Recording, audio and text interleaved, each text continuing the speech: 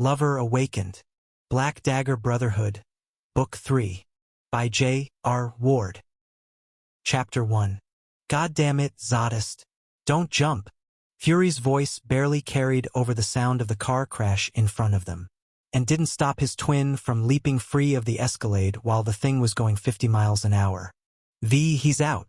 180 us. Fury's shoulders slammed against the window as Vishouse sent the SUV into a controlled skid.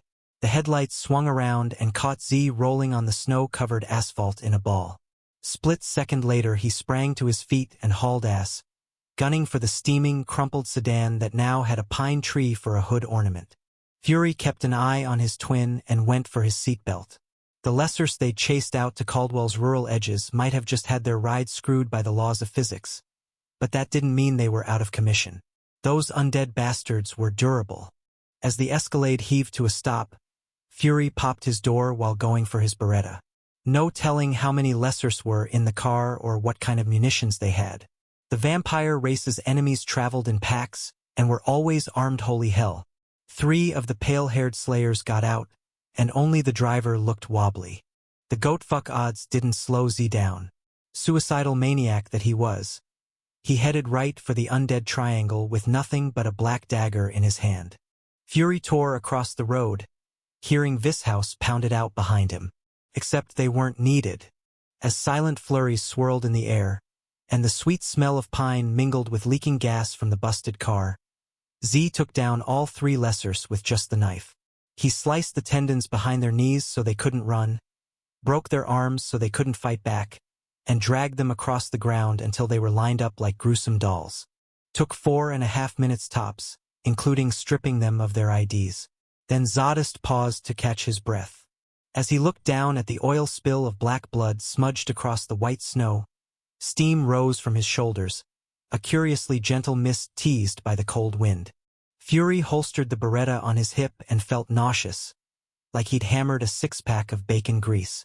Rubbing his sternum, he looked left, then right. Route 22 was dead quiet this time of night and this far outside of Caldwell proper. Human witnesses were unlikely. Deer didn't count. He knew what was coming next. Knew better than to try to stop it. Zodist knelt down over one of the lessers, his scarred face distorted with hatred. His ruined upper lip curled back, his fangs long as a tiger's. With his skull-trimmed hair and the hollows under his cheekbones, he looked like the Grim Reaper, and like death, he was comfortable working in the cold. Wearing only a black turtleneck and loose black pants, he was more armed than dressed. The Black Dagger Brotherhood's signature blade holster crisscrossed over his chest, and 2 more knives were strapped on his thighs. He also sported a gun belt with 2 SIG Sours. Not that he ever used the 9mm, though. He liked to get personal when he killed. Actually, it was the only time he ever got close to anyone. Z grabbed the lesser by the lapels of its leather jacket and jerked the Slayer's torso off the ground, getting mouth-to-mouth tight. "Where is the female?" When there was no answer other than an evil laugh, Z cold-cocked the Slayer. The crack echoed through the trees, a stark sound like a branch snapping in half. "Where is the female?" The Slayer's mocking grin jacked Z's rage so high he became his own Arctic Circle. The air around his body grew magnetically charged and colder than the night. Snowflakes no longer fell anywhere near him, as if they disintegrated in the force of his anger. Fury heard a soft rasp and glanced over his shoulder.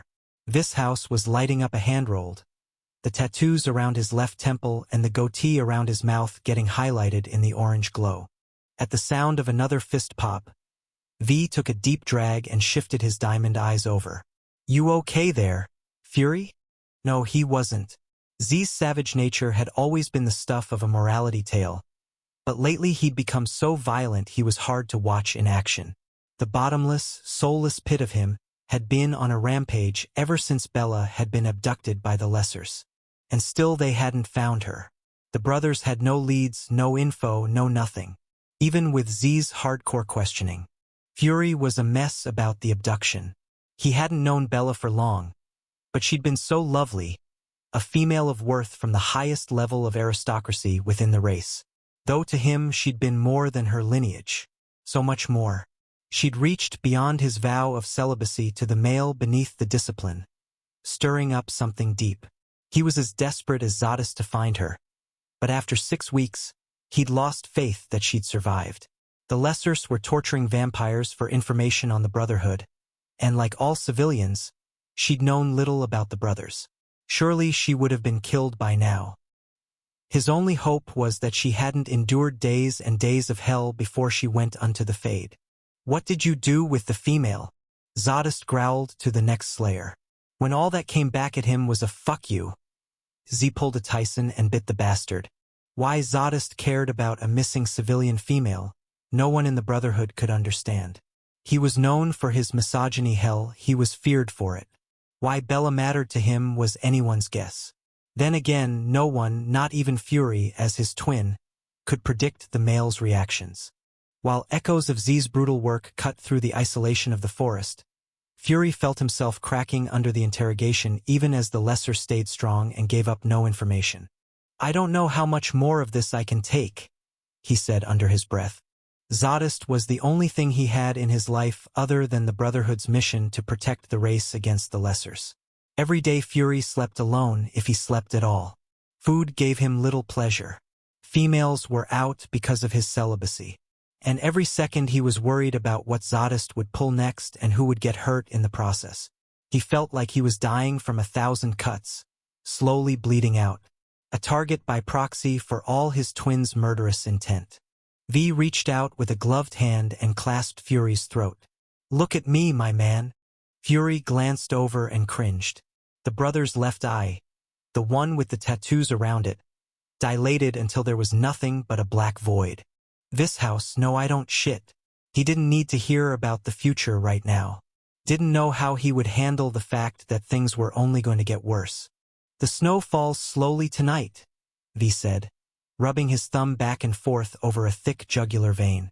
Fury blinked as an odd calm came over him, his heart slowing to the rhythm of his brother's thumb. "What? The snow, it falls so slowly." Yes, it does. "And we've had a lot of snow this year, haven't we?" Yes. Yeah, a lot of snow, and there's going to be more.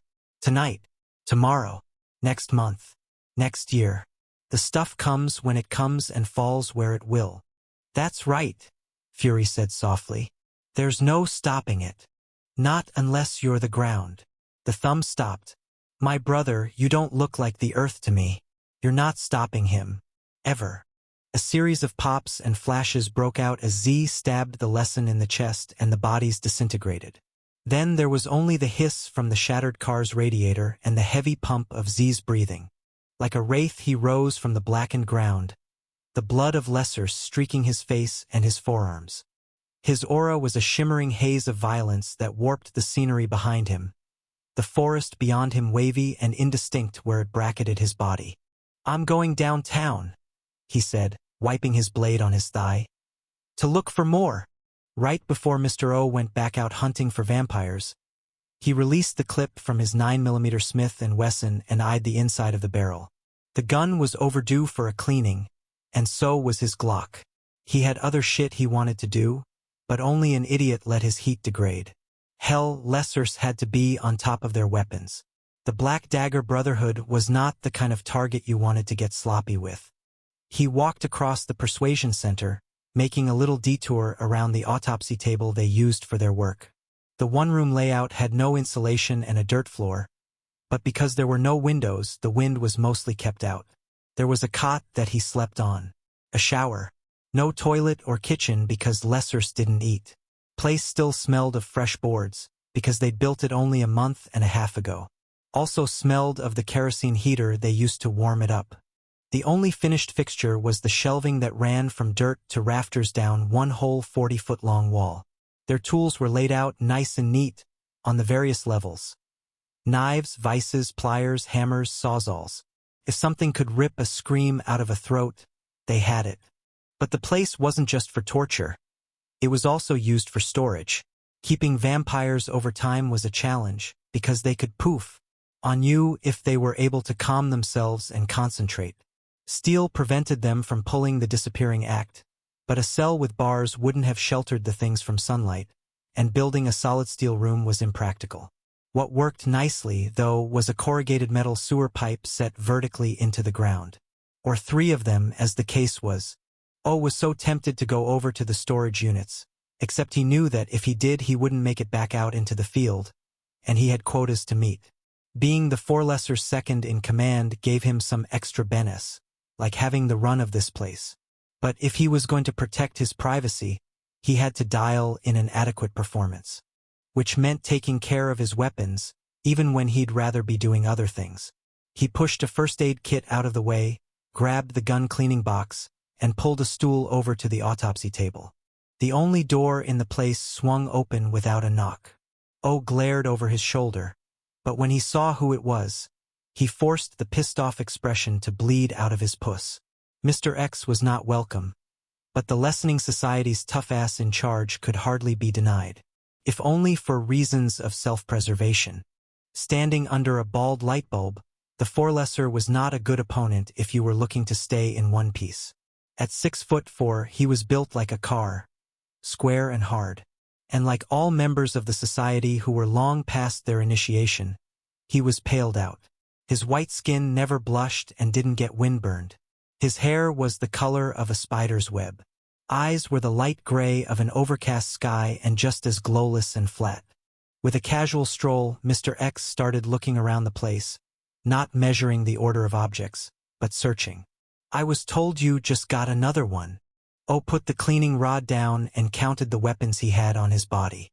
Throwing knife at his right thigh, Glock at the small of his back. He wished he had more. "I picked him up downtown about 45 minutes ago outside of Zero Sum. He's in one of the holes, coming around." "Good work. I'm planning on going out again. Right now." "Are you?"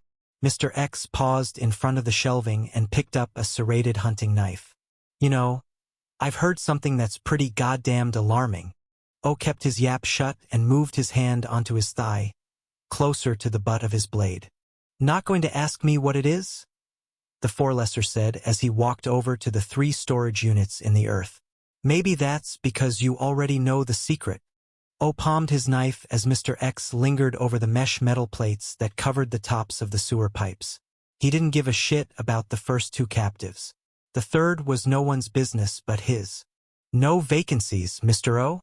The tip of Mr. X's combat boot nudged at one of the sets of ropes that disappeared down into each of the holes. "I thought you killed off 2 after they had nothing worthwhile to say." "I did. So with the civilian you caught tonight, there should be 1 empty pipe. Instead, you're jam-packed." "I caught another." "When?" "Last night." "You are lying."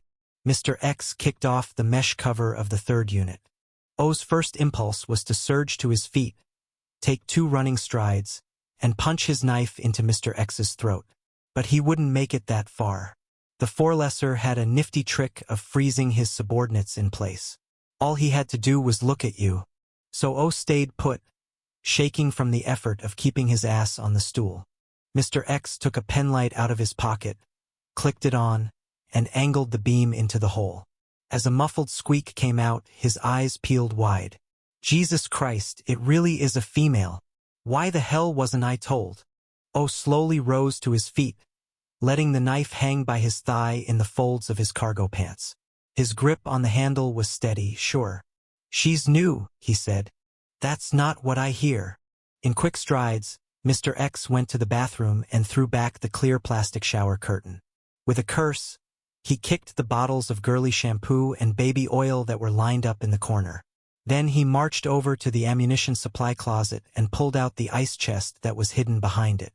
He upended the thing so the food inside hit the floor.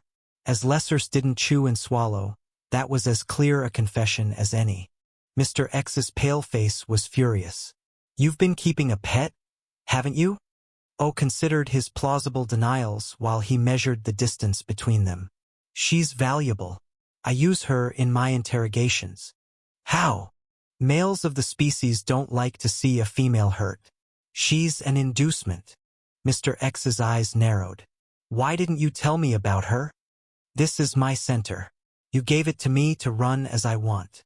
And when he found the fucker who'd squealed, he was gonna peel the bastard's skin off in strips. I take care of business here, and you know it." How I do the job shouldn't matter to you. I should have been told. Abruptly, Mr. X went still. You thinking of doing something with that knife in your hand, son? Yeah, Dad, as a matter of fact I am. Am I in charge here or not? As Mr. X shifted his weight onto the balls of his feet, O primed for a collision. Except his cell phone went off. The first ring was shrill in the tense air, like a scream. The second seemed less of an intrusion. The third was no BFD. As their head-on got derailed, it dawned on O that he wasn't thinking clearly. He was a big guy and a damn good fighter, but he was no match for Mr. X's tricks. And if O got himself injured or killed, who would take care of his wife? Answer it, Mr. X commanded. And put it on speakerphone. The news was from another prime. 3 lessers had been eliminated at the side of the road only 2 miles away. Their car had been found wrapped around a tree trunk, and the burned spots of their disintegrations had scorched the snow. Son of a bitch. The Black Dagger Brotherhood. Again. As O ended the call, Mr. X said, Look, do you want to fight with me, or do you want to go to work? One way will get you killed for sure, and right now. It's your choice. Am I in charge here? As long as you get me what I need. I've been bringing plenty of civilians in here, but it's not like they're saying much. O went over and slid the mesh top back on the third hole, making sure he could see Mr. X the whole time. Then he put his combat boot on the cover and met the 4 lesser in the eye. I can't help it if the Brotherhood keeps themselves secret from their own species. Maybe you just need to focus a little harder. Do not tell him to fuck off, O thought. Fail this test of wills and your female is dog food. As O tried to rein in his temper, Mr. X smiled. Your restraint would be more admirable if it weren't the only appropriate response. Now about tonight. The brothers will go for the jars of those slayers they wiped out. Get over to Mr. H's house ASAP and get his. I'll assign someone to A's place, and I'll cover D's myself. Mr. X paused at the door. About that female. If you use her as a tool, that's fine. But if you're keeping her for any other reason, we've got a problem. You go soft and I'll feed you to the Omega piece by piece. O didn't even shudder. He'd lived through the Omega's tortures once, and he figured he could do it again. For his woman he would go through anything. Now, what do you say to me? The 4 lesser demanded. Yes, Sensei. As O waited for Mr. X's car to get gone, his heart was going off like a nail gun. He wanted to take his woman out and feel her against him, except then he'd never leave. To try and calm himself, he quickly cleaned his S&W and armed up. It didn't really help, but at least his hands had stopped shaking by the time he was through. On his way to the door, he picked up the keys to his truck and engaged the motion detector over the third hole. That technoprop was a real ass-saver. If the infrared laser was broken, a triangulated gun system would go off, and whoever got curious would have a serious case of the leaks. O hesitated before leaving. God, he wanted to hold her. The thought of losing his woman, even in the hypothetical, made him mental. That female vampire, she was his reason for living now. Not the society. Not the killing. I'm going out, wife, so be good. He waited. I'll come back soon and then we'll wash you. When there was no answer, he said, Wife. O swallowed compulsively. Even though he told himself he should be a man, he couldn't make himself leave without hearing her voice. Don't send me out with no goodbye. Silence. Pain seeped into his heart, making the love he felt for her soar. He took a deep breath, the delicious weight of despair settling into his chest. He'd thought he'd known love before he'd become a lesser. He'd thought that Jennifer, the woman he'd fucked and fought with for years, had been special. But he'd been such a naive fool. Now he knew what passion really was. His captive female was the burning pain that made him feel like a man again. She was the soul that replaced the one he'd given to the Omega. Through her he lived, though he was undead. I'll be back as soon as I can, wife. Bella sagged inside the hole as she heard the door shut. The fact that the lesser was going out off-kilter because she hadn't answered him pleased her. So the madness was complete now, wasn't it? Funny that this insanity was the death that awaited her. From the moment she'd woken up in the pipe however many weeks ago, She'd assumed her demise was going to be of the conventional, broken body variety. But no, hers was the death of self. As her body lingered in relative health, the inside of her was no longer living. The psychosis had taken its time getting a hold on her, and like corporeal illness, there had been stages. At first she'd been too petrified to think of anything except how the torture would feel. But then days passed and nothing like that happened. Yes, the lesser struck her, and his eyes on her body were revolting, but he didn't do to her what he did to others of her species. Nor did he rape her. In response, her thoughts had gradually shifted, her spirits reviving as she'd grown hopeful that she'd be rescued. This phoenix period had lasted longer. A whole week, maybe, though it was hard to measure the passage of days. But then she'd begun the irreversible slide, and what had sucked her down was the lesser himself. It had taken her a while to realize it, but she had a bizarre power over her captor, and after some time had passed, she'd started using it. At first she pushed him to test boundaries. Later she tormented him for no other reason than that she hated him and wanted to make him hurt. For some reason the lesser who had taken her loved her. With all his heart.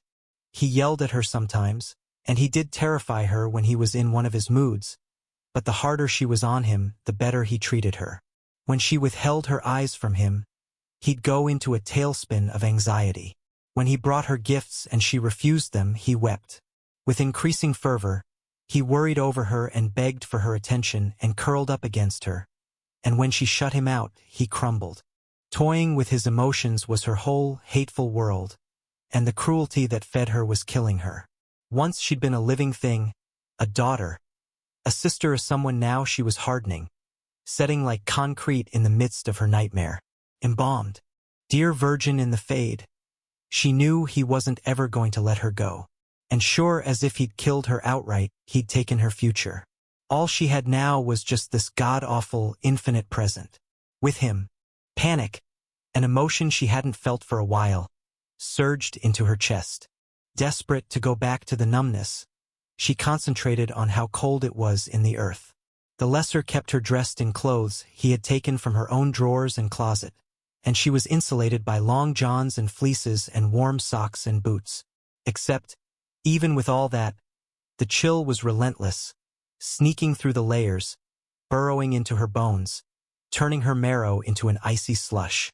Her thoughts shifted to her farmhouse, where she had lived for such a short time. She remembered the cheery fires she'd made herself in the hearth in the living room and the happiness she'd felt to be on her own. These were bad visions, bad memories. They reminded her of her old life, of her mother, of her brother. God, revenge. Rev had driven her crazy with all his domineering behavior, but he'd been right. If she'd stayed with the family, she never would have met Mary, the human who had lived next door. And she never would have crossed the meadow between their houses that night to make sure everything was okay. And she never would have run into the lesser, so she never would have ended up both dead and breathing. She wondered how long her brother had looked for her. Had he given up by now? Probably. Not even Rev could keep going for so long without hope. She bet he'd looked for her. But she was glad in a way that he hadn't found her. Although he was a highly aggressive male, he was a civilian, and liable to get hurt if he came to rescue her. Those lessers were strong, cruel and powerful. No, to get her back it would take something equal to the monster that held her. An image of Zadist came to mind, clear as a photograph. She saw his savage black eyes, the scar that ran down his face and distorted his upper lip, the tattooed bloodslave bands around his throat and wrists. She remembered the whip marks on his back, and the piercings that hung from his nipples, and his muscled, too lean body. She thought of his vicious, uncompromising will and all of his high-test hatred.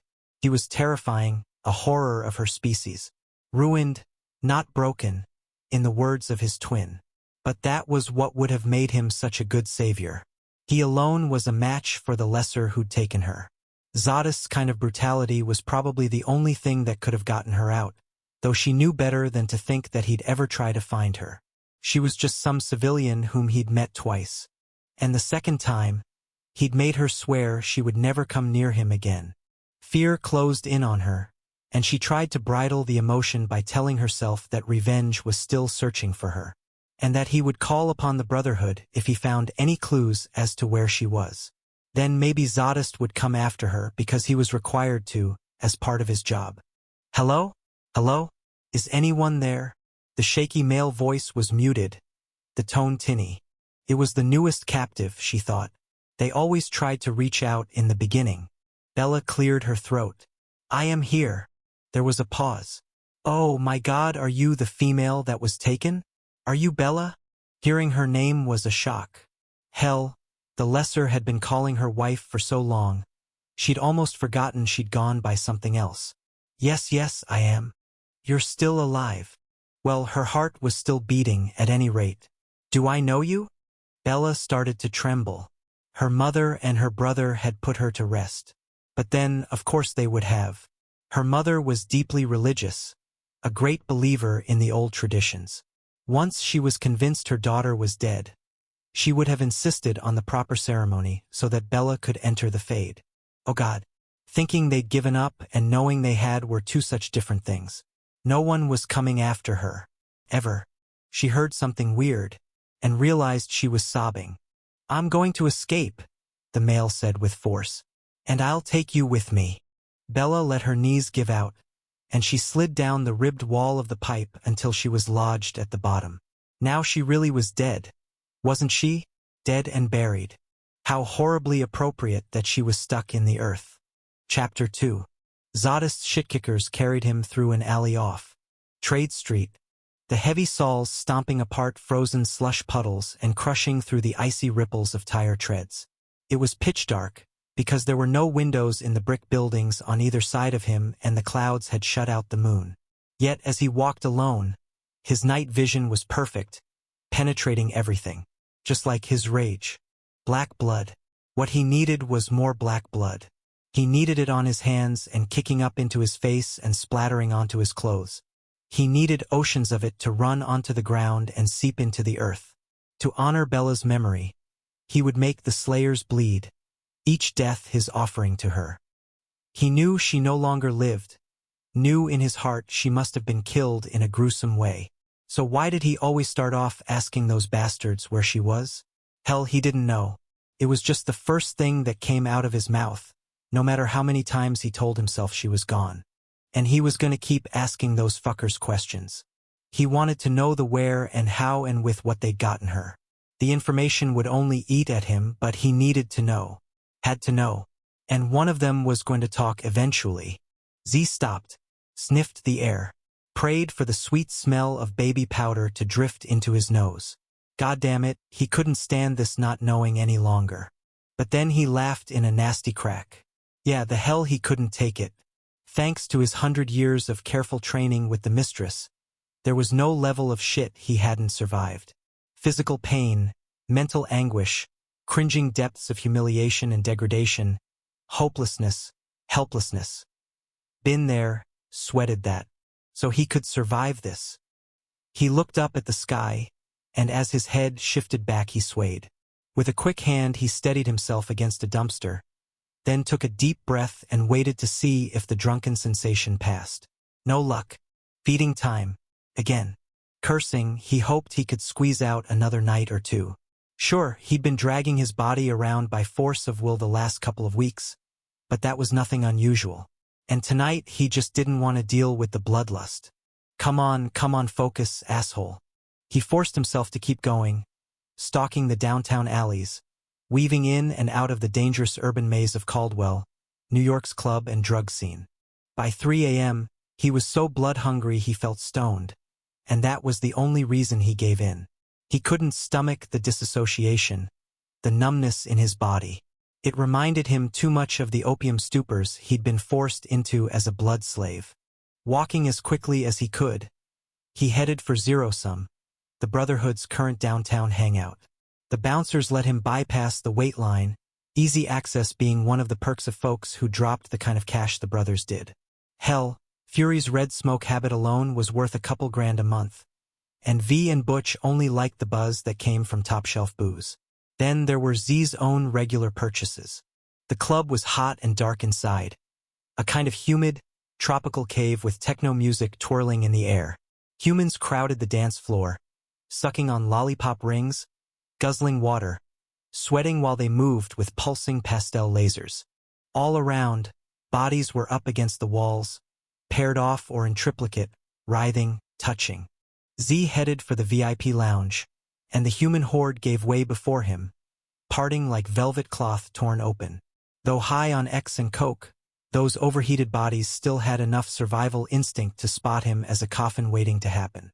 In the way back, a bouncer with a buzz cut led him into the best real estate in the club. Here, in relative quiet, 20 tables with banquet seating were spaced far apart, with only the black marble tops spotlit from the ceiling. The Brotherhood's booth was right by the fire exit, and he wasn't surprised to see Vishouse and Butch there with shot glasses in front of them. Fury's martini glass was sitting all alone. The two roommates didn't look glad to see him. No, they seemed resigned to his arrival, like they'd been hoping to take a load off, and he'd just thrown them both an engine block. "Where is he?" Z asked, nodding at his twin's martini. "Making a red smoke by in the back," Butch said. "Ran out of OZS." Z sat down on the left and leaned back, taking himself out of the light falling on the glossy table. As he glanced around, he recognized the faces of meaningless strangers. The VIP section had a hardcore of regulars, but none of the big spenders interacted much beyond their tight groups. In fact, the whole club was permeated by a don't ask, don't tell vibe, which was one of the reasons the brothers came here. Even though Zero Sum was owned by a vampire, they needed to keep a low profile about who they were. Over the last century or so, the Black Dagger Brotherhood had become secretive about their identities within the race.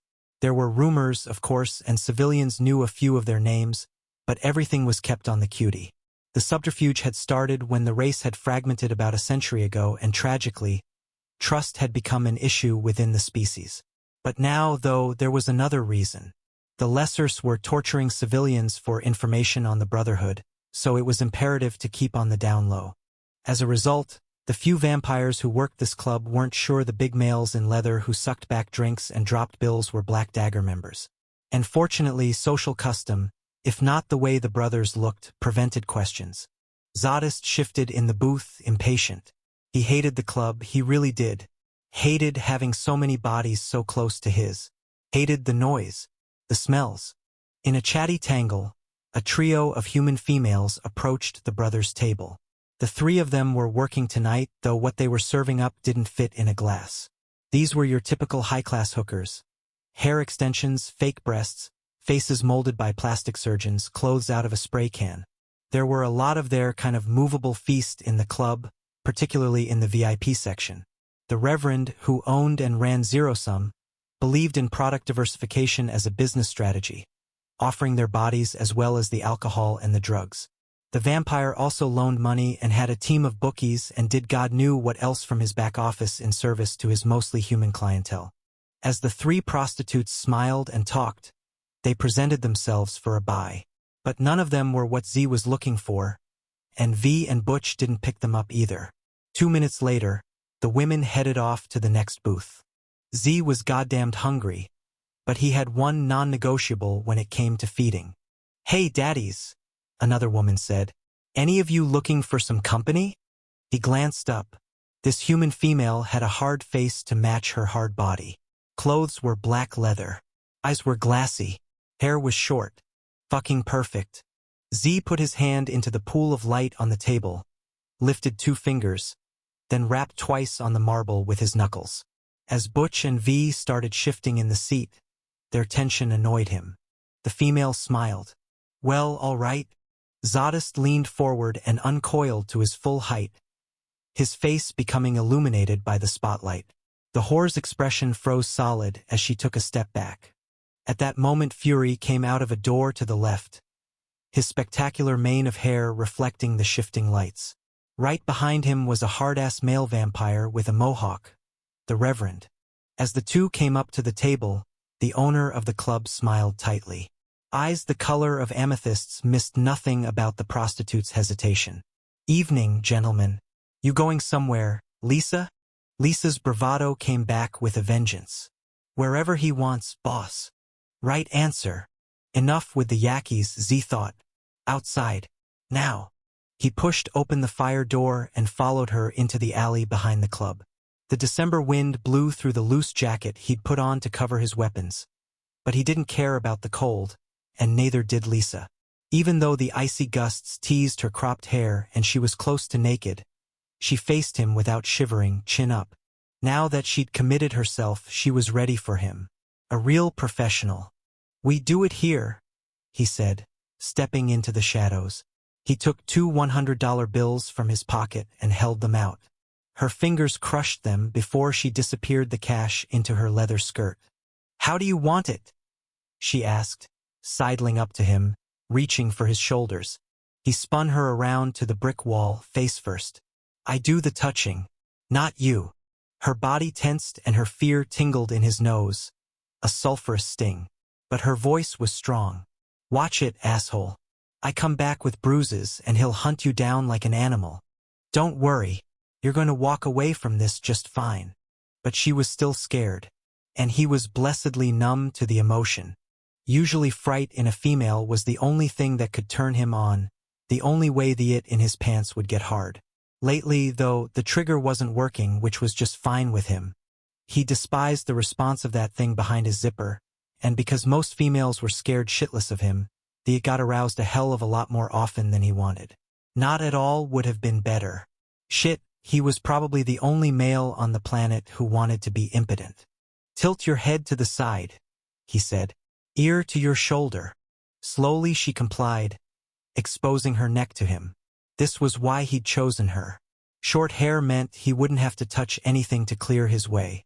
He hated having to put his hands on them anywhere. As he stared at her throat, his thirst rose and his fangs elongated. God, he was dry enough to drain her. "What are you going to do?" she snapped. "Bite me?" "Yeah." He struck quickly and held her in place as she thrashed. To make it easier on her, he calmed her with his mind, relaxing her, giving her a kind of high she was no doubt very familiar with. While she settled down, he swallowed as much as he could without gagging, tasting the coke and alcohol in her blood as well as the antibiotics she was on. When he was finished, he licked the puncture marks so the healing process would get its groove on and she wouldn't bleed out. Then he popped her collar to hide the bite, cleaned himself from her memory, and sent her back into the club. Alone again, he sagged against the bricks. Human blood was so weak it barely got him what he needed, but he wasn't about to drink from females of his own species. Not again. Ever. He looked up at the sky. The clouds that had brought the flurries earlier were gone, and between the buildings he could see a slice of the clear pincushion of stars. The constellations told him he had only 2 hours left to be out. When he had the strength, he closed his eyes and dematerialized to the only place he wanted to be. Thank God there was still enough time to go there. To be there. Chapter 3. John Matthew moaned and rolled over in his bed onto his back. The woman followed his lead, her naked breasts pressing down on his broad, bare chest. With an erotic smile, she reached down between his legs and found his heavy ache. He kicked his head back and moaned as she stood his erection up and sat down on it. While he gripped her knees, she fell into a good, slow ride. Oh yeah. With one hand she played with herself. With the other she tantalized him, sweeping her palm over her breasts and up to her neck, taking her long, platinum blonde hair with her as she went. Her hand moved higher to her face, and then her arm was over her head, a graceful arc of flesh and bone. She arched back and her breasts pushed out, the hard tips distended, rosy. Her skin was so pale it looked like fresh snow. "Warrior," she said, grinding. "Can you handle this?" Handle it? Damn straight he could. And just so they were clear on who was handling what, he grabbed her thighs and thrust his hips up until she cried out. When he retreated, she smiled down at him, working against him faster and faster. She was slick and she was tight, and his erection was in heaven. "Warrior, can you handle this?" Her voice was deeper now from the exertion. "Hell yeah," he growled.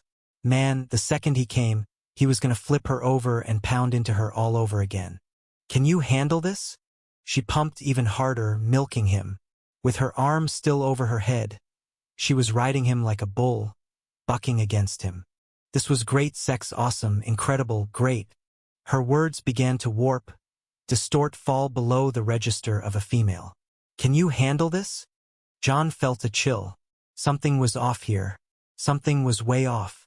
Can you handle this? Can you handle this? Suddenly a man's voice was coming out of her throat. A man's voice was sneering at him. Can handle this?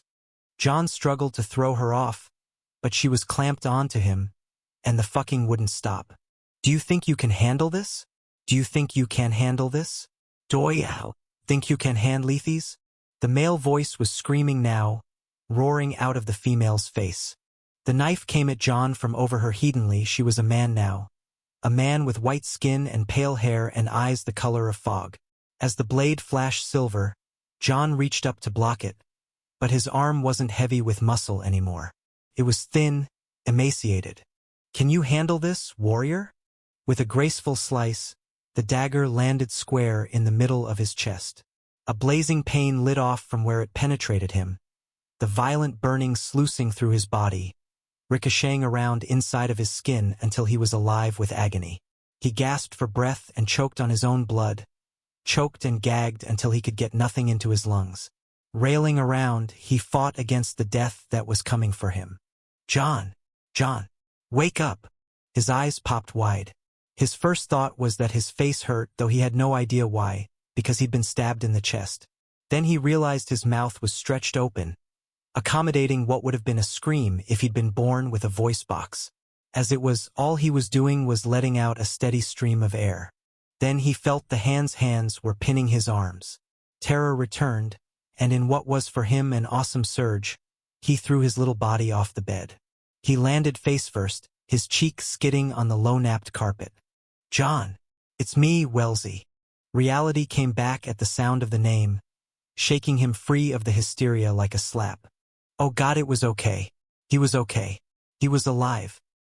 He launched himself into Wellesley's arms and buried his face in her long red hair.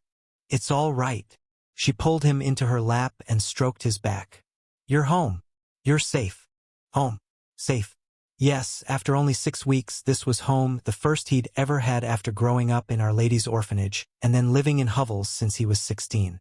Wellesley and Torments was home. And he wasn't just safe here, he was understood. Hell, he'd learned the truth about himself.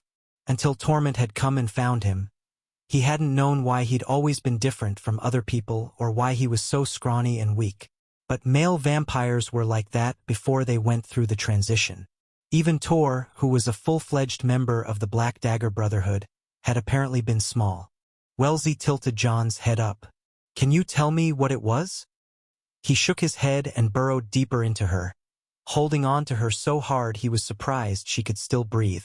Zadist materialized in front of Bella's farmhouse and cursed. Someone had been in the place again. There were fresh tire tracks through the powdered snow in the driveway and footprints to the door. Shit, there were a lot of footprints, so many back and forth to whatever car had been parked there that it looked as if things were being moved out. This made him anxious, like little bits of her were disappearing. Holy hell. If her family dismantled the house, he didn't know where he would go to be with her anymore. With a hard eye, he stared at the front porch and the long windows of the living room. Maybe he should pack up some of her stuff for himself. It would be a bastard thing to do, but then, he wasn't above being a thief. Once again, he wondered about her family. He knew they were aristocrats of the highest social order, but that was about it, and he didn't want to meet them to find out more. Even on his best day, he was shit-awful with people, but the situation with Bella made him dangerous, not just nasty. No, Torment was the liaison with her blood ties, and Z was always careful not to run into them. He went around the back of the house, entered through the kitchen, and turned off the security alarm. As he did every night, he checked on her fish first. Flakes of food were scattered across the top of the water, evidence that someone had already taken care of them. He was pissed off that he'd been robbed of the opportunity. Truth was, he thought of her house as his space now. He'd cleaned it up after she'd been abducted. He'd watered the plants and taken care of the fish. He'd walked the floors and the stairs and stared out of the windows and sat on every chair and sofa and bed. Hell, he'd already decided to buy the damn thing when her family sold it. Though he'd never had a house before or many personal possessions, These walls and this roof and the shit-sheltered Incity would own it all. A shrine to her. Z made a quick trip through the house, cataloging the things that had been removed. It wasn't much. A painting and a silver dish from the living room and a mirror from the front hall. He was curious why those particular objects had been chosen and wanted them back where they belonged. As he came into the kitchen again, he pictured the room after she'd been abducted. All the blood, the glass shards, the busted chairs and china. His eyes went down to a black streak of rubber on the pine floor. He could guess how it had been made. Bella struggling against the lesser, being dragged. The sole of her shoe squeaking as it left a trail. Anger crawled around his chest on all fours until he was panting from the ugly, familiar feeling. Except Christ, the whole thing didn't make sense. Him searching for her and obsessing over her shit and walking around her house. They hadn't been friends. Hell, they hadn't even been acquaintances. And he hadn't been nice to her on the 2 occasions he'd met her. Man, he regretted that. During those few moments he'd had with her, he wished he hadn't been so well. Not throwing up after he'd found out she was aroused by him would have been a good fricking start. Except there'd been no way to suck back the response. No female other than that sick bitch mistress of his had ever been wet for him. So he sure as hell didn't associate slick female flesh with anything good. As he remembered Bella being up against his body, he still wondered why she'd wanted to lay with him. His face was a goddamned mess. His body wasn't much better, at least not on the back. And his reputation made Jack the Ripper look like a Boy Scout. Damn it, he was angry at everyone and everything all the time. She'd been beautiful and soft and kind. A regal, aristocratic female from a privileged background. Oh, but their contradictions had been the point, hadn't they? He'd been the change-of-pace male for her. The walk on the wild side. The savage creature who would shock her out of her nice little life for an hour or two. And even though it had hurt to be reduced to precisely what he was, he'd still thought she was lovely. From behind him, he heard a grandfather clock start to chime. 5 o'clock. The front door to the house opened with a creak. In a soundless rush, Z unsheathed a black dagger from his chest and flattened himself against the wall. He angled his head so he had a view down the hall to the foyer. Butch held up his hands as he walked inside. Just me, Z. Zadist lowered the blade, then put it back in its holster. The former homicide detective was an anomaly in their world. The only human who'd ever been let into the Brotherhood's inner circle. Butch was V's roommate, Rage's lifting partner in the gym, Fury's clothes whore buddy. And for reasons of his own, he was obsessed with Bella's abduction, so he had some shit in common with Z too. What up, cop? You heading back to the compound? The guy's question might have been framed as an inquiry, but it was more like a suggestion. Not right now. Close to daylight. Whatever. Fury send you for me? My choice. When you didn't come back from what you paid for, I figured you might end up here. Z crossed his arms over his chest. You worried I killed that female I took into the alley? Nope. Saw her working the club before I left. So why am I looking at you right now? As the male glanced down like he was putting words together in his head, his weight moved back and forth in those expensive loafers he liked. Then he unbuttoned his fancy black cashmere coat. So Butch was a messenger. Spit it out, cop. The human rubbed his thumb over his eyebrow. You know Tor's been talking to Bella's family, right? And that her brother's a real hothead? Well, he knows someone's coming in here. He can tell because of the security system. Every time it's shut off or turned on, he gets a signal. He wants the visits to stop. Z. Zadist bared his fangs. Tough. He's going to put up guards. Why the hell does he care? Come on, man. It's his sister's place. Son of a bitch. I want to buy the house. That's a no-go, Z. Tor said the family's not putting it on the market anytime soon. They want to keep it. Z ground his molars for a moment. Cop, do yourself a favor and get out of here. Rather drive you home. Damn close to daybreak. Yeah. I really need a human telling me that. Butch cursed on an exhale. Fine, go crispy if you want. Just don't come back here again. Her family's been through enough. As soon as the front door shut, Z felt a flush come over his body, like someone had wrapped him up tight in an electric blanket and cranked the dial. Sweat broke out on his face and his chest, and his stomach rolled. He lifted his hands. The palms were wet and the fingers sported a fine tremble. Physiological signs of stress, he thought. He was clearly having an emotional reaction, although damned if he knew what it was. All he picked up on were the ancillary symptoms.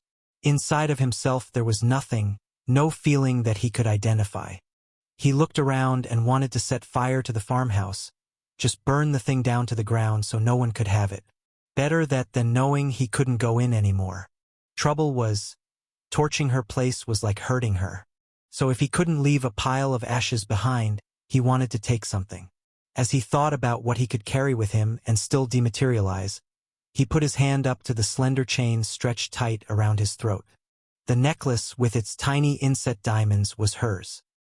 He'd found the thing in the rubble the night after she'd been abducted, on the terracotta floor under her kitchen table. He'd cleaned her blood off of it, fixed the broken clasp, and had worn it ever since. And diamonds were eternal, weren't they? They lasted forever, just like his memories of her. Before Zadist left, he took one last look at the fish tank. The food was almost gone now, snipped off the surface by little gaping mouths that came at it from the underside. John didn't know how long he stayed in Wellesley's arms, but it took him a while to get back to reality. When he finally pulled back, she smiled at him. "Sure you don't want to tell me about the nightmare?" John's hands started moving, and she stared at them hard because she was just learning American Sign Language. He knew he was going too fast, so he leaned over and picked up one of his pads and a pen from the bedside table. "It was nothing. I'm okay now. Thanks for waking me up, though. You want to go back to bed?" He nodded. It seemed as if he'd done nothing except sleep and eat for the last month and a half. But there was no end to his hunger or his exhaustion. Then again, he had 23 years of starvation and insomnia to make up for. He slid between the sheets, and then Wellesley eased down beside him. Her pregnancy didn't show that much if she was standing, but when she was sitting there was a subtle swell under her loose shirt. "You want me to put the light on in your bathroom?" He shook his head. That would only make him feel more like a pansy, and right now his ego had pretty much taken all the shriveling up it could handle. "I'm just going to be at my desk in the study. Okay?" As she left, he felt bad that he was kind of relieved, but with the panic gone he was ashamed of himself. A man didn't act like he had just now. A man would have fought the pale-haired demon in the dream and won. And even if he'd been terrified, a man wouldn't have cowered and shook like a 5-year-old when he woke up. Then again, John wasn't a man. At least not yet. Tor had said the change wouldn't come to him until he was closer to 25, and he couldn't wait for the next 2 years to pass. Because even though he now understood why he was only 5 feet, 6 inches tall and 112 pounds, it was still tough. He hated facing his bony body every day in the mirror. Hated wearing boy-sized clothes though he could legally drive and vote and drink. Cringed at the fact that he'd never had an erection, even when he woke up from one of his erotic dreams. And he'd never even kissed a woman, either. No, he just didn't feel like much in the masculine department all the way around, especially given what had happened to him almost a year ago. God, the anniversary of that attack was coming up, wasn't it? With a wince he tried not to think of that dirty stairwell or the man who'd held a knife to his throat or those horrible moments when something irretrievable had been taken from him. His innocence violated, gone forever. Forcing his mind out of that tailspin, he told himself that at least he was no longer hopeless. Sometime soon he would change into a man. Itchy from thinking about the future, he threw the covers off and went to his closet. As he opened the double doors, he was still unused to the display. He'd never owned this many pants and shirts and fleeces in his whole life, but here they were, so fresh and new, all their zippers working, no buttons missing, no fraying, no tears at the scams. He even had a pair of Nike Airshod. He took out a fleece and pulled it on, then pushed his spindly legs into a pair of khakis. In the bathroom, he washed his hands and face and combed his dark hair. Then he headed for the kitchen, walking through rooms that had clean, modern lines but were decorated with Italian Renaissance furniture, textiles, and art. He stopped when he heard Wellesley's voice coming out of the study. Some kind of nightmare. I mean, Tor, he was terrified. No, he fudged when I asked him what it was, and I didn't press. I think it's time he sees Havers. Yes, UHU. He should meet Wrath first. Okay. I love you, my Helrin. What? God, Tor, I feel the same way. I don't know how we ever lived without him. He is such a blessing. John leaned against the wall in the hall and closed his eyes. Funny, he felt the same way about them. Chapter 4. It was hours later, or at least it seemed like hours, when Bella awoke to the sound of the mesh plate sliding back. The sweet smell of the lesser drifted down to her, overpowering the pungent, damp earth. Hello, wife. The harness around her torso tightened as he lifted her out. One look into his pale brown eyes, and she knew now was not the time to push any limits. He was wired, his smile way too excited. And unbalanced was not good with him. Just as her feet hit the floor, he jerked the harness so she fell against him. I said hello, wife. Hello, David. He closed his eyes. He loved it when she said his name. I have something for you. He left the straps on her and led her over to the stainless steel table in the center of the room. When he handcuffed her to the thing, she knew it must be dark out still. He got lax about restraining her only during the day, when she couldn't run. The lesser went out the door and left it open wide. Shuffling and grunting noises followed, and then he came back dragging a groggy civilian vampire. The male's head rolled on his shoulders as if it were on a loose hinge, his feet trailing behind at the toes. He was dressed in what had been nice black slacks and a cashmere sweater, but now the clothes were torn and wet and blood-marked. With a moan choking in her throat, Bella backed away until her tether prevented her from going any farther. She couldn't watch the torture. She just couldn't. The lesser muscled the male over to the table and laid him out flat on it. Chains were looped with efficiency around his wrists and ankles, and the links were secured with metal clips. As soon as the civilian's hazy eyes latched on to the shelves with the tools, he began to panic. He pulled against his steel binds, making them rattle against the metal table. Bella met the vampire's blue eyes. He was terrified, and she wanted to reassure him, but she knew that wasn't smart. The lesser was watching her reaction, waiting, and then he took out a knife. The vampire on the table screamed as the slayer leaned over him. But all David did was yank up the male's sweater and slit it open, exposing his chest and throat. Though Bella tried to fight it, bloodlust stirred in her gut. It had been a long time since she'd fed, maybe months, and all the stress she'd been under meant her body needed badly what only drinking from the opposite sex could give her.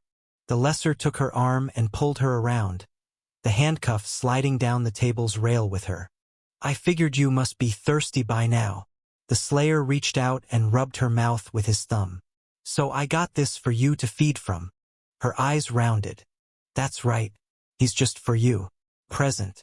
He's fresh, young. Better than the two I have in the holes now. And we can keep him as long as he serves you. The lesser pushed her upper lip off her teeth. Goddamn, look at those fangs getting longer. Hungry, aren't you, wife? His hand clamped on the back of her neck and he kissed her, licking at her with his tongue. Somehow she kept her gag reflex down until he lifted his head. I've always wondered what this looks like, he said, eyes roaming around her face. Is it going to turn me on? I'm not sure whether I want it to or not. I think I like you pure. But you've got to do this, right? Or you're going to die. He pushed her head down toward the male's throat. When she resisted, the lesser laughed softly and spoke into her ear. That's my girl. If you'd gone willingly to him, I think I would have beaten you out of jealousy. He stroked her hair with his free hand. Now drink. Bella looked into the vampire's eyes. Oh God. The male had stopped struggling and was staring up at her, his eyes about to pop out of his skull. Hungry though she was, she couldn't bear the idea of taking from him. The lesser gripped her neck hard, and his voice got nasty. You better drink from him. I went to a lot of fucking trouble to get this for you. She opened her mouth, her tongue like sandpaper from the thirst. No. The lesser put the knife up to her eyes. One way or the other, he's going to bleed in the next minute and a half. If I go to work on him, he's not going to last long. So maybe you want to try, wife. Tears speared her eyes at the violation she would perpetrate. "I'm so sorry," she whispered to the chained male. Her head was yanked back, and the lesser's palm came at her face from the left. The slap snapped her upper body around, and the slayer grabbed a chunk of her hair to keep her from falling. He pulled hard, arching her against him. She had no idea where the knife heat had went. "You do not apologize to that." He clapped his hand on her chin, digging his fingertips into the hollows under her cheekbones. "I'm the only one you worry about. We clear?" I said, "Are we clear?" "Yes," she gasped. "Yes, what?" "Yes, David." He took her free arm and bent it behind her back. Pain shot into her shoulder. "Tell me you love me." From out of nowhere, anger lit off a firestorm in her chest. She would never say that word to him. Never. "Tell me you love me," he yelled, blasting the demand into her face. Her eyes flashed and she bared her fangs. The instant she did, his excitement shot out of control, his body starting to tremble, his breath falling into a fast pant.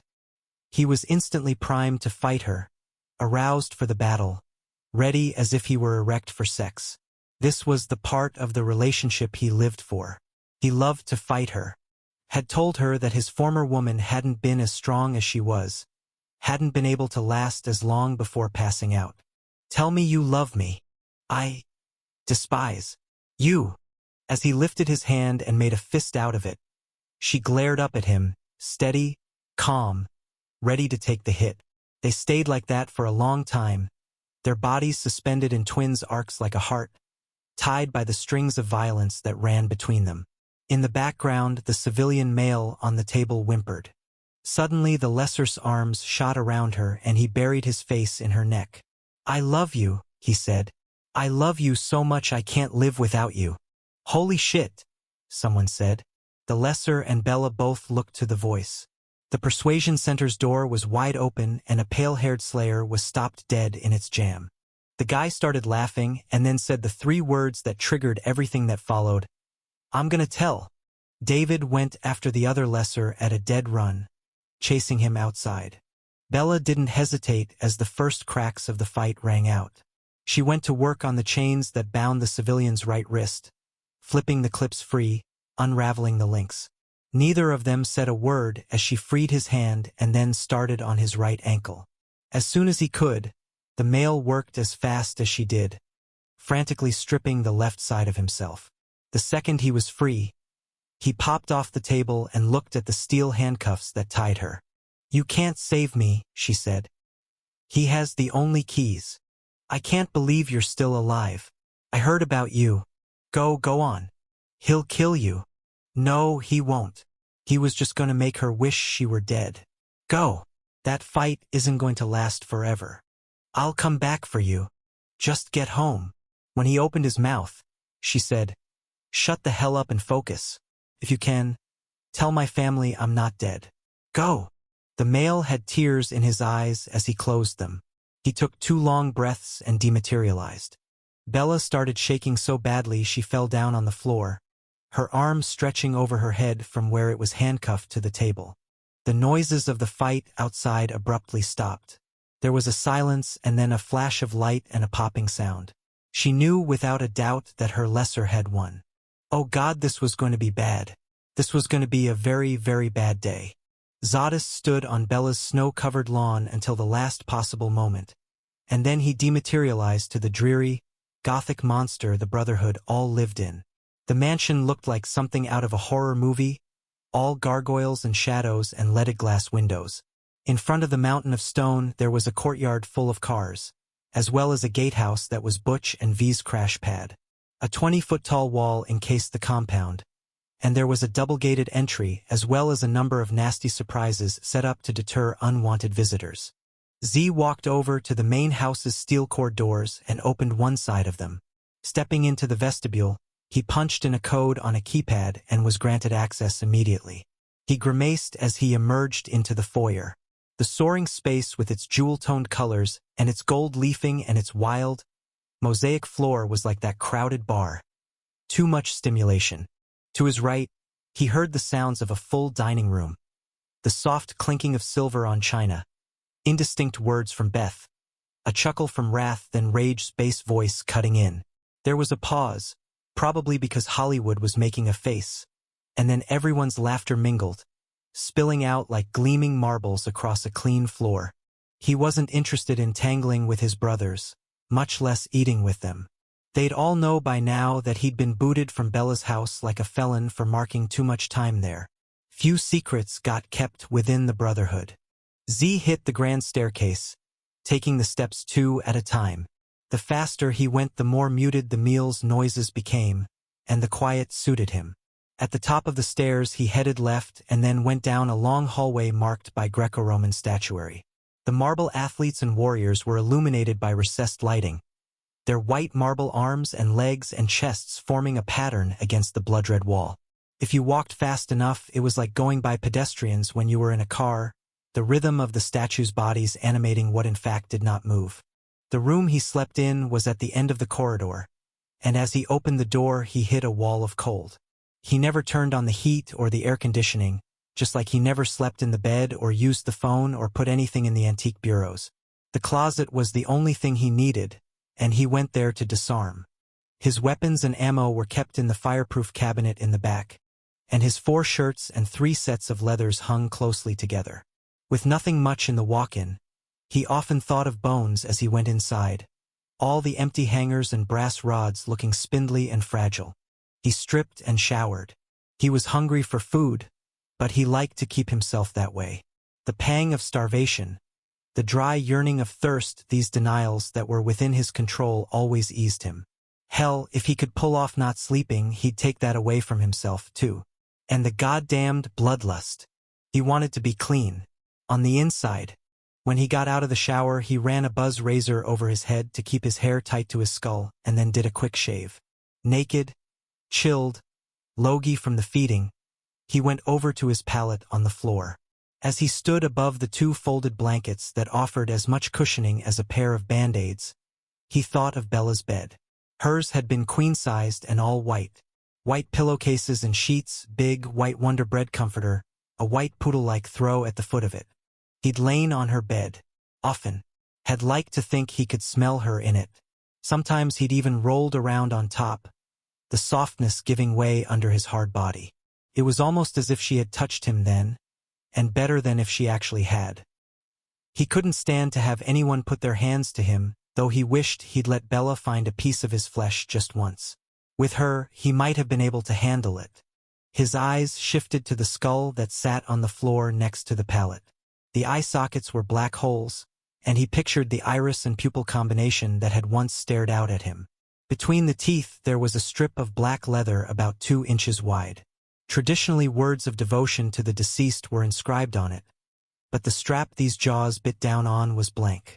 As he lay down, he put his head next to the thing and the past came back, the year 1802. The slave came partially awake. He was flat on his back and he ached all over, though he couldn't think of why until he remembered going into his transition the night before. For hours he'd been crippled by the pain of his muscles sprouting, his bones thickening, his body transforming into something huge. Strange verily, his neck and his wrists hurt in a differing way. He opened his eyes. The ceiling was far above him and marked with thin black bars inset into stone. When he turned his head, he saw an oak door with more bars running vertically down its thick planks. On the wall, too, there were strips of steel in the dungeon. He was in the dungeon, but why? And he'd best get to his duties before. He tried to sit up, but his forearms and shins were pinned down. Eyes going wide, he jerked. Mind why self? It was the blacksmith, and he was tattooing black bands on the slave's drinking points. Oh dear Virgin in the Fade, no, not this. The slave fought against the holds, and the other male looked up, annoyed. Settle. I'll not be whipped for a fault that'd be not mine own. I beg of you. The slave's voice didn't sound right. It was too deep. Have mercy. He heard a soft, female laugh. The mistress of the household had entered the cell, her long gown of white silk trailing behind her on the stone floor, her blonde hair down around her shoulders. The slave dropped his eyes as was appropriate and realized he was wholly unclothed. Flushing, embarrassed, he wished he were covered. "You wake," she said, approaching him. He couldn't fathom why she had come to see one of such lowly station as himself. He was a mere kitchen boy, someone beneath even the maids who cleaned her privy quarters. "Look at me," the mistress commanded. He did as he was told, though it went against everything he'd ever known. He had never been allowed to meet her stare before. What he saw in it was a shock. She was looking at him in a way no female had ever regarded him. Greed marked the refined bones of her face, her dark gaze glowing with some kind of intent he couldn't discern. "Yellow eyes," she murmured. "How rare. How beautiful." Her hand landed on the slave's bare thigh. He twitched at the contact, feeling uneasy. This was wrong, he thought. She shouldn't be touching him there. "What a magnificent surprise you've presented. Rest assured, I have fed well the one who brought you to my attention. Mistress, I would beg you to let me go to work." "Oh, you will." Her hand drifted across the juncture of his pelvis, where his thighs met his hips. He jumped and heard the blacksmith's soft curse. "And what a boon for me. My blood slave fell prey to an unfortunate accident this day. As soon as his quarters are renewed, you shall be moved into them." The slave lost his breath. He'd known of the male she'd kept locked up, for he'd brought food to the cell. Sometimes, as he'd left the tray with the guards, he'd heard strange sounds coming out from behind the heavy door. His fear must have registered on the mistress, because she leaned over him, getting close enough so he could smell her perfumed skin. She laughed softly, as if she had taken a taste of his fright and the dish had pleased her. "In truth, I cannot wait to have you." As she turned to leave, she glared at the blacksmith. "Mind what I said, or I shall have you sent unto the dawn. Not one misstep with that needle. His skin is far too perfect to mar." The tattooing was finished soon thereafter, and the blacksmith took the one candle with him, leaving the slave tied down on the table in the darkness. He shook from despair and horror as his new station became real. He was now the lowest of the low, kept alive solely to feed another, and only the Virgin knew what else awaited him. It was a long while before the door opened again and candlelight showed him that his future had arrived. The mistress in a black robe with two males known for their love of their own sex. "Cleanse him for me," she ordered. The mistress watched as the slave was washed and oiled, and she moved around his body as the candlelight did, ever shifting, never still. The slave trembled, hating the sensation of the male's hands on his face, his chest, his privates. He was fearful that one or both would try to take him in an unholy way. When they were finished, the taller of them said, "Shall we attempt him for you, mistress?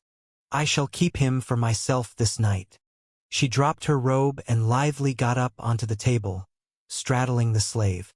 Her hands sought his private flesh, and as she stroked him, he was aware of the other males taking themselves in hand. When the slave remained flaccid, she covered him with her lips.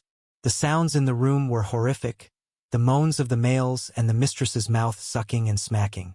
The humiliation was complete as the slave started to cry, tears seeping out of the corners of his eyes, falling down his temples, landing in his ears. He had never been touched between his legs before. As a pre-transition male, his body had not been ready for or capable of mating, though that hadn't kept him from looking forward to someday being with a female. He'd always imagined that the joining would be wondrous, for in the slave quarters he had seen the pleasure act on occasion. But now to have the intimacy happening in this way, he was ashamed that he had dared to want something. Abruptly, the mistress released him and slapped him across the face.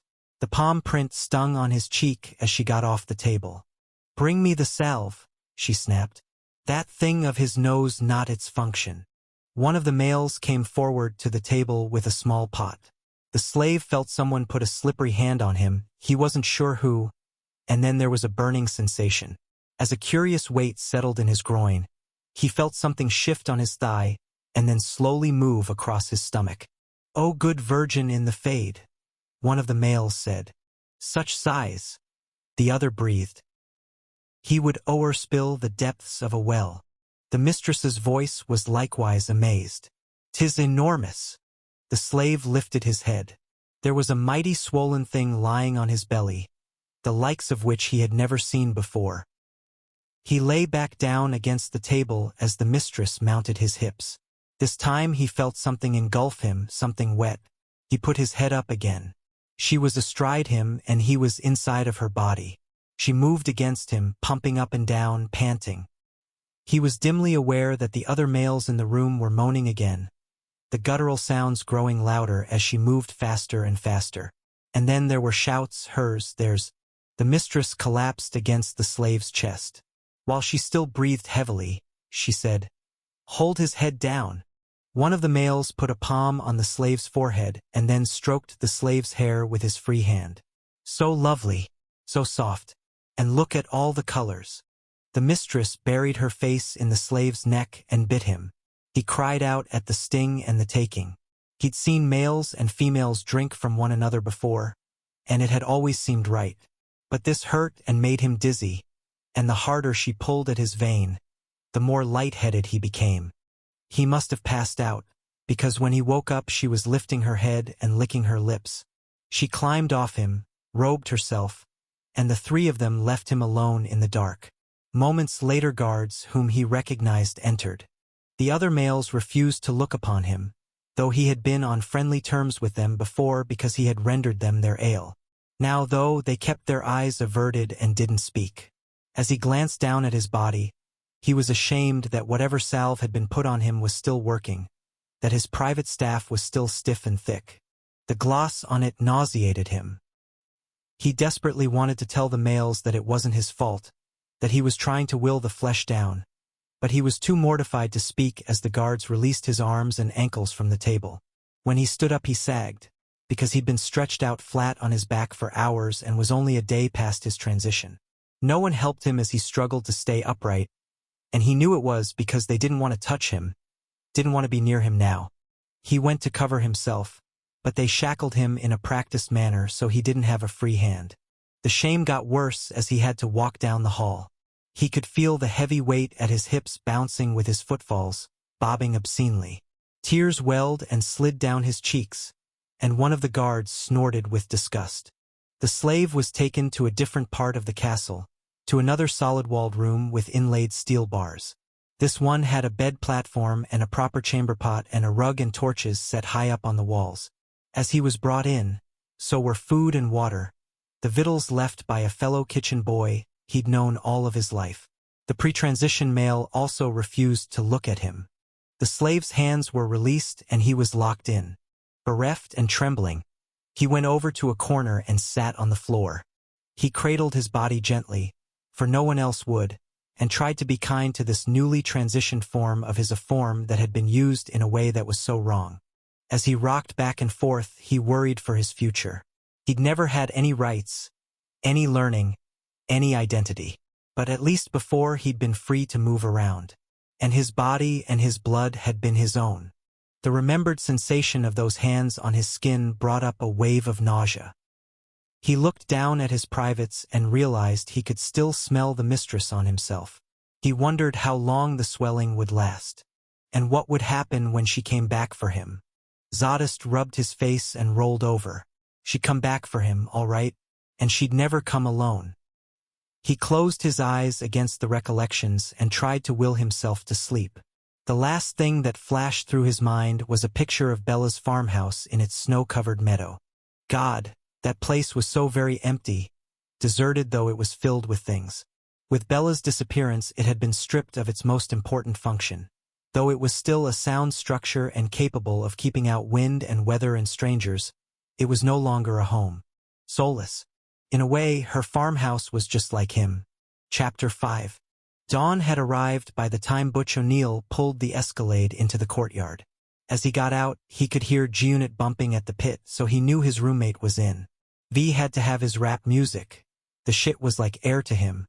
Said those bass beats helped keep the intrusions of other people's thoughts down to a manageable level. Butch walked over to the door and punched in a code. A lock popped and he stepped into a vestibule, where he did another check-in. Vampires were big on double door systems.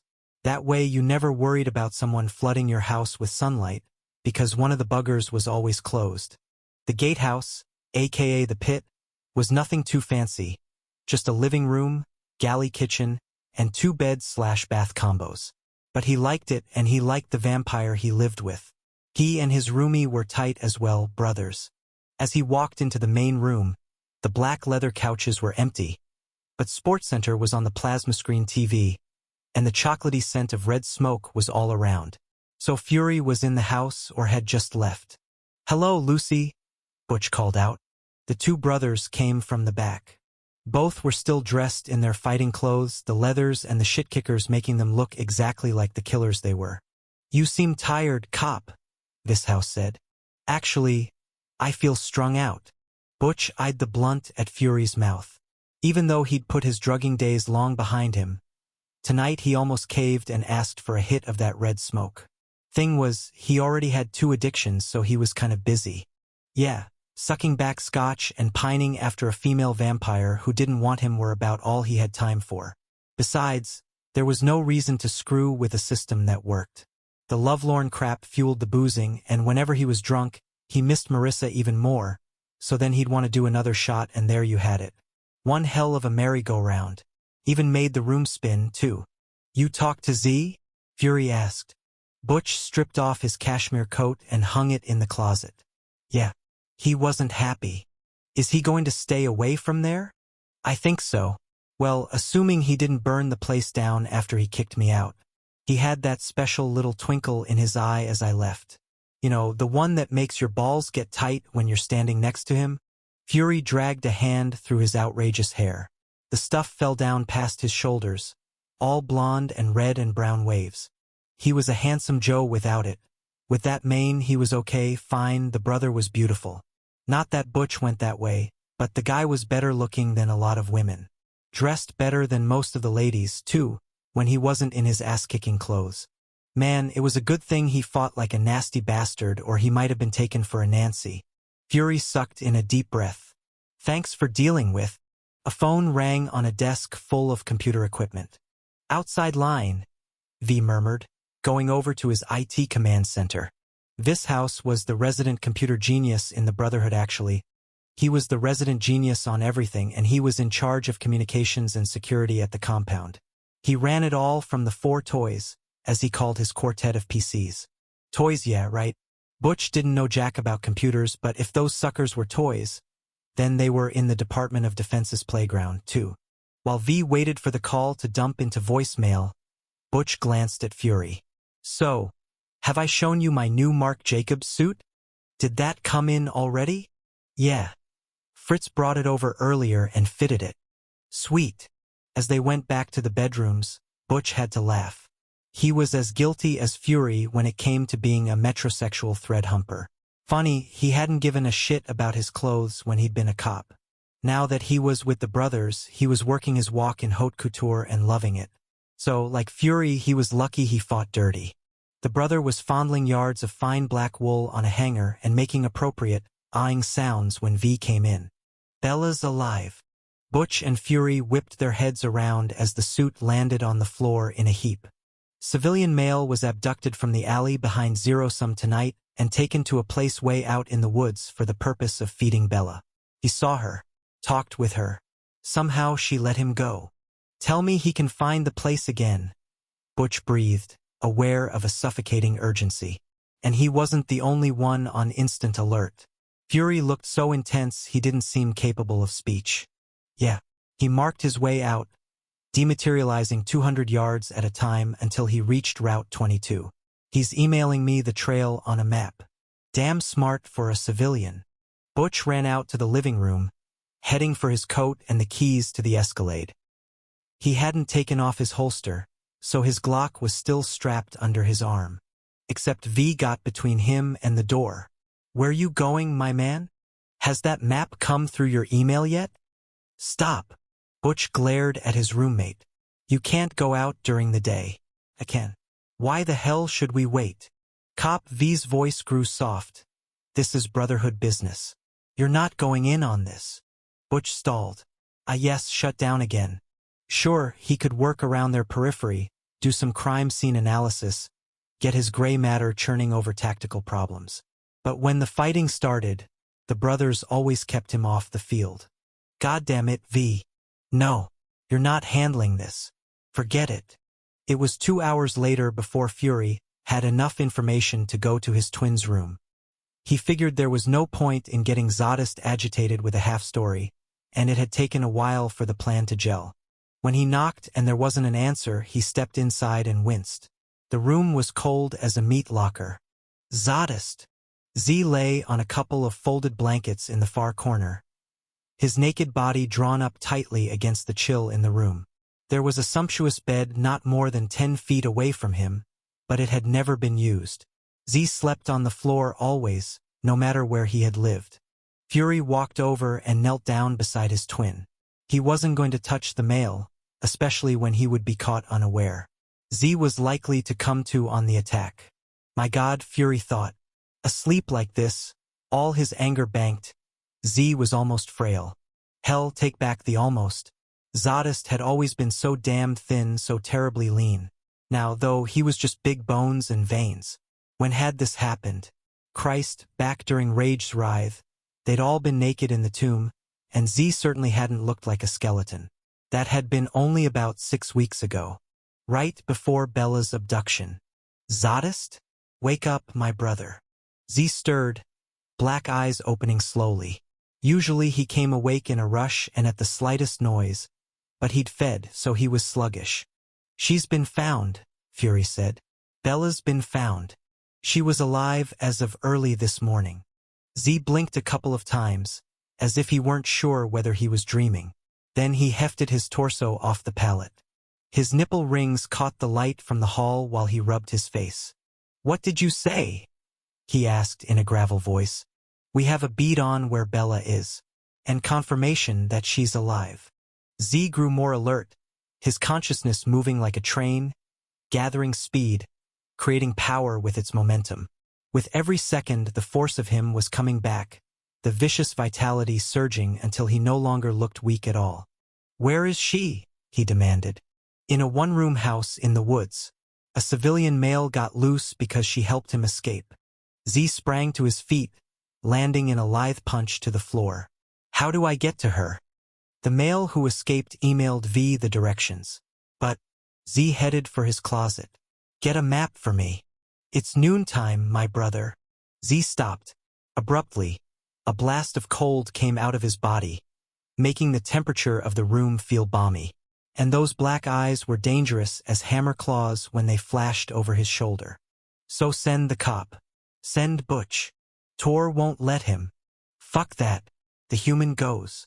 Zadist stop. Think. Butch wouldn't have any backup, and there could be multiple lessers at the location. You want to risk her getting killed in a botched rescue attempt. The cop can handle himself. He's good, but he's only a human. We can't send him in there. Z bared his fangs. Maybe Tor is more worried the guy will get pinched and squeal about us on one of their tables. Come on, Z, Butch knows shit. He knows a lot of shit about us. So of course that's part of it. But if she helped a captive escape, what the hell do you think those lessers are doing to her right now? If a pack of us go at sundown, we're more likely to get her out alive. You know that. We have to wait.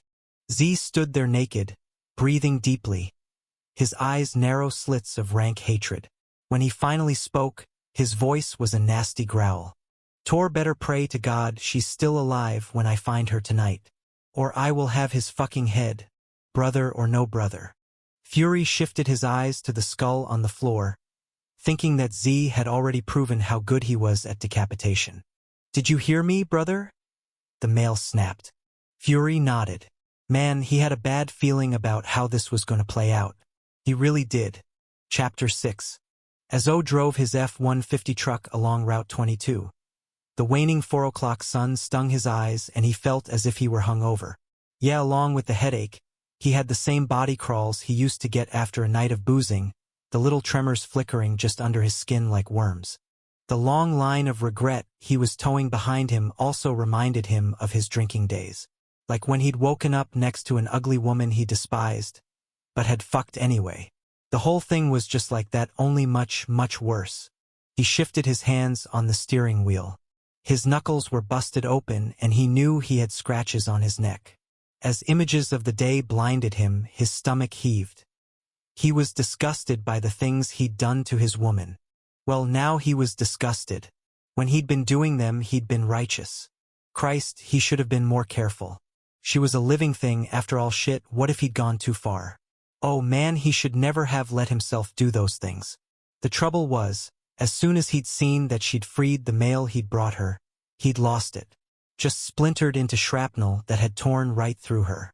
He lifted his foot from the gas. He wanted to go back and take her out of her pipe and reassure himself that she was still breathing. Except there wasn't enough time before the meeting of the primes started. As he stomped on the accelerator, he knew he wouldn't be able to leave her once he saw her anyway, and then the Forelesser would come looking for him. And that would be a problem. The persuasion center was a mess. God damn it. O slowed and wrenched the wheel to the right, the truck lurching off Route 22 onto a one-lane dirt road. Mr. X's cabin, also the Lessening Society's HQ, was smack in the middle of a 75-acre forest, completely isolated. The place was nothing more than a small log setup with a dark green shingled roof and an outbuilding about half the size behind it. As O pulled up, there were 7 cars and trucks parked in a loose configuration, all of them domestic, most of them at least 4 years old. O walked inside the cabin and saw he was the last to show. 10 other primes were packed into the shallow interior space, their pale faces grim, their bodies broad and heavy with muscle. These were the Lessening Society's strongest men, the ones who had been in it the longest. O was the only exception when it came to time served. He had just 3 years since his induction, and none of them liked him because he was new. Not that they got a vote. He was as tough as any prime and had proved it. Jealous fuckers, man, he was never going to be like them, just cattle for the Omega. He couldn't believe the idiots prided themselves on their paling out over time and losing their identities. He fought against the fading. He colored his hair to keep it the dark brown it had always been, and he dreaded the gradual lightening of his irises. He did not want to look like them. "You're late," Mr. X said. The Forelesser leaned back against a refrigerator that wasn't plugged in, his pale eyes latching onto the scratches all over O's neck. "Been fighting? You know how those brothers are." O found a place to stand across the way. Though he nodded to his partner, he didn't acknowledge anyone else. The Forelesser continued to look at him. "Has anyone seen Mr. M?" Fuck, O thought. That lesser he'd taken out for walking in on him, and his wife would have to be accounted for. "Oh? You got something to say?" From the left, you spoke up. "I saw M, right before dawn, fighting with a brother downtown." As Mr. X shifted his stare to the left, O was cold shit shocked at the lie. "You saw him with your own eyes?" The other lesser's voice was steady. "Yeah, I did." "Any chance you're protecting O?" Wasn't that the question to ask? Lessers were cutthroats, always jockeying with one another for position. Even among partners there was little loyalty. "You?" The guy's pale head will back and forth. "He's on his own. Why would I risk my skin for his?" Clearly that was some logic Mr. X felt he could trust, because he went on with the meeting. After the quotas for kill and capture were assigned, the group broke up. O went over to his partner. "I have to go back to the center for a minute before we go out. I want you to follow me." He had to find out why you had saved his ass, and he wasn't worried about the other lesser seeing the shape the place had been left in. You wouldn't cause trouble. He wasn't particularly aggressive or an independent thinker, more operator than innovator, which made it even more weird that he'd taken the initiative he had. Zadist stared at the grandfather clock in the mansion's foyer.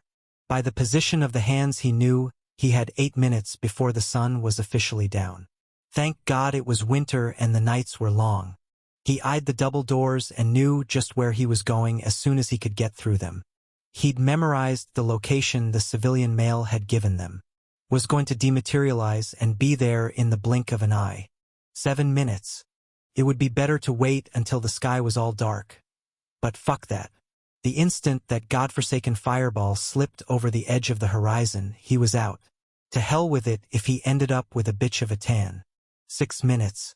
He rechecked the daggers on his chest, took the SIG Sauer out of the holster at his right hip and ran through it one more time, then did the same for the one that was on the left. He felt for the throwing knife at the small of his back and the 6-inch blade he had on his thigh. 5 minutes. Z cocked his head to the side, cracking his neck to loosen it up. For minutes. Fuck this. He was going now. You'll fry, Fury said from behind him. Z closed his eyes. His impulse was to lash out, and the urge grew irresistible as Fury kept talking. Z, my man, how are you going to help her if you fall flat on your face and start steaming? Do you get off being a buzzkill? Or does it just come natural? As Z glared over his shoulder, he had a sudden memory of that one night Bella had come to the mansion. Fury had seemed so taken by her, and Z remembered the two of them standing together and talking, right where his boots were planted now. He'd watched them from the shadows, wanting her as she'd smiled and laughed with his twin. Z's voice got sharper. I'd think you'd want to get her back, being that she was all into you and shit, thinking you were handsome. Or maybe you want her to stay gone because of that. Did your vow of celibacy get shaken, my brother? As Fury winced, Z's instinct for weakness jumped into the opening. We all saw you checking her out that night she came here. You were looking, weren't you? Yeah, you were, and not just at her face. Did you wonder how she'd feel underneath you? Did you get all nervous about breaking that no-sex promise to yourself? Fury's mouth thinned into a slash, and Z hoped the male's response was a nasty one. He wanted something hard to come back at him. Maybe they could even go at it for the remaining 3 minutes. But there was only silence. Nothing to say to me? Z glanced at the clock. Just as well. It's time to go. I bleed for her. The same as you do. Z looked back at his twin, witnessing the pain on the male's face from a long distance, as if he were staring through a pair of binoculars. He had a passing thought that he should feel something, some kind of shame or sorrow for forcing Fury to give up that intimate, sad revelation. Without a word, Zadist dematerialized. He triangulated his reappearance to a wooded area about 100 yards away from where the civilian male said he'd escaped from. As Z took form, the fading light in the sky blinded him and made him feel like he'd volunteered for an acid facial. He ignored the burning and headed in a northeasterly direction, jogging over the snow-covered ground. And then there it was, in the middle of the woods, about 100 feet from a stream. A single-story house-like structure with a black Ford F-150 and a nondescript silver Taurus parked off to one side. Z sidled up to the structure, staying behind the trunks of pine trees, moving quietly in the snow as he worked the building's periphery. It had no windows and only one door. Through the thin walls he could hear movement, talking. He took out one of his SIGs, flipped off the safety, and considered his options. Dematerializing inside was a dumb move, because he didn't know the interior layout. And his only other alternative, though satisfying, wasn't that strategic either.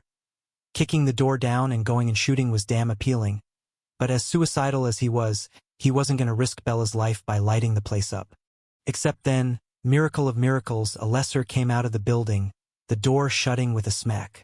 Moments later a second one followed, and then there was the beep-beep of a security alarm activating. Z's first instinct was to shoot them both in the head, but he held his finger to the side of the trigger. If the Slayers had reactivated the alarm, there was a good chance no one else was in-house, and his chances of getting Bella out had just improved. But what if that was SOP on exit regardless of whether the place was empty? Then all he'd do is announce his presence and set off a shitstorm. He watched the two Lessers as they got in the truck. One had brown hair, which usually meant the Slayer was a new recruit, but this guy didn't act like a F&G. He was sure in his boots and doing the talking. His pale-haired buddy was the one sporting the bobblehead nod. The engine started up and the truck backed around, packing the snow under its tires. Without headlights, the F-150 headed down a barely there lane through the trees. Letting those two bastards drive off into the sunset was an exercise in bondage, with Z turning the large muscles of his body into iron ropes over his bones. It was either that or he'd be on the truck's hood, smashing his fist through the windshield, pulling the SOBs out by their hair so he could bite them. As the sound of the truck faded, Z listened hard to the silence that followed. When he heard nothing, he went back to wanting to blast through the door, but he thought about the alarm and checked his watch. V would be on site in about a minute and a half. It would kill him, but he would wait. While he twitched in his shit-kickers, he became aware of a smell, something he sniffed the air. There was propane around, somewhere close, probably feeding that generator around the back, and kerosene from a heater.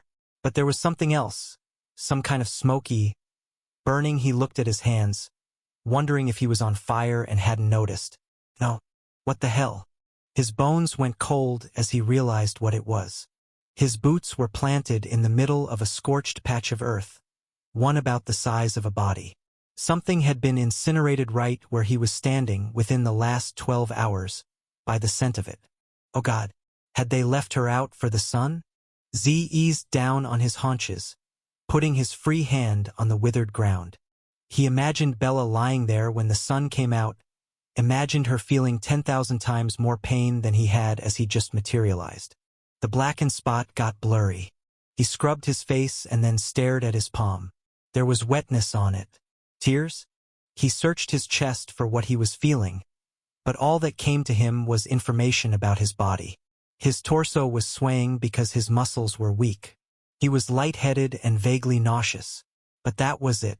There were no emotions for him. He rubbed his sternum and was about to do another sweep with his hands when a pair of shit-kickers came into his line of sight. He looked up into Fury's face. The thing was a mask, all frozen and pasty. Was it her? He croaked, kneeling down.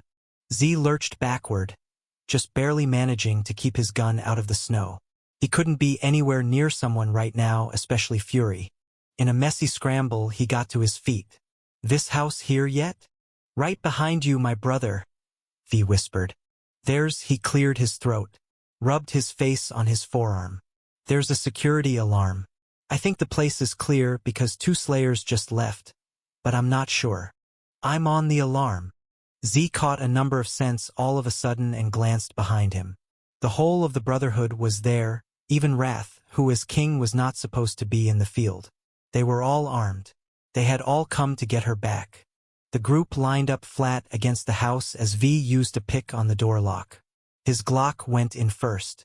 When there was no reaction, he slipped inside and closed himself in. A moment later, there was one long beep. He opened the door. Good to go. Z rushed forward, practically mowing down the mail. His eyes penetrated the dim corners of the single room. The place was a mess, with shit scattered all over the floor. Clothes, knives, and handcuffs and shampoo bottles? And what the fuck was that? God, a disemboweled first aid kit, its gauze and tape bleeding out of the ruined lid. The thing looked like it had been stomped on until it had opened. Heart pounding in his chest, sweat blooming all over him. He looked for Bella and saw only inanimate objects. A wall of shelving that held nightmarish instruments. A cot. A fireproof metal closet the size of a car. An autopsy table with 4 sets of steel chains hanging off its corners and blood smudged on its smooth surface. Random thoughts fired through Z's brain. She was dead. That burned oval proved it. Except what if that had just been another captive? What if she'd been moved or something? As his brothers hung back, like they knew better than to get in his way, Z went over to the fireproof closet, keeping his gun in hand. He wrenched the doors off, just grabbed onto the metal panels and bent them until the hinges broke. He tossed the heavy sections away, hearing them clatter and bang. Guns, ammunition, plastic explosives, the arsenal of their enemies. He went into the bathroom. Nothing but a stall shower and a bucket with a toilet seat on it. She's not here, my brother, Fury said. In a fit of rage, Z launched himself at the autopsy table, picking it up with one hand and throwing it into a wall. In mid-flight, a length of chain came back at him, catching him in the shoulder, nailing him to the bone. And then he heard it, a soft whimpering sound. His head snapped around to the left.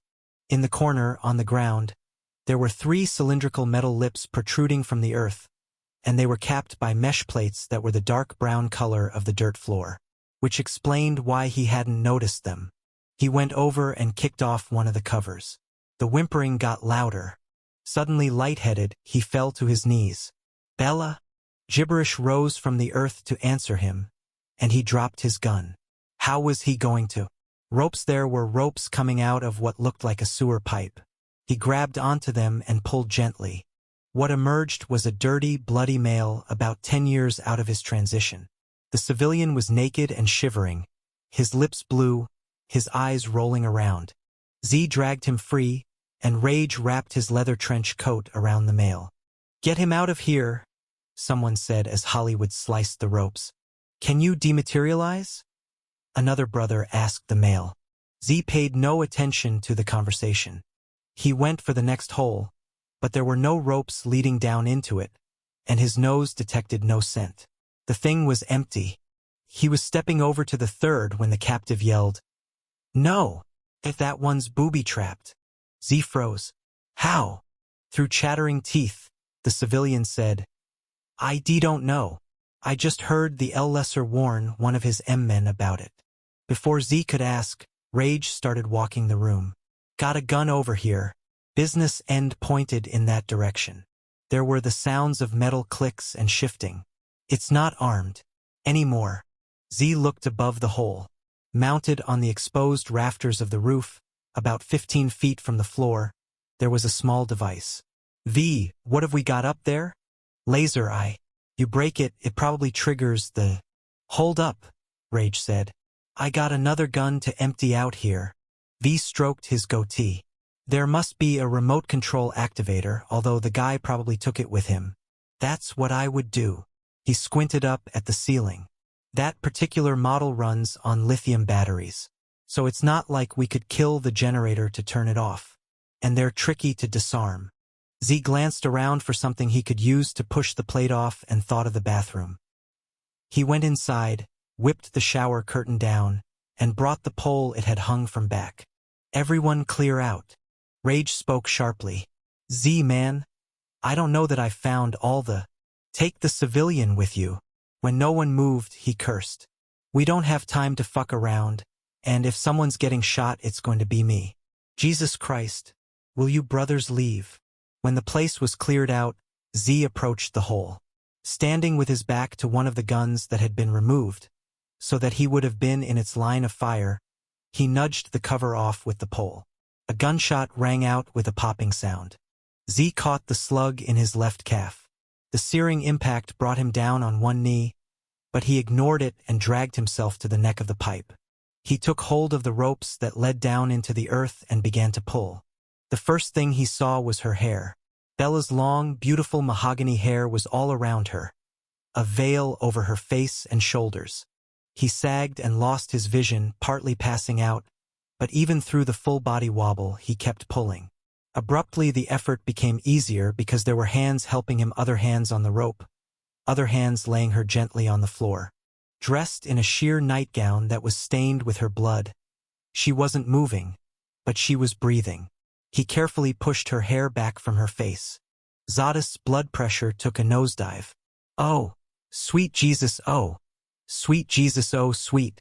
What did they do? Whoever had spoken couldn't find the words to finish. Throats cleared. A couple of coughs were smothered. Or maybe they were gags. Z gathered her in his arms and just hugged her. He had to get her out, but he couldn't move for what had been done to her. Blinking, dizzy, screaming inside, he rocked her gently back and forth. Words fell from his mouth, lamentations for her in the old language. Fury sank down to his knees. "Zadist? We have to take her away from here." Focus came to Z in a rush, and suddenly all he could think about was moving her to the mansion. He sliced the harness off her torso, then struggled to his feet with her in his arms. When he tried to walk, his left leg gave out and he stumbled. For a split second, he couldn't think of why. "Let me take her," Fury said, putting out his hands. "You've been shot." Zadist shook his head and brushed by his twin, limping. He took Bella out to the Taurus that was still parked in front of the building. Holding her against his chest, he broke the driver's side window with his fist, then craned his arm inside and unlocked everything while the alarm went crazy. Opening the rear door, he leaned down and put her on the seat. When he bent her legs slightly to make them fit, the nightgown rode up and he winced. She had bruises, a lot of them. As the alarm ran out of steam, he said, "Someone give me a jacket." The second he held his hand out behind him, leather hit his palm. He draped her carefully in what he realized was Fury's coat, and then he shut her in and got behind the wheel. The last thing he heard was a command from Wrath. V, get out that hand of yours. This place needs to be torched. Reaching under the dash, Z hot-wired the sedan and sped from the scene like a bat out of hell. O pulled his truck over to the curb on a dark section of 10th Street. I still don't get why you lied. If you got yourself sent home to the Omega, where would that leave us? You're one of the strongest slayers we've got. O glanced over with distaste. You're such a company man, aren't you? I take pride in our work. How 1950s, howdy-doody of you. Yeah. And that shit saved your ass, so be grateful. Whatever. He had better things to worry about than use gung-ho pep rally crap. He and you got out of the truck. Zero-sum and Screamers and Snuffed were down a couple blocks. And though it was cold, there were lines waiting to get into the clubs. Some of the shivering masses were undoubtedly vampires. And even if they weren't, the night would be busy. There were always fights with the brothers to get down with. O hit the security alarm, stuffed the keys into his pocket and stopped dead in the middle of 10th Street. He literally couldn't move. His wife his wife really hadn't looked well when he'd left with you. O grabbed the front of his black turtleneck, feeling like he couldn't breathe. He didn't care about the pain she was enduring. She'd brought that on herself, but he couldn't bear it if she died. If she left him, what if she was dying right now? What's the matter? You asked. O fished around for the car keys, anxiety sizzling in his veins. I've got to go. You're bailing? We missed quota last night. I just have to go back to the center for a sec. L's over on 5th Street hunting. Hang with him. I'll find you in 30. O didn't wait for an answer.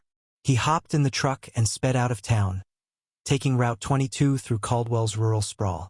He was about 15 minutes away from the Persuasion Center when he saw the flashing tangle of a cop car convention up ahead. He cursed and hit the brakes, hoping it was just an accident. But no, in the intervening time since he'd left, the goddamned police had set up another one of their intoxication checkpoints. 2 squad cars were parked on either side of Route 22, and orange cones and flares ran up the middle of the road. On the right, there was a reflective sign announcing the Caldwell Police Department's Safety First program. Holy Christ, like they had to do this here? In the middle of nowhere. Why weren't they downtown near the bars? Then again, people from the shitburg next to Caldwell did have to drive home after club hopping in the big city. There was one car in front of him, a minivan, and O drummed his fingers on top of the steering wheel. He had half a mind to pull out his Smith & Wesson and pop both the cop and the driver to their royal reward, just for slowing him up. A car approached from the opposite direction, and O looked across the road. The unremarkable Ford Taurus stopped with a little squeak of the brakes, its headlights milky and dim. Man, those lame-ass cars were a dime a dozen, but that was why you had chosen the make and model for his own ride. Fitting in with the general human population was critical to keeping the war with the vampires secret. As the policeman approached the POS, O thought it was weird that the driver's window was already down on a cold night like this. Then he got a gander at the guy behind the wheel. Holy shit. Bastard had a scar as thick as a finger running down his face, and a gauge in his earlobe. Maybe the car was stolen. The cop obviously had the same idea, because his hand was on the butt of his gun as he bent over to address the driver. And the shit really went down when the badge trained his flashlight into the back seat. Abruptly his body jerked like he'd been nailed between the eyes, and he reached for his shoulder, going for what was probably his transmitter. Except the driver stuck his head out the window and stared up at the officer. There was a frozen moment between them. Then the policeman dropped his arm and casually waved the Taurus through without even checking the driver's ID. O glared at the cop doing duty on O's side of the road. The fucker was still detaining the soccer mom special in front like the minivan was full of drug dealers. Meanwhile, the guy's buddy across the way was letting what looked like a serial killer go through without so much as a "Hi, how are ya?" It was like getting in the wrong lane at a toll booth. Finally, O pulled up.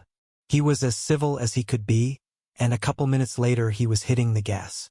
He'd gone about 5 miles when a brilliant flash of light broke out over the landscape to the right, about where the Persuasion Center was.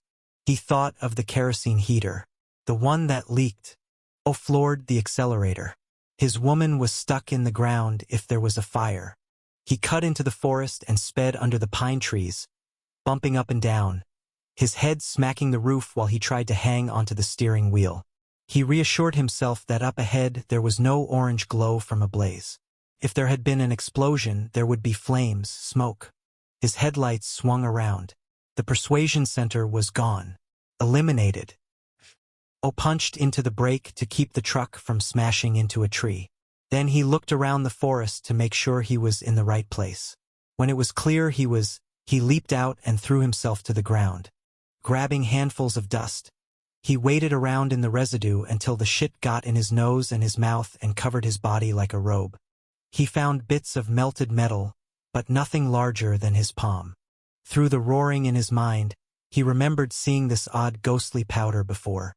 O tilted his head back and hurled his voice to the heavens. He had no idea what left his mouth. All he knew was that the Brotherhood had done this, because the same thing had happened to the Lesser Martial Arts Academy 6 months ago. Dust ashes gone, and they had taken his wife. Oh, God, had she been alive when they'd found her? Or had they taken her body with them? Was she dead? This was his fault. This was all his fault. He'd been so hell-bent on punishing her. He'd missed the implications of that civilian getting loose. The male had gone to the Brotherhood and told them where she was, and they had come at the first shades of night and taken her away. O wiped desperate tears out of his eyes, and then he stopped breathing. He swiveled his head around, taking in the landscape. U's silver Ford Taurus was gone. The checkpoint, the fucking checkpoint. That scary-ass man behind the wheel had in fact been no man at all. He'd been a member of the Black Dagger Brotherhood. Had to be.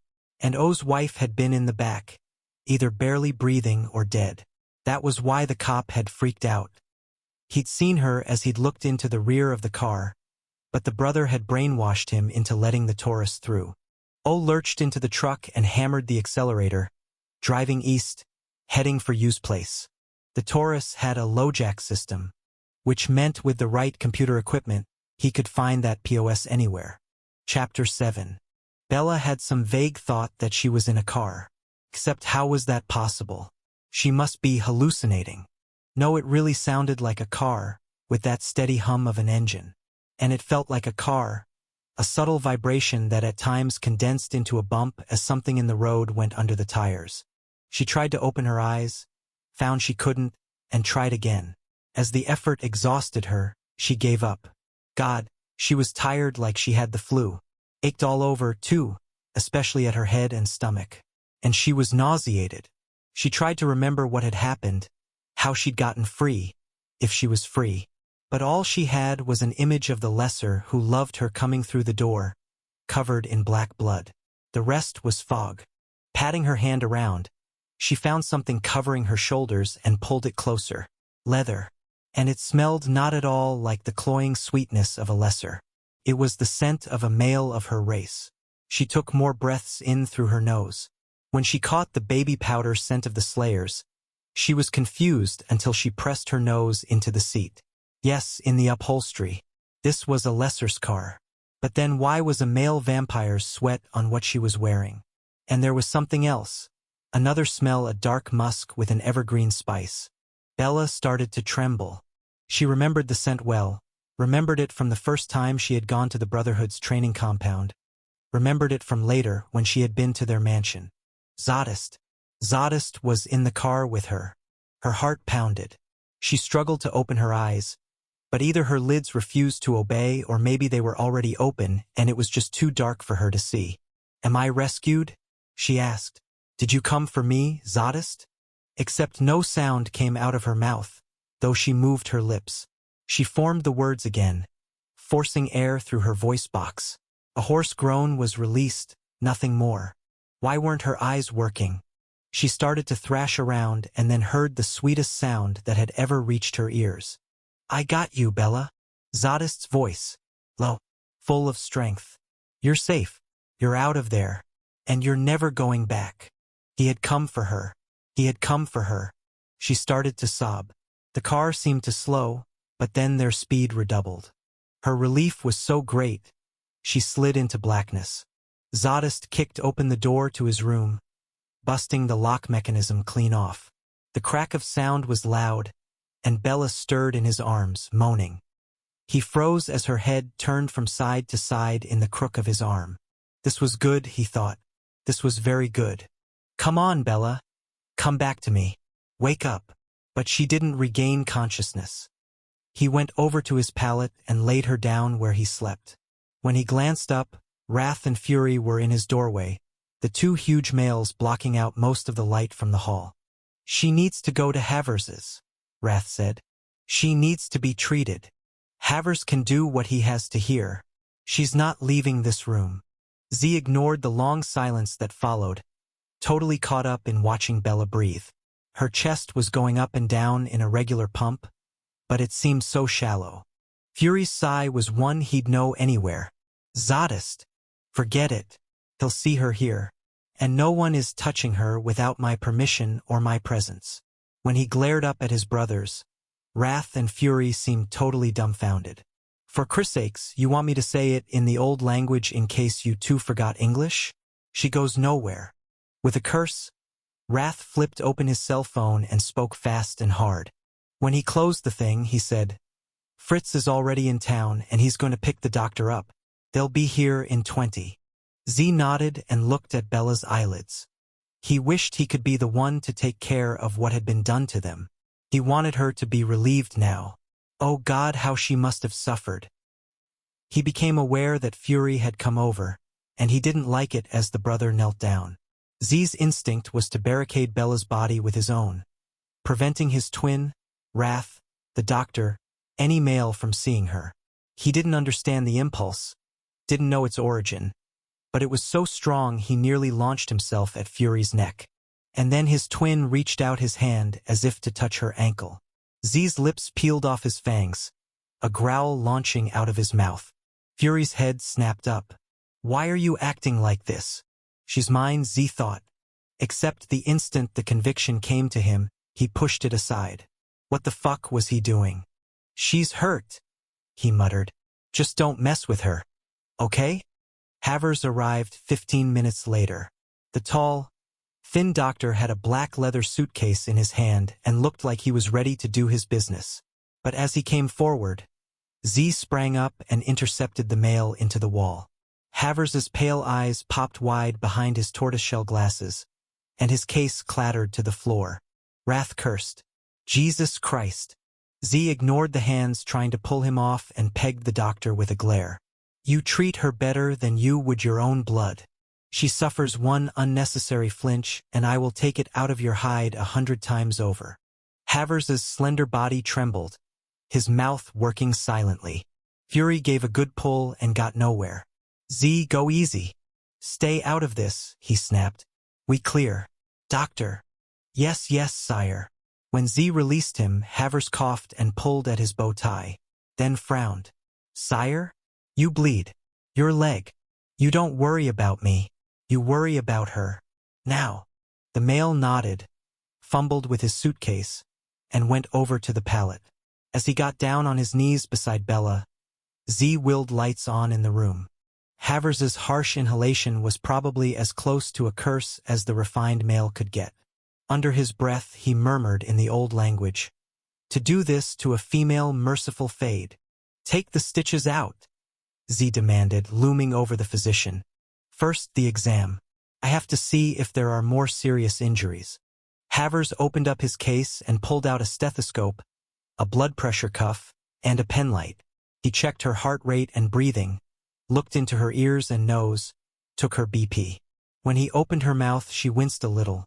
But then he lifted her head and she began to struggle in earnest. Just as Zadist lunged at the doctor, Fury's heavy arm clamped around Z's chest and jerked him back. He's not hurting her, and you know it. Z fought the hold, hating the sensation of Fury's body against him. But when his twin didn't let up, he knew it was for the best. He was on a hair trigger, and taking out the doctor would be a stupid move. Hell, he probably shouldn't be armed right now. Fury was obviously thinking along similar lines. He removed Z's daggers from their chest holster and handed them to Wrath. The guns were taken as well. Havers looked up and seemed greatly relieved that weapons were gone. I'm gonna give her some light pain medication. Her respiration and pulse rate are strong enough so she'll handle it fine, and it will make the rest of the examination and what follows easier for her to tolerate. Okay? It wasn't until Z nodded that the doctor administered a shot. When the tension in Bella's body eased, the doctor took out a pair of scissors and went to the bottom of the bloodied nightgown she had on. As he lifted up the hem, Z felt a red rage. Stop!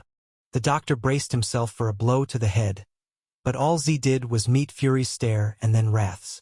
Neither of you is to look at her naked. Close your eyes or turn around. Both stared at him for a moment. Then Wrath offered his back and Fury lowered his lids, though he kept his hold on Z's chest strong. Zadist stared hard at the doctor. If you're going to remove her clothing, you cover her with something. What shall I use? A towel from the bathroom. I'll get it, Wrath said. After he handed one over, he resumed his post facing the door. Havers spread the towel over Bella's body and then cut the nightgown along one side. He glanced up before lifting anything. I'm going to need to see all of her. And I'm going to have to touch her belly. What for? I have to palpate her internal organs to determine whether any are swollen from trauma or infection. Make it quick. Havers pulled the towel aside. Z swayed against his twin's hard body. Oh Nala. His voice cracked. Oh sweet Jesus Nala. Something was scratched into the skin on her stomach in what looked like 3-inch block letters in English. As he was illiterate, he didn't know what it said, but he had a horrible feeling. What does it read? He hissed. Havers cleared his throat. It is a name. David. It says David. Wrath growled. In her skin? That animal. Z cut his king off. I will kill that lesser. So help me God. I will chew on his bones. Havers inspected the cuts, his hands light and careful. You must see that no salt gets anywhere near these. Otherwise the scars will heal as is. No shit. As if he didn't have experience with how wounds became permanent. Havers covered her up and went to her feet, inspecting them and then her calves. He pushed the nightgown out of the way as he went to her knees. Then he moved one of her legs out to the side, parting her thighs. Z surged forward, dragging Fury with him. What the fuck are you doing? Havers whipped back his hands, holding them up over his head. I need to perform an internal exam, in the event she has been violated. With a quick move, Wrath stepped in front of Z and clamped his arms around Z's waist. Through the sunglasses, the king's stare burned. Let him do it, Z. It's better for her if he does. Zadist couldn't watch. He dropped his head down into Wrath's neck, getting lost in the male's long black hair. The hard bodies of his brothers were sandwiching him, but he was too horrified to panic at the contact. He squeezed his eyes shut and breathed deeply, the sense of fury and wrath invading his nose. He heard a rustling noise, as if the doctor were searching around in that suitcase of his. Then there were 2 snapping sounds, as though the male were pulling on gloves. A shifting of metal against metal. Some whispering noises. Then silence. No, not really. Little noises. Then a couple of clicks. Z reminded himself that all lessers were impotent. But he could just imagine how they made up for the deficiency. He trembled for her until his teeth chattered. Chapter 8. John Matthew looked across the Range Rover's front seat. Tor was preoccupied as they went deep into the rural part of Caldwell, and though John was scared to meet Wrath, the king, he was more worried about all this quiet. He couldn't understand what was wrong. Bella had been saved. She was safe now, so everyone should be happy, right? Except when Tor had come home to pick John up. He'd wrapped his arms around Wellesley in the kitchen and stayed there a long time. His words, low and in the old language, had come out of what sounded like a choked throat. John wanted to know the details of what had happened, but it was hard to pry in the car in the dark, what with him having to sign or write. And Tor didn't look like he was into talking. Here we are, Tor said. With a quick swing to the right, he shot them onto a cramped dirt road, and John realized he suddenly couldn't really see anything out the windows. There was an odd haze to the wintry forest around them, a buffering that made him vaguely nauseous. From out of nowhere, a huge gate materialized from the foggy landscape, and they skidded to a halt. There was another set of gates right beyond it, and as they entered the space in between, they were caged like a bull in a cattle chute. Tor put down his window, entered some kind of code on an intercom pad, and they were free to go out the other side into a— Jesus, what is this? An underground tunnel. And as they headed down into the earth on a steady descent, several more gates appeared, the barricades getting more and more fortified until the last one. This was the biggest of them all, a shiny steel monster that had a high-voltage sign smack dab in the middle. Tor looked up into a security camera, and then there was a clicking noise. The gates slid apart. Before they went forward, John tapped Tor's forearm to get the man's attention. Is this where the brothers live? He signed slowly. Sort of. I'm taking you through the training center first, and then we'll go to the mansion. Tor hit the gas. When classes start, you'll come here Monday through Friday. Bus will pick you up in front of our house at 4 o'clock. My brother Fury's on site, so he's covering the early classes. At John's look, Tor explained, the compound is all interconnected underground. I'll show you how to access the tunnel system that links the buildings together. But you keep it to yourself. Anyone who shows up uninvited somewhere is going to have a serious problem. Your classmates are not welcome. You feel me? John nodded as they pulled into the parking area he remembered from a night long ago. God, it felt like 100 years had passed since he'd come here with Mary and Bella. He and Tor got out of the Range Rover. Who will I be training with? A dozen other males about your age.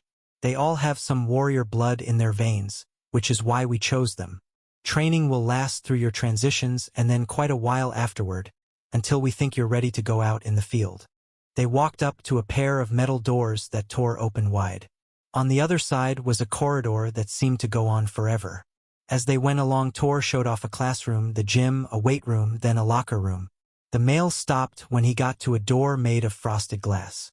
This is where I hang when I'm not home or in the field. John walked in.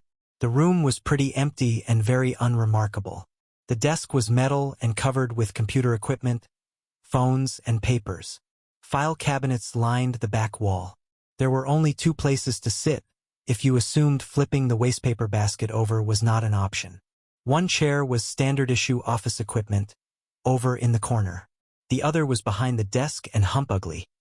A ragged, avocado green leather monstrosity with dog-eared corners, a sagging seat, and a set of legs that gave new meaning to the word sturdy. Tor put his hand on the thing's high back. Can you believe Wellesley made me get rid of this? John nodded and signed, yes, I can. Tor smiled and walked over to a floor-to-ceiling cabinet. When he opened the door and punched in a series of numbers on a keypad, the back of the thing released outward into a dim kind of passageway. Here we go. John stepped inside even though he couldn't see much. A metal tunnel, wide enough to fit 3 people walking side by side, and so tall there was some space above even Tor's head. Lights were set into ceiling every 10 feet or so, but they didn't carry far through the darkness. This is the coolest thing I've ever seen, John thought as they started walking. The sound of Tor's shit-kickers rebounded off the smooth, steel walls, and so did his deep voice. Look, about meeting Wrath. I don't want you to worry. He's intense, but he's nothing to fear. And don't be freaked out by the sunglasses. He's nearly blind and hypersensitive to light, so he has to wear them. But even though he can't see, he's gonna read you like a book anyway. He'll know your emotions clear as day. A little later, a shallow staircase appeared to the left, leading up to a door and another keypad. Tor stopped and pointed down the tunnel, which continued forever, as far as John could tell. If you keep going straight here, you'll be at the gatehouse in another 150 yards. Tor went up the flight of stairs, hit the keypad, and threw open the door. Bright light flooded in, like water released from a dam. John looked up, an odd feeling ringing in his chest. He had the weirdest sense he was dreaming. "Es all good, son." Tor smiled, his harsh face softening a little. "Nothing's going to hurt you up there. Trust me." "Okay, it's done," Haver said. Zadist opened his eyes, seeing only Wrath's thick black hair. "Has she been?" "She's just fine. No signs of forcible intercourse or trauma of any kind. There was a snapping sound, as if the doctor were removing his gloves. Zadist sagged and his brothers accepted his weight.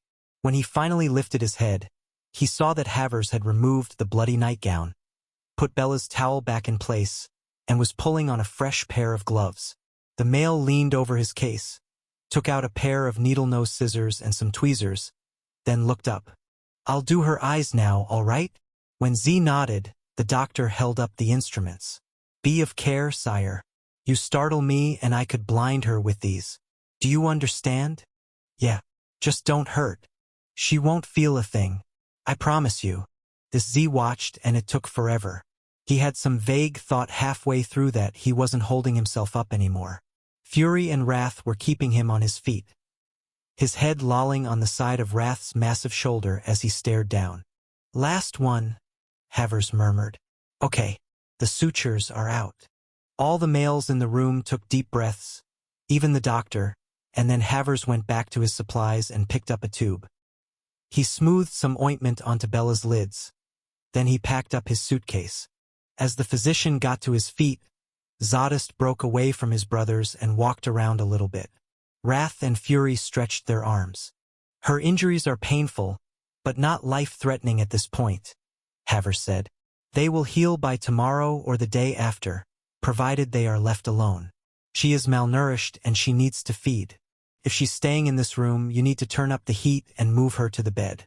Food and drink should be brought in for when she comes around. And there's one other thing. On the internal exam, I found his eyes bounced between Wrath and Fury, then settled on Zadist. Something of a personal nature." Zadist went over to the doctor. "What?" Havers drew him into the corner and spoke softly. Z was stunned speechless when the male was finished. "You sure?" "Yes." "When?" "I don't know, but fairly soon." Z looked down at Bella. "Oh Christ. Now, I am assuming you have aspirin or Motrin in the house?" Z had no clue. He never took pain meds. He glanced at Fury. "Yes, we do," the brother said. "Let her take them, and I'll give you something stronger as backup in case they don't work well enough." Havers took out a small glass bottle that had a red rubber seal as a top and palmed 2 hypodermic syringes that were in sterile packs. He wrote on a little pad, then handed the paper and the supplies to Z. "If it's daytime and she's in a great deal of pain when she wakes up, you may give her a shot of this according to my directions. It's the same morphine I just gave her, but you must mind the dosage information. Call me if you have questions or you want me to walk you through the injection procedure. Otherwise, if the sun is down, I'll come and give her the shot myself." Havers glanced down at Z's leg. "Would you like for me to examine your wound? Can I bathe her?" "Yes, definitely." "Now?" "Yes." Havers frowned. "But, sire, your leg." Z walked into his bathroom, cranked the jacuzzi's faucets, and stuck his hand under the rush. He waited until it was warm enough. Then he went back for her. By this time, the doctor had gone, but Mary, Rage's female, was in the bedroom's doorway wanting to see Bella. Fury and Wrath talked to her briefly and shook their heads. She left, looking stricken. As the door shut, Z knelt down next to the pallet and started to pick Bella up. "Hold it, Z." Wrath's voice was hard. "Her family should be caring for her."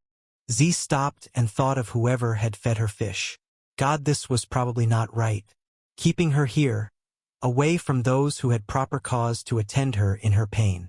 But the idea of letting her go out into the world was unbearable. He'd only just found her. "She'll go to them tomorrow," he said. "Tonight and today she stays here." Wrath shook his head. "It's not. You think she's ready to travel like this?" Z snapped. "Leave the female alone. Have Tor call her family and tell them she will be given over to them at nightfall tomorrow. Right now she needs a bath and some sleep." Wrath's lips tightened. There was a long silence. "Then she goes to another room, Z. She's not staying with you." Zadist rose to his feet and walked over to the king, getting all up in the male's grill. "You just try and move her." "For Chris' sakes, Z," Fury barked. "Back off."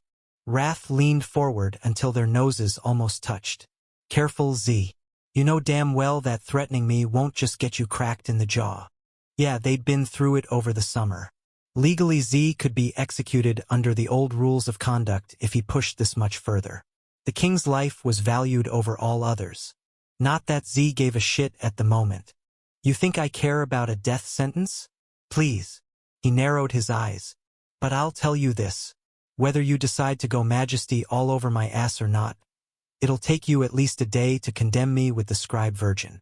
So Bella's still sleeping here tonight. He walked back to her and picked her up as carefully as he could while making sure the towel stayed where it needed to be. Without looking at Wrath or his twin, he swept her into the bathroom and kicked the door shut behind him. The tub was already halfway filled, so he kept a hold on her as he leaned down and checked the temperature. Perfect. He lowered her into the water and then stretched her arms over the sides so she was braced up. The towel quickly dampened and fused with her body. He saw clearly the gentle swells of her breasts, the small rib cage, the flat expanse of her stomach. As the water rose, the hem of the towel floated loose and flirted with the tops of her thighs. Z's heart kicked in his chest and he felt like a lecher, staring at her when she was hurt and out of it. Hoping to shield her from his eyes and wanting to give her the modesty she deserved, he went to the cabinet to find some bubble bath. There was nothing except bath salts, and he sure as hell wasn't using them. He was about to turn back to her when he was struck by how big the mirror over the sink was. He didn't want her to see what she looked like, because the less she knew about what had been done, the better. He covered the glass with 2 large towels, tucking the thick terry cloth behind the frame. When he returned to her, she'd slid down into the water, but at least the top of the towel was still sticking to her shoulders and basically staying in place. He took hold of her under one of her arms and hitched her up, then grabbed a washcloth. The instant he started washing the side of her neck, she thrashed around, the water splashing up onto him. Low, panicky noises came out of her mouth, and they didn't stop even after he'd put the little towel aside. Talk to her, you idiot. Bella, it's all right. You're okay. She fell still and frowned. Then her eyes opened slightly and she started to blink a lot. When she tried to wipe at her lids, he took her hands away from her face. No, that's medicine. Leave it there.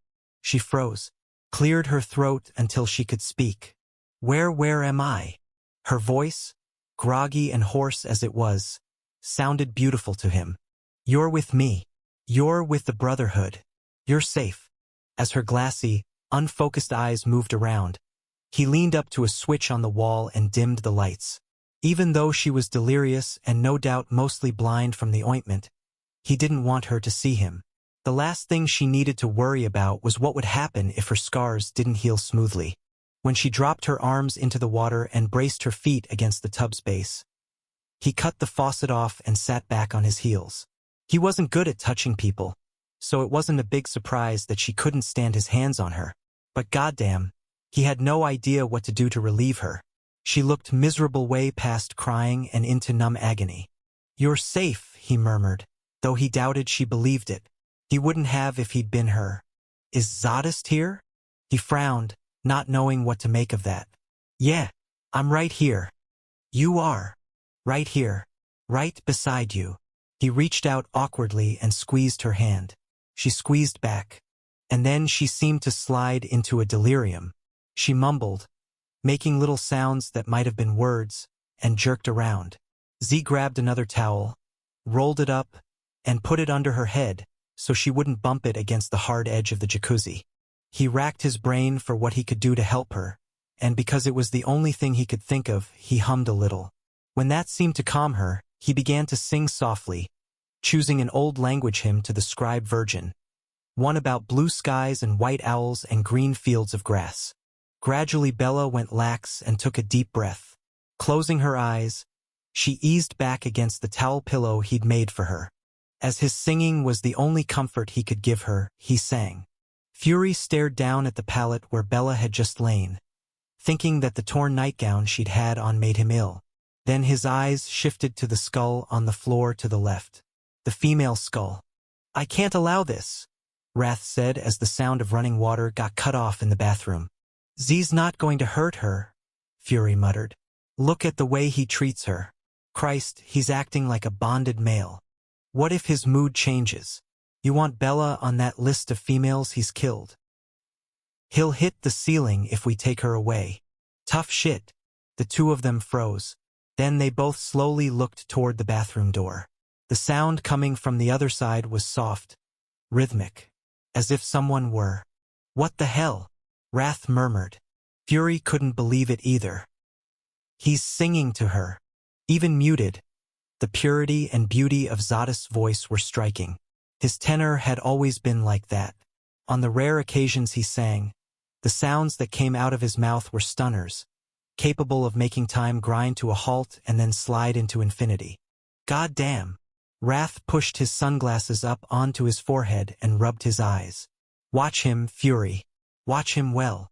Don't I always? Look, I have to go to Havers's myself tonight, but only long enough to get my prosthesis refitted. I'll have Rage keep an eye on things until I get back. You do that. We're not going to lose that female on our watch, we clear? Jesus Christ, that twin of yours would drive anyone right off a cliff. You know that? Wrath stalked out of the room. Fury looked back down to the pallet and imagined Bella lying there next to Zadist. This was all wrong. Z didn't know a fricking thing about warmth. And that poor female had spent the last 6 weeks in the cold ground. It should be me in there with her, washing her, easing her, caring for her. Mine, he thought, glaring at the door the singing was coming out of. Fury started for the bathroom, suddenly pissed off beyond belief. The territorial anger lit his chest up like a bonfire, teeing off a blaze of power that roared in his body. He clamped his hand on the doorknob and heard that beautiful tenor-changing tune. Fury stood there, shaking. As his anger slid into a yearning that frightened him, he put his forehead on the jam. Oh God, no. He squeezed his eyes shut, trying to find another explanation for his behavior. There wasn't one. And he and Zadist were twins, after all. So it would make sense that they would want the same female. That they would end up bonding with the same female. He cursed. Holy shit. This was trebly off the bury your dead variety. 2 bonded males tied to the same female were a lethal combination to begin with. Make that 2 warriors and you had the potential for serious injury. Vampires were animals, after all. They walked and talked and were capable of higher reasoning, but fundamentally they were animals. So there were some instincts that even the smartest brain couldn't override. Good thing he wasn't quite there yet. He was attracted to Bella and he wanted her. But he hadn't descended into the deep possessiveness that was the calling card of a bonded male. And he hadn't caught the bonding scent coming off of Z, so maybe there was hope. They'd both have to get away from Bella, though. Warriors, probably because of their aggressive natures, bonded hard and quick. So hopefully she would leave soon and go back to her family, where she belonged. Fury peeled his hand off the doorknob and backed out of the room. Like a zombie, he walked downstairs and headed outside to the courtyard. He wanted the cold to slap some clear thinking into him, except all it did was make his skin tight. He was about to light a blunt of red smoke when he noticed that the Ford Taurus, the one Z had hot-wired and driven Bella home in, was parked in front of the mansion. It was still running, forgotten in all the drama. Yeah, that was not the kind of lawn sculpture they needed. God only knew what kind of tracking device was in it. Fury got into the sedan, threw the thing into gear, and headed out. Chapter 9. As John stepped free of the underground tunnel, he was momentarily blinded by brightness. And then his eyesight adjusted. Oh my God, this is beautiful. The vast lobby was rainbow vivid, so colorful he felt like his retinas couldn't take it all in. From the green and red marble columns to the multi-hued mosaic floor to the gold leafing everywhere to the Holy Michelangelo, look at that ceiling. 3 stories up, paintings of angels and clouds and warriors on great horses covered an expanse that seemed as big as a football field. And there was more all around the 2nd floor. There was a gold-leafed balcony that had panels inset with similar depictions. Then there was the grand staircase with its own ornate balustrade. The proportions of the space were perfect, the colors luscious, the art sublime, and it wasn't Donald Trump rent-a-royalty. Even John, who didn't know anything about style, had this funny sense that what he was looking at was the real deal. The person who had built this mansion and decorated it knew his stuff and had the money to buy top-drawer everything. A true aristocrat. Sweet, isn't it? My brother D built this place in 1914. Tor put his hands on his hips as he glanced around, then cleared his throat briskly. Yeah, he had fabulous taste. The best of the best for him. John measured Tor's face carefully. He'd never heard that tone of voice come out of the man before. Such sadness. Tor smiled and urged John forward with a hand to the shoulder. Don't look at me like that. I feel like an unwrapped sausage when you do. They headed for the second floor, walking up dark red carpeting so lush it was like stepping on a mattress. When John got to the top, he looked over the balcony at the lobby's floor design. The mosaics coalesced into a spectacular depiction of a fruit tree in full bloom. Apples play a role in our rituals, Tor said. Or at least they do when we observe them. Not a lot of that's been going on lately, but Wrath's convening the first winter solstice ceremony in 100 or so years. That's what Wellesley's been working on, right? John signed. Yeah, she's handling a lot of the logistics. The race is hungry to get back to the rituals, and it's about time. When John didn't look away from the splendor, Tor said, Son, Wrath's waiting for us. John nodded and followed, going across the landing to a set of double doors marked with some kind of seal. Tor was just lifting his hand to knock when the brass handles turned and the interior was revealed. Except no one was on the other side. So how had the things opened? John glanced in. The room was cornflower blue and reminded him of pictures from a history book. It was French, wasn't it? With all the curlicues and fancy furnishings. John suddenly had trouble swallowing. My lord, Tor said, bowing and then walking forward. John just stood there in the doorway, behind a spectacular French desk that was way too pretty and way too little for him. There was a massive man with shoulders bigger than even Tor's. Long black hair fell straight from a widow's peak, and that face, the hard composite of it, spelled out, "Do not fuck with me." God, the wraparound sunglasses made him look positively cruel. John, Tor said. John went to Tor's side and hid a little. Yeah, it was a pansy thing to do, but he'd never felt smaller or more dispensable in his life. Hell, next to the power of the guy in front of them, he was almost convinced he didn't actually exist. The king shifted in his chair, leaning onto the desk. Come here, son. The voice was low and accented. They are stretching out quite a while before its word ended. Go on. Tor gave him a nudge when he didn't move. It's all right. John stumbled over his feet, making it across the room with absolutely no finesse. He halted in front of the desk as if he were a rock that had rolled to a stop. The king rose and kept rising until he seemed tall as an office building. Wrath had to be 6'7" or more, and the black clothes he wore, particularly the leathers, made him even larger. Come behind here.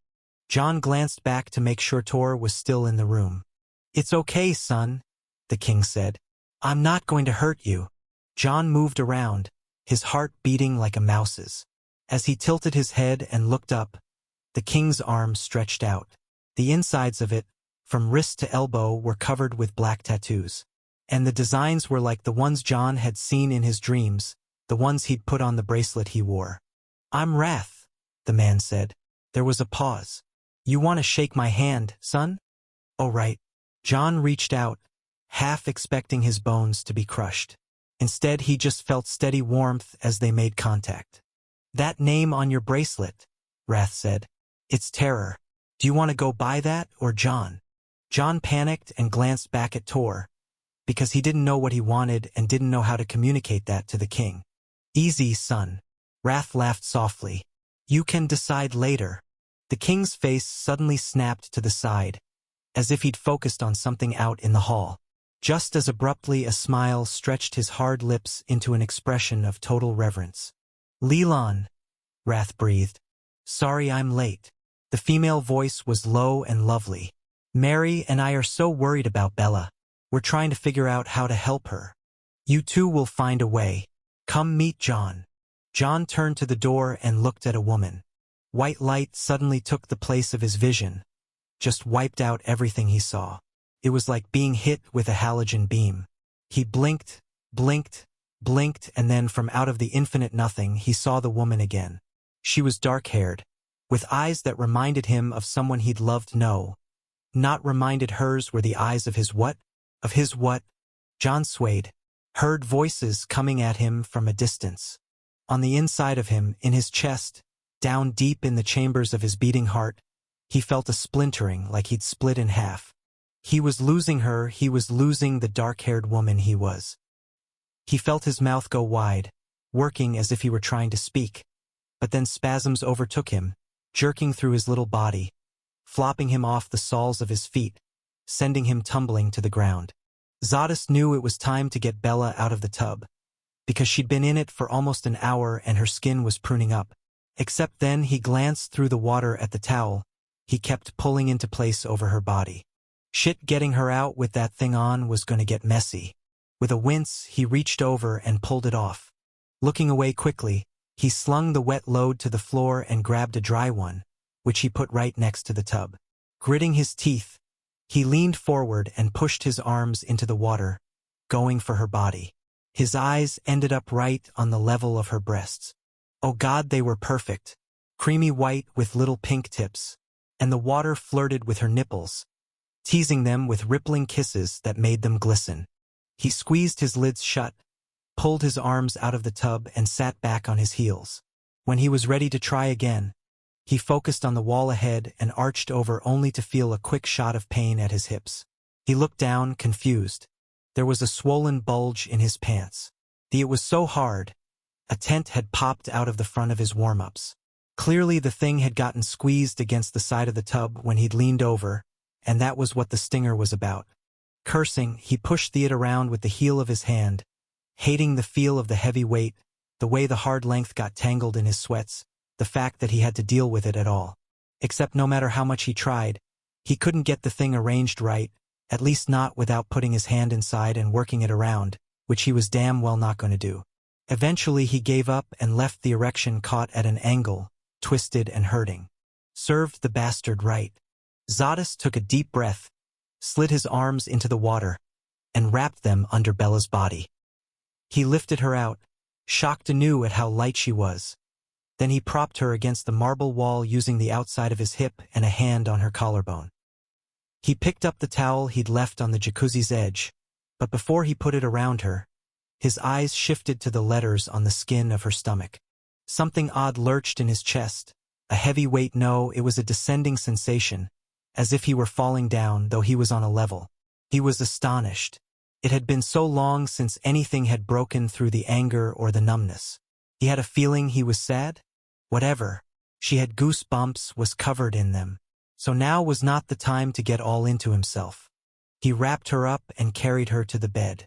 Shoving the comforter aside, he laid her out flat, taking the damp towel off of her. As he covered her with the sheets and blankets, he caught sight of her belly again. That weird tilting sensation came back, like his heart had taken a gondola ride into his gut. Or maybe his thighs. He tucked her in and then went to the thermostat. Facing the dial, looking at numbers and writing he didn't understand, he had no idea what to turn it to. He moved the little pointer from all the way to the left to somewhere right of center, but he wasn't sure exactly what he'd done. He glanced over to the bureau. The 2 syringes and the glass vial of morphine were sitting where Havers had left them. Z went over, picked up a needle, the drug, and the dosage instructions, then paused before leaving the room. Bella was so still in that bed, so small against all the pillows. He imagined her in that pipe in the ground, frightened, in pain, cold. Then he imagined the lesser doing what he'd done to her, holding her down while she struggled and screamed. This time Z knew what he felt. Vengeance. Icy cold vengeance, so much of it the shit ran straight into infinity. Chapter 10. John woke up on the floor with Tor by his side and Wrath staring down at him. Where was the dark-haired woman? In a rush he tried to sit up, but heavy hands held him in place. Just chill for a little longer, my man, Tor said. John craned his neck around and there she was, looking anxious by the door. The moment he saw her, every neuron in his brain started to fire, and the white light came back. He began to shake, his body knocking against the floor. Shit! He's doing it again. Tor muttered, bearing down to try and control the seizure. As John felt himself getting sucked under, he threw a hand toward the dark-haired woman, trying to get to her, straining. "What do you need, son?" Tor's voice above him was fading in and out like a radio station with static. "We'll get it for you." The woman. "Go to him," Leland Wrath said. "Take his hand." The dark-haired woman came forward, and the instant their palms touched, everything went black. When he came to again, Tor was talking. "Going to take him to see Havers anyway. Hey son, you're back." John sat up, head swimming. He put his hands to his face, as if that would help him stay conscious, and looked to the doorway. Where was she? He didn't know what he had to do, but it was something involving her. He signed frantically. "She's gone, son," Wrath said. "We're going to keep you two apart until we have an idea of what's doing." John looked at Tor and signed slowly. Tor translated. "He says he needs to take care of her." Wrath laughed softly. "I think I've got a handle on that job, son. That's my mate. My Shellin, your queen." For some reason John relaxed at that piece of news, and gradually he recalibrated back to normal. 15 minutes later he got to his feet. Wrath pegged Tor with a hard stare. "I want to talk strategy with you, so I need you here. Fury's going to the clinic tonight, though. Why doesn't he take the boy?" Tor hesitated and looked at John. "That okay with you, son? My brother's a good guy. All around." John nodded. He'd already caused enough problems by checking out on the floor like he had a case of the vapors. After that stunt, he was way into being user-friendly. God, what had it been about that woman? Now that she was gone, he couldn't remember what the big deal was. He couldn't even recall her face. It was like he had a snapshot case of amnesia. "Let me take you down to my brother's room." John put his hand on Tor's arm. When he was finished signing, he looked at Wrath. Tor smiled. "John said it was an honor to meet you." "Good to meet you too, son." The king returned to the desk and sat down. "And Tor? When you come back, have Vishouse with you." "No problem." Oh, kicked the side of Yu's Taurus so hard. His boot left a dent in the quarter panel. The damn shitbox was parked at the side of the road in the sticks. On a random, nothing special part of Route 14, 25 miles away from downtown. It had taken him a good hour of sitting in front of Yu's computer to find the car, because the LoJack signal had been blocked for God only knew what reason. When the damn responder finally popped up on the screen, the Taurus had been moving swiftly. If O had had backup, he'd have made someone stay glued to the computer while he hit the truck and went after the sedan. But Yu was hunting downtown, and pulling him or anyone else off patrol would have caused a lot of attention. And O already had trouble that was back again as his cell phone rang for the 800th time. The thing had started going off about 20 minutes ago, and ever since then the calls had been nonstop. He took the Nokia out of his leather jacket. Caller ID showed the number as untraceable. Probably you, or worse, Mr. X. Word must already be out that the center had been incinerated. When the cell shut up, O dialed Yu's number. As soon as it was answered, O said, "You looking for me? Christ, what happened out there?" Mr. X said, "The place is gone. I don't know what went down. But you were there, right? You said you were going there. You tell Mr. X that?" "Yeah. And listen, you better watch yourself. The Forelesser is pissed off and looking for you." O leaned against the cold body of the Taurus. Holy hell. He didn't have time for this. His wife was somewhere away from him, either breathing or being buried, and regardless of what state she was in, he needed to get her back. Then he had to go after that scarred brother who'd stolen her and put that ugly bastard into the ground. Hard. "Oh? You there?" Goddamn it, maybe he should have fixed it up so it looked like he'd died in the blast. He could have left the truck at the site and walked out through the woods. Yeah, but then what? He'd have no money, no vehicle, and no backup against the Brotherhood as he went after the one with the scar. He'd be an AWOL lesser, which meant that if anyone figured out his disappearing act, he'd be hunted down like a dog by the whole society. "Oh, I honestly don't know what happened. When I got there, it was dust. Mr. X thinks you torched the place." "Of course he does. The assumption's convenient for him, even though I had no motive. Look, I'll call you later." He clipped the phone shut and shoved it into his jacket. Then he took the thing back out and turned it off. As he rubbed his face, he couldn't feel anything at all, and it wasn't because of the cold. Man, he was in deep shit. Mr. X was going to need to blame someone for that ash pile, and O was going to be it. If he wasn't put to death on the spot, the punishment lined up for him was going to be severe. God knew the last time he'd been reprimanded, he'd nearly died under the Omega. Damn it, what were his options? When the solution came to him, his body shuddered.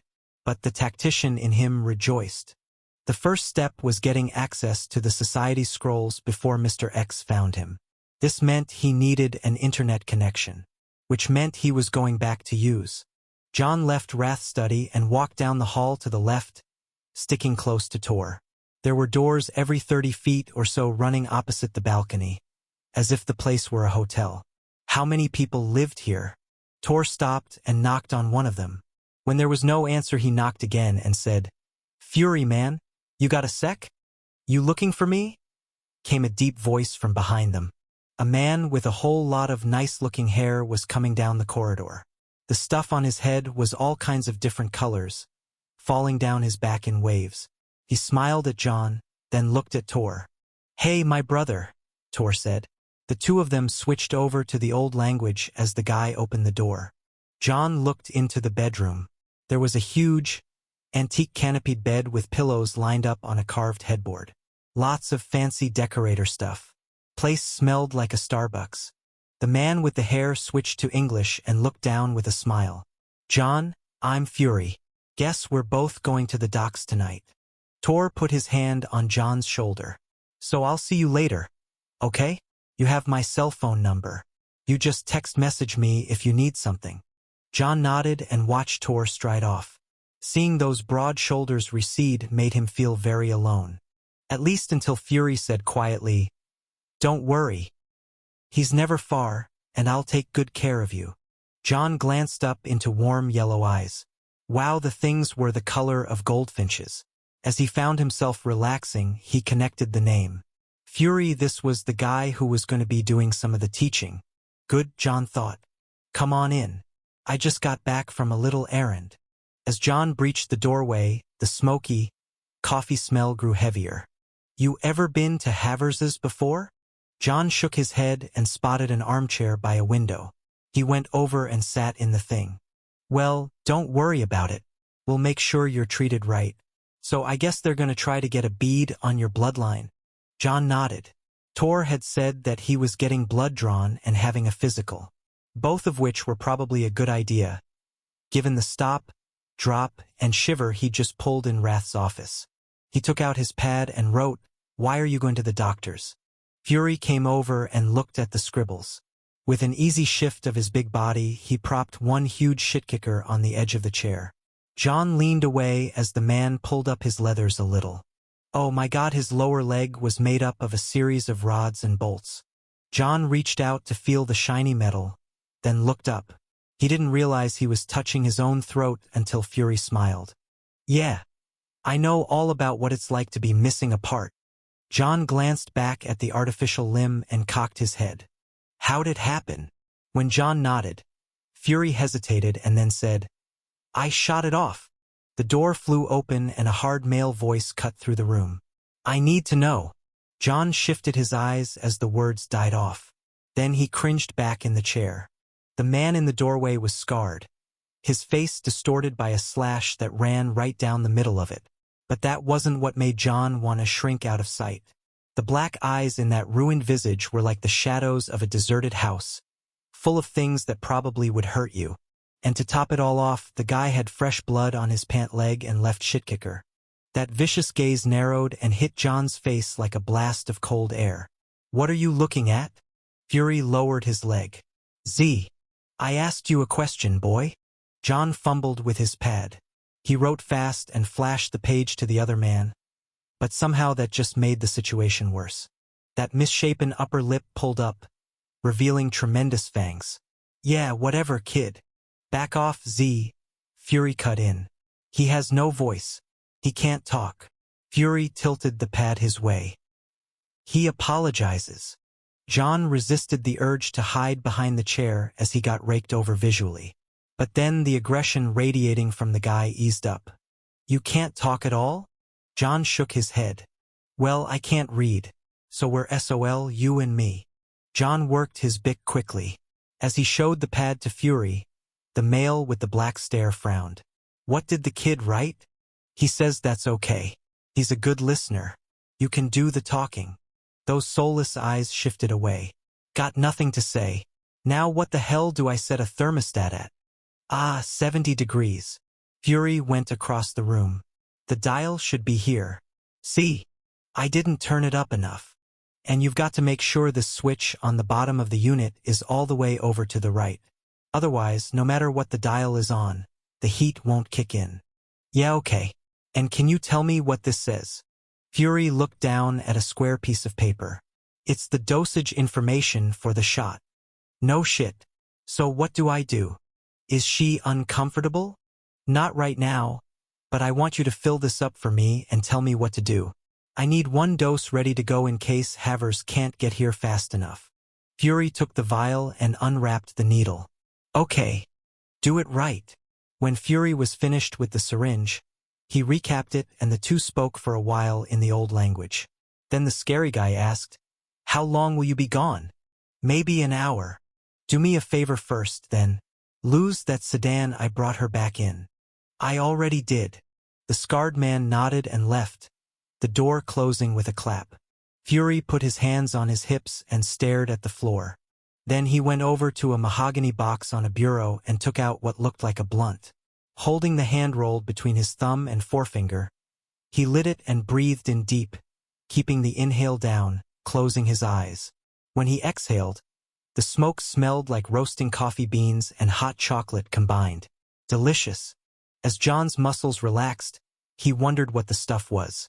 Not marijuana, certainly, but it wasn't just a cigarette. "Who is he?" John wrote and showed the pad. "Zadist. My twin." Fury laughed a little when John's mouth went slack. "Yeah, I know we don't look much alike. At least not anymore. Listen, he's a little touchy, so you might want to give him some space." No shit, John thought. Fury slipped on a shoulder holster and popped a gun in on one side and a black-bladed dagger on the other. He went into a closet and came back wearing a black leather peacoat. He put the joint or whatever it was out in a silver ashtray next to the bed. "All right, let's go." Chapter 11. Zadist was quiet as he stole back into his room. After he fixed the thermostat and put the medicine on the bureau, he went over to the bed and leaned against the wall, staying in the shadows. He became suspended in time as he loomed over Bella and measured the slight rise and fall of the covers that marked her breathing. He could feel the minutes dripping into hours, and yet he could not move even as his legs grew numb. In the candlelight he watched her skin heal right in front of his eyes. It was miraculous, the bruises fading from her face, the swelling around her eyes draining away, the cuts disappearing. Thanks to the deep sleep she was in, her body was throwing off the damage, and as her beauty was revealed once again, he was so damned grateful. In the lofty circles she ran in, a female with imperfections of any kind would be shunned. Aristocrats were like that. He pictured his twin's unmarred, handsome face and knew Fury should be the one taking care of her. Fury was perfect savior material, and it was obvious he was into her. Plus, she would like to wake up to a male like that. Any female would. So why the hell didn't he just pick her up and put her in Fury's bed? Right now. But he couldn't move. And as he stared down at her while she lay on pillows he'd never used, between sheets he'd never turned back for himself, he remembered the past. Months had gone by since the slave first awoke in captivity. And in this time there was not anything that had not been done to him, in him or on him, and there was a predictable rhythm to the abuse. The mistress was fascinated by his privates and felt the need to display them to other males she favored. She would bring these strangers into the cell, get out the salve, and show him off like a prized horse. He knew she did it to make the others insecure, for he could see the delight in her eyes as the males shook their heads in awe. When the inevitable violations started up, the slave did his best to release himself from his skin and bones. It was so much more bearable when he could rise up into the air, rise higher and higher until he bounced along the ceiling, a cloud of himself.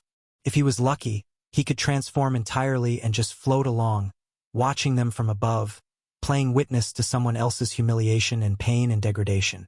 But it didn't always work.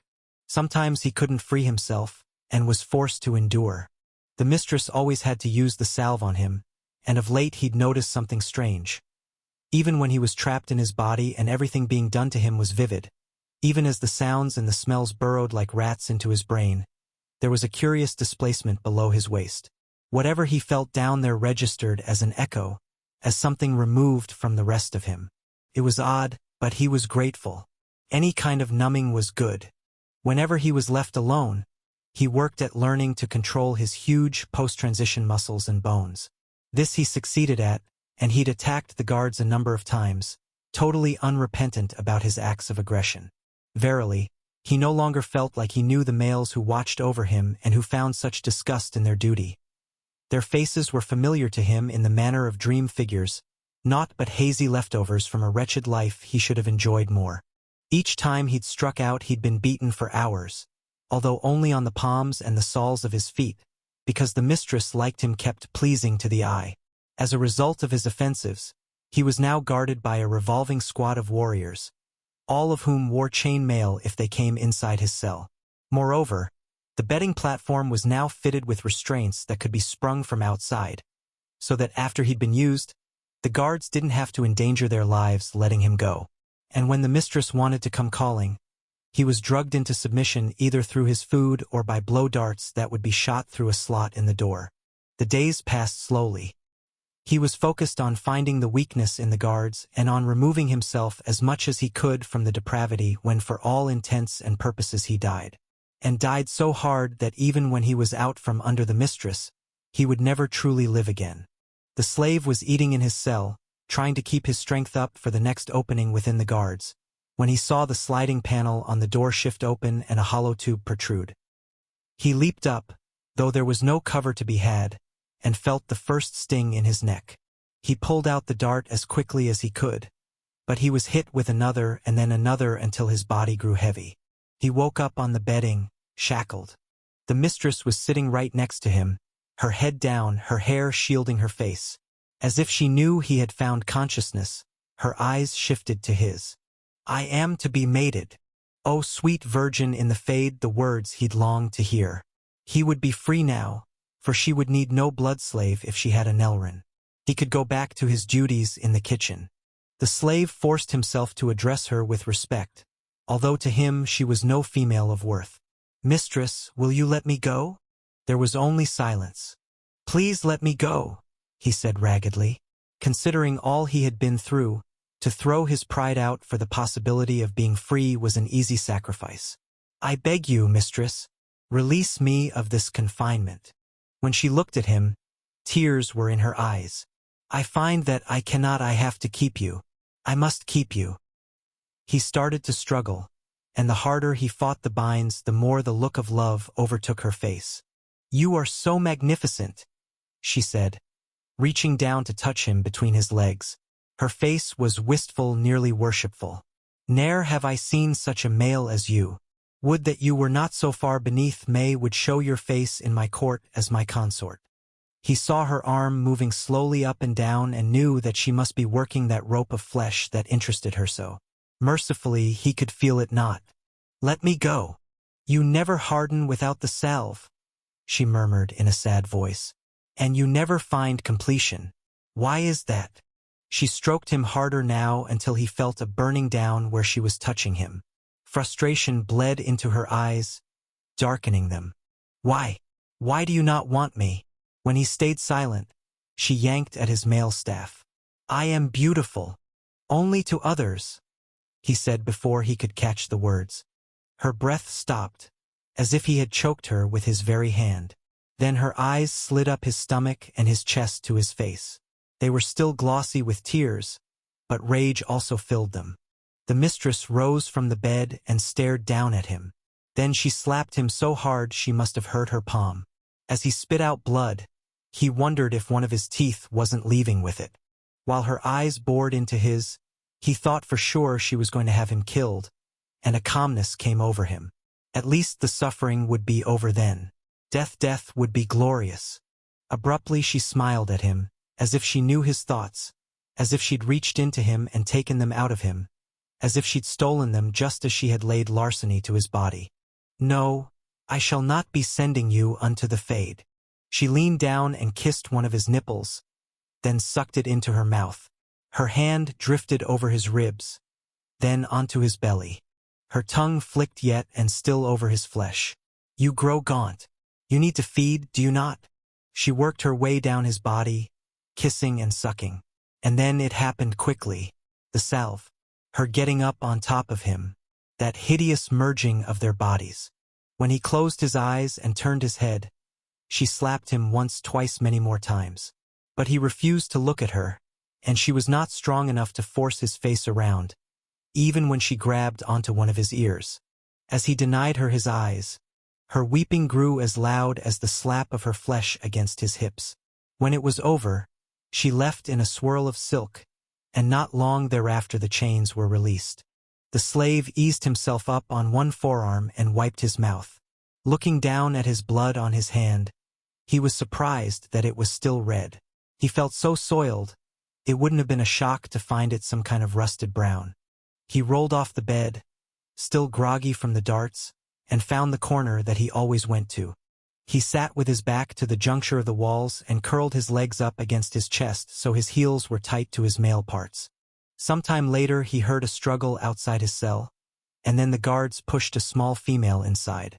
She fell in a heap, but launched herself at the door as it closed. "Why?" she yelled. "Why am I punished?" The slave rose to his feet, not knowing what to do. He hadn't seen a female other than the mistress since he'd woken up in captivity. This one was a maid of some sort. He remembered her from before. Blood hunger rose in him as he caught her scent. After all the mistress had done to him, he couldn't see her as someone to drink from, but this diminutive female was different. He was suddenly dying of thirst, his body's needs coming out in a chorus of shouts and demands. He took lurching steps toward the maid, feeling nothing but instinct. The female pounded on the door, but then seemed to realize she was not alone. When she turned around and saw who she was locked in with, she screamed. The slave was nearly overcome by his drinking urge, but he forced himself away from her and scrambled back to where he had been. He crouched down, wrapping his arms around his trembling, naked body to keep it in place. Turning his face to the wall, he tried to breathe and found himself on the verge of weeping over the animal he had been reduced to. After a while the female stopped screaming, and after even longer she said, "'Tis truly you, is it not? The boy from the kitchen, the one who carried ale." He nodded without looking at her. "I had heard rumors you had been taken here, but I believed the others who said you died during your transition." There was a pause. "You are so large, like a warrior. Why is that?" He had no idea. He didn't even know what he looked like, as there wasn't a mirror in the cell. The female cautiously approached him. When he looked up at her, she was eyeing his tattooed bands. "Truly, what is done to you here?" she whispered. "They say terrible things are done to the male who dwells within this place." When he said nothing, she sat beside him and softly touched his arm. He flinched at the contact and then realized he was soothed by it. "I am here to feed you, am I not? That is why I was brought here." After a moment she peeled his hand free from his leg and put her wrist into his palm. "You must drink." He wept then, wept from the generosity of her, from the kindness, from the feel of her gentle hand as it rubbed over his shoulder, the only touch he had welcomed in forever. Finally she pressed her wrist to his mouth. Though his fangs unsheathed and he craved her, he did not but kiss her tender skin and refuse. How could he take from her what was regularly taken from him? She was offering, but she was forced into it, a prisoner of the mistress just as he was. The guards came in later. When they found her cradling him, they seemed shocked, but they were not rough with her. As she left she looked at the slave, concern on her face. Moments later the darts came at him. So many through the door it was as if he were pelted with gravel. As he slid into oblivion, He thought vaguely that the frantic nature of the attack didn't bode well. When he awoke, the mistress was standing over him, furious. There was something in her hand, but he couldn't see what it was. "Think you too good for the gifts I give you?" The door opened and the young female's limp body was brought in. As the guards let go, she flopped onto the floor like so many rags. Dead. The slave screamed in fury, the roar rebounding off the stone cell walls, magnifying to an ear-splitting thunder. He strained against the steel bands until they cut him to the bone, until one of the posts cracked with a squeal and still he roared. The guards backed away. Even the mistress seemed unsure of the fury she'd released. But as always, it was not long before she took control. "Leave us!" she shouted to the guards. She waited until the slave wore himself out. Then she leaned over him only to grow pale. "Your eyes," she whispered, staring down at him. "Your eyes." She appeared to be momentarily frightened of him, but then she cloaked herself in a regal forbearance. "The females I present you with? You will drink from them." She glanced over at the maid's lifeless body. "And you'd best not let them comfort you, or I shall do that again. You are mine and no one else's." "I will not drink," he shouted at her. "Ever." She stepped back. "Do not be ridiculous, slave." He bared his fangs and hissed. "Look upon me, mistress. Watch as I wither." He screamed the last word at her, his booming voice filling the room. As she went rigid with fury, the door flew open and guards came in with swords drawn. "Leave us!" She snarled at them, her face red, her body shaking. She lifted her hand up and a whip came with it. Slashing her arm down, she brought the weapon across the slave's chest. His flesh broke and bled, and he laughed at her. "Again!" he hollered. "Do that again. I felt it not, you are so weak." Some dam had burst within him, and the words would not stop. He railed against her as she whipped him until the bedding platform flowed with what had been in his veins. When finally she could lift her arm no more, she was panting and blood-splattered and sweating. He was focused, icy, calm in spite of the pain. Though he was the one who had been beaten, she was the one who had broken first. Her head fell downward as if in submission while she dragged breath through her white lips. "Guard," she said hoarsely, "guard." The door opened. The uniformed male who ran in faltered when he saw what had been done, the soldier blanching and teetering in his boots. "Hold his head." The mistress's voice was reedy as she dropped the whip. "Hold his head, I say. Now." The guard stumbled over, slipping on the slick floor. Then the slave felt a meaty hand clap onto his forehead. The mistress leaned over the slave's body, still breathing hard. "You are not permitted to die." Her hand found his male flesh and then dipped down underneath it to the twin weights below. She squeezed and twisted, making his whole body spasm. As he cried out, she bit her wrist, held it over his open mouth, and bled into him. Z backed away from the bed. He didn't want to think of the mistress in Bella's presence, as if all that evil could escape his mind and endanger her as she slept and healed. He went over to his pallet and realized he was curiously tired. Exhausted, actually. As he stretched out on the floor, his leg throbbed like a bitch. God, he'd forgotten he'd been shot. He stripped out of his shitkickers and pants and willed a candle to light beside him. Cocking his leg around, he inspected the wound on his calf. There was both an entrance and an exit hole, so he knew the bullet had passed through. He'd live. He extinguished the candle with his breath, draped his pants over his hips, and lay back. Opening himself up to the pain in his body, he became a basin for the agony, catching all the nuances of his aches and stings. He heard an odd noise, like a small cry. The sound was repeated, and then Bella began to struggle on the bed, the sheets rustling as if she were flailing around. He shot up from the floor and went around to her, just as her head tilted toward him and her eyes opened. She blinked, looked up at his face and screamed. Chapter 12. "You want something to eat, my man?" Fury said to John as they walked into the mansion. The kid looked worn out, but then anyone would. Getting poked and prodded at was hard work. Fury was a little wiped himself. As John shook his head and the vestibule's door clamped shut, Tor came jogging down the staircase looking very much like a nervous father. And this was in spite of the fact that Fury had called in a report on the way home. The visit to Havers's had been all good, for the most part. Seizure notwithstanding, John was healthy, and the results on his bloodline test would be available soon.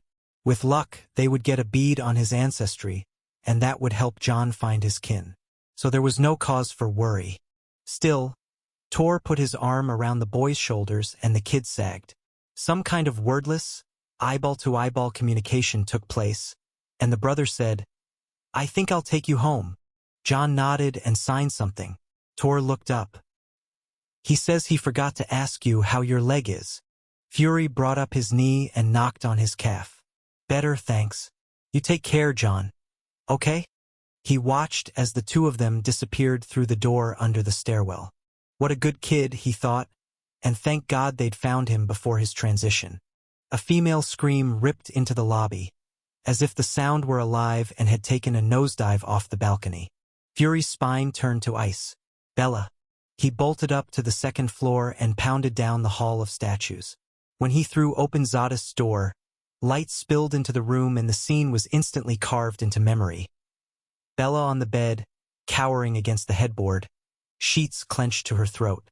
Z crouched in front of her, hands up, naked from the waist down. Fury lost it and launched himself at Zadist, grabbing his twin by the throat and throwing him against the wall. "What is wrong with you?" he yelled as he crashed Z into the plaster. "You fucking animal." Z didn't fight back as he was slammed again, and all he said was, "Take her away. Take her somewhere else." Rage and wrath burst into the room. Both started talking, but Fury couldn't hear anything for the roar between his ears. He'd never hated Z before, had cut his twin slack for all he'd endured. But going after Bella. "You sick fuck," Fury hissed.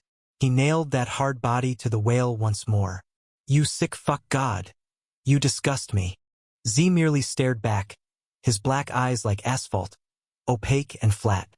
Suddenly Rage's massive arms clamped around them, gathering them up into a bone-crushing bear hug. In a whisper, the brother said, "Bella doesn't need this right now, boys." Fury dropped his hold and pushed himself free. Yanking his coat back into place, he snapped, "Get him out of here until we move her." God, he was shaking so badly he was almost hyperventilating. And the anger wouldn't quit, even as Z left voluntarily, with Rage tight on his heels. Fury cleared his throat and glanced at Wrath. "My lord, will you give me leave to attend to her in private?" "Yeah, I will." Wrath's voice was a nasty growl as he headed for the door. "And we'll make sure Z doesn't come back for a while." Fury looked over at Bella. She was trembling as she blinked and wiped at her eyes. When he approached her, she shrank back against the pillows. "Bella, it's Fury." Her body relaxed a little. "Fury? Yeah, it's me. I can't see." Her voice quavered like hell. "I can't. I know, it's just the medicine. Let me get something to clean it off." He went into the bathroom and came back with a damp cloth, figuring she needed to get a look at her surroundings more than she had to have the ointment. She flinched as he took her chin in his palm. "Easy, Bella." When he put the cloth up to her eyes, she struggled, then clawed at him. No, put your hands down. I'll get it off." "Fury?" she said hoarsely. "Is it really you?" "Yes, it's me." He sat down on the edge of the bed. "You're at the Brotherhood's compound. You were brought here about 7 hours ago. Your family's been notified that you're safe, and as soon as you want to, you can call them." When she put her hand on his arm, he froze. With a tentative touch, she felt her way up to his shoulder to his neck, then touched his face and finally his hair. She smiled a little when she felt the thick waves, and then she brought some of it to her nose. She breathed in deep and put her other hand on his leg. "It truly is you. I remember the smell of your shampoo." The closeness and the contact sizzled through Fury's clothes and skin, going straight into his blood. He felt like a total bastard to feel anything sexual, but he couldn't stop his body, especially as she patted her way down his long hair until she was touching his pectorals. His lips opened, his breath getting short. He wanted to drag her against his chest and hold her tight, Not for sex, though it was true his body wanted that from her. No, right now he just needed to feel her warmth and reassure himself that she was alive. "Let me take care of your eyes," he said. Jesus, his voice was deep. When she nodded, he carefully wiped at her lids. "How's that?" She blinked, smiled a little, put her hand on his face. "I can see you better now." But then she frowned. "How did I get out of there? I can't remember anything except I let the other civilian go and David came back. And then there was a car ride. Or was that a dream? I dreamt that Zadist saved me." "Did he?" Fury was not up to talking about his twin, even tangentially. He rose to his feet and put the washcloth on the nightstand. "Come on. Let's get you to your room." "Where am I now?" She looked around, and then her mouth parted. "This is Zadist's room." How the hell did she know that? "Let's go." "Where is he? Where's Zadist?" Urgency threaded through her voice. "I need to see him. I'm going to take you to your room." "No. I want to stay." She was so agitated now he decided to stop trying to talk to her. He pulled back the sheets so he could help her up. Shit, she was naked. He yanked the covers back into place. "Ah, sorry," he pushed a hand into his hair. Oh, God, the graceful lines of her body were something he was never going to forget. Let me get you something to wear." He went to Z's closet and was stunned by how empty it was. There wasn't even a robe to cover her with, and he'd be goddamned if he'd put her in one of his twins' fighting shirts. He took off his leather peacoat and walked over to her again. "I'll turn my back while you put this on. We'll find you a robe. Don't take me away from him." Her voice cracked from pleading. "Please." That must have been him standing over the bed. I didn't know it, I couldn't see. But it must have been him. Sure as hell was. And the bastard had been naked as sin and ready to jump her. Considering all she'd been through, the near miss was a total cringer. Man, years ago Fury had caught Z having sex in a back alley with a whore. It hadn't been pretty, and the idea of Bella's being subjected to that made him ill. "Put on the coat." Fury turned away. "You are not staying here." When he finally heard the bedding move and the creak of leather, he took a deep breath. "Are you decent?" "Yes, but I don't want to go." He looked over his shoulder. She was dwarfed by the coat he wore all the time, her long mahogany hair falling around her shoulders, the ends curled as if they'd gotten wet and had dried without being brushed. He imagined her in a tub, with clean water rushing over her pale skin. And then he saw Zadist looming over her, watching her with those soulless black eyes, wanting to fuck her, probably only because she was scared. Yeah, her fear would be the turn-on for him. It was well known that terror in a female cranked him up more than anything lovely or warm or worthy. Get her out of here, Fury thought. Right now. His voice became unsteady. "Can you walk?" "I'm lightheaded." "I'll carry you." He approached her, on some level unable to believe he was going to put his arms around her body. But then it was happening. He slid his hand around her waist and reached down, taking her behind her knees. Her weight barely registered, his muscles accepting her easily. As he started for the door, she eased into him, laying her head on his shoulder, taking some of his shirt into her hand. Oh, sweet virgin. This felt so right. Fury carried her down the hall to the other side of the house, to the room next to his. John was on autopilot as he and Tor left the training facility and walked across the parking area where they'd left the Range Rover. Their footsteps echoed up to the low concrete ceiling, bouncing through the empty space. "I know you have to go back for the result," Tor said as they got into the SUV. "I'll go with you that time, no matter what's happening." Actually, John kind of wished he could take himself. "What's the matter, son? Are you upset that I didn't take you tonight?" John put his hand on Tor's arm and shook his head vigorously. "Okay. Just wanted to make sure." John looked away, wishing he'd never gone to the doctor's. Or that at least when he'd been there, he'd kept his mouth shut. Holy hell. He shouldn't have said a word about what had happened to him almost a year ago. Trouble was, after all the questions about his health, he'd been in answering mode. So when the doctor had asked about his sexual history, he'd alluded to the thing back in January. Question. Answer. Just like all the others, sort of. For a moment it had been a relief.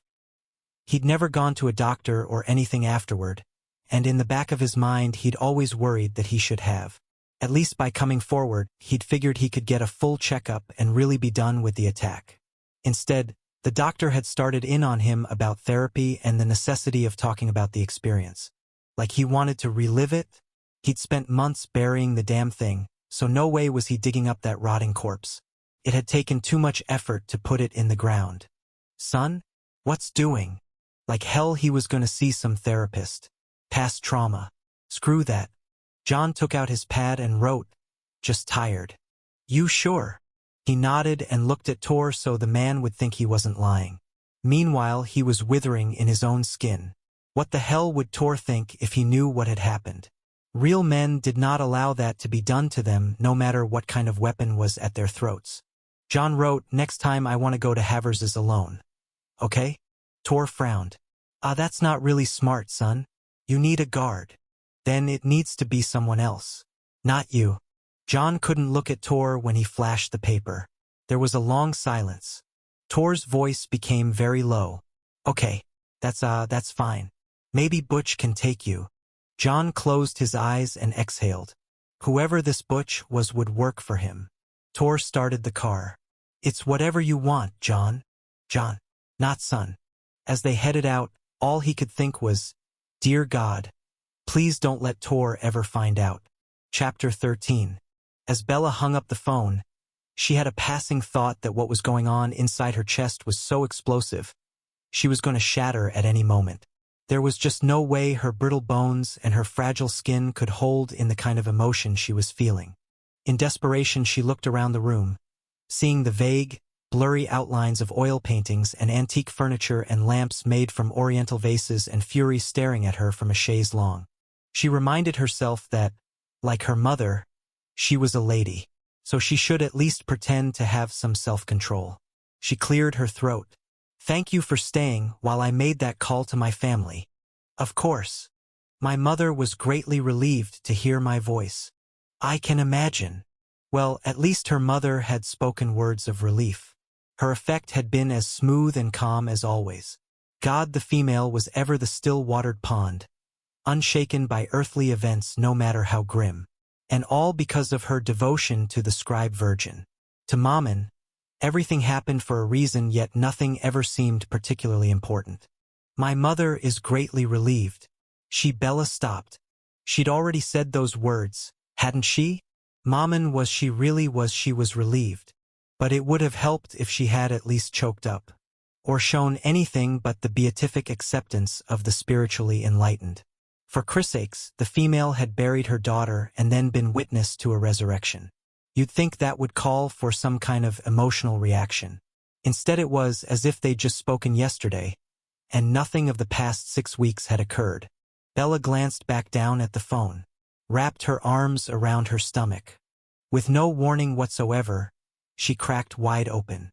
The sobs came out of her like sneezes. Fast, hard, shocking in their ferocity. The bed dipped, and strong arms came around her. She fought the pull, thinking that a warrior wouldn't want to deal with such sloppy weakness. "Forgive me. It's okay, Bella. Lean on me." Oh, hell, she collapsed against Fury, wrapping her arms around his tight waist. His long, beautiful hair tickled her nose and smelled good and felt wonderful under her cheek. She burrowed into it, breathing deep. When she finally calmed down, she felt lighter, but not in a good way. The angry emotions had filled her out, given her contours and weight. Now, because her skin was nothing more than a sieve, she was leaching out, becoming air, becoming nothing. She didn't want to disappear. She inhaled and broke free of Fury's embrace.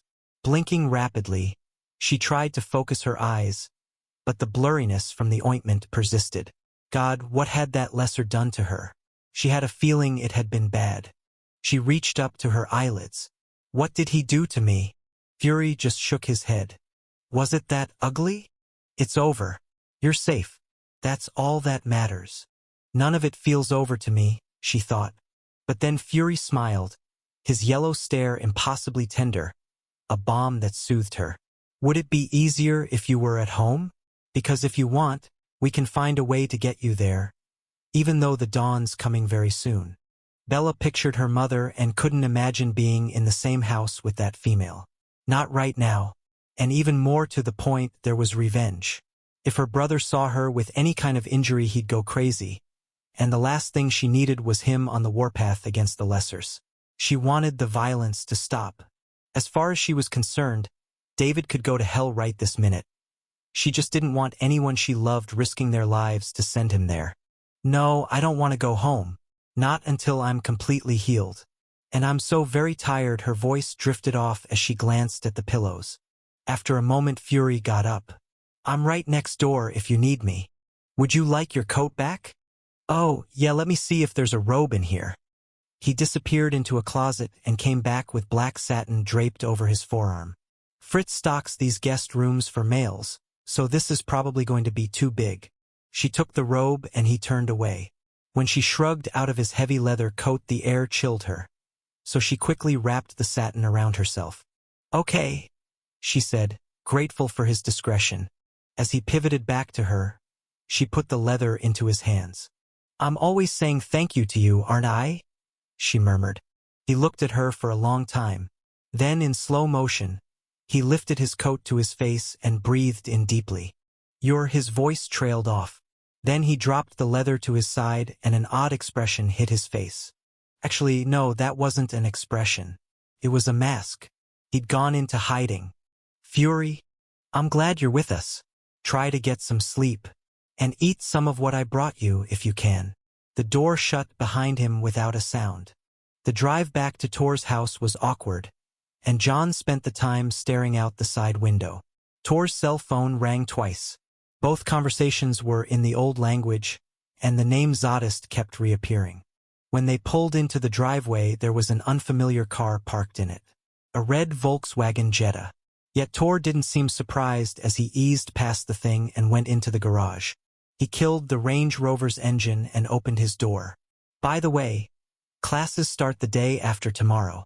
John looked up from undoing his seatbelt. So soon? He signed. We had the last trainee sign up tonight. We're good to go. The two of them walked in silence through the garage. Tor was in front, his big shoulders moving with the long steps he took. The man's head was down, as if he were looking for cracks in the concrete floor. John stopped and whistled. Tor slowed, then halted. Yeah, he said quietly. John took out his pad, scribbled something, and held it out. Tor's brows came down as he read. There's nothing to be sorry for. Whatever makes you feel comfortable. John reached out and squeezed the man's biceps. Tor shook his head. It's all right. Come on. I don't want you to catch cold out here. The man glanced over when John didn't move. Ah, hell, I'm there for you. That's all. John put his pen to the paper. I don't doubt that for a moment. Ever. Good. You shouldn't. Straight up, I feel like I'm your... There was a pause as Tor rubbed his thumb back and forth across his forehead. Look, I don't want to crowd you. Let's go inside.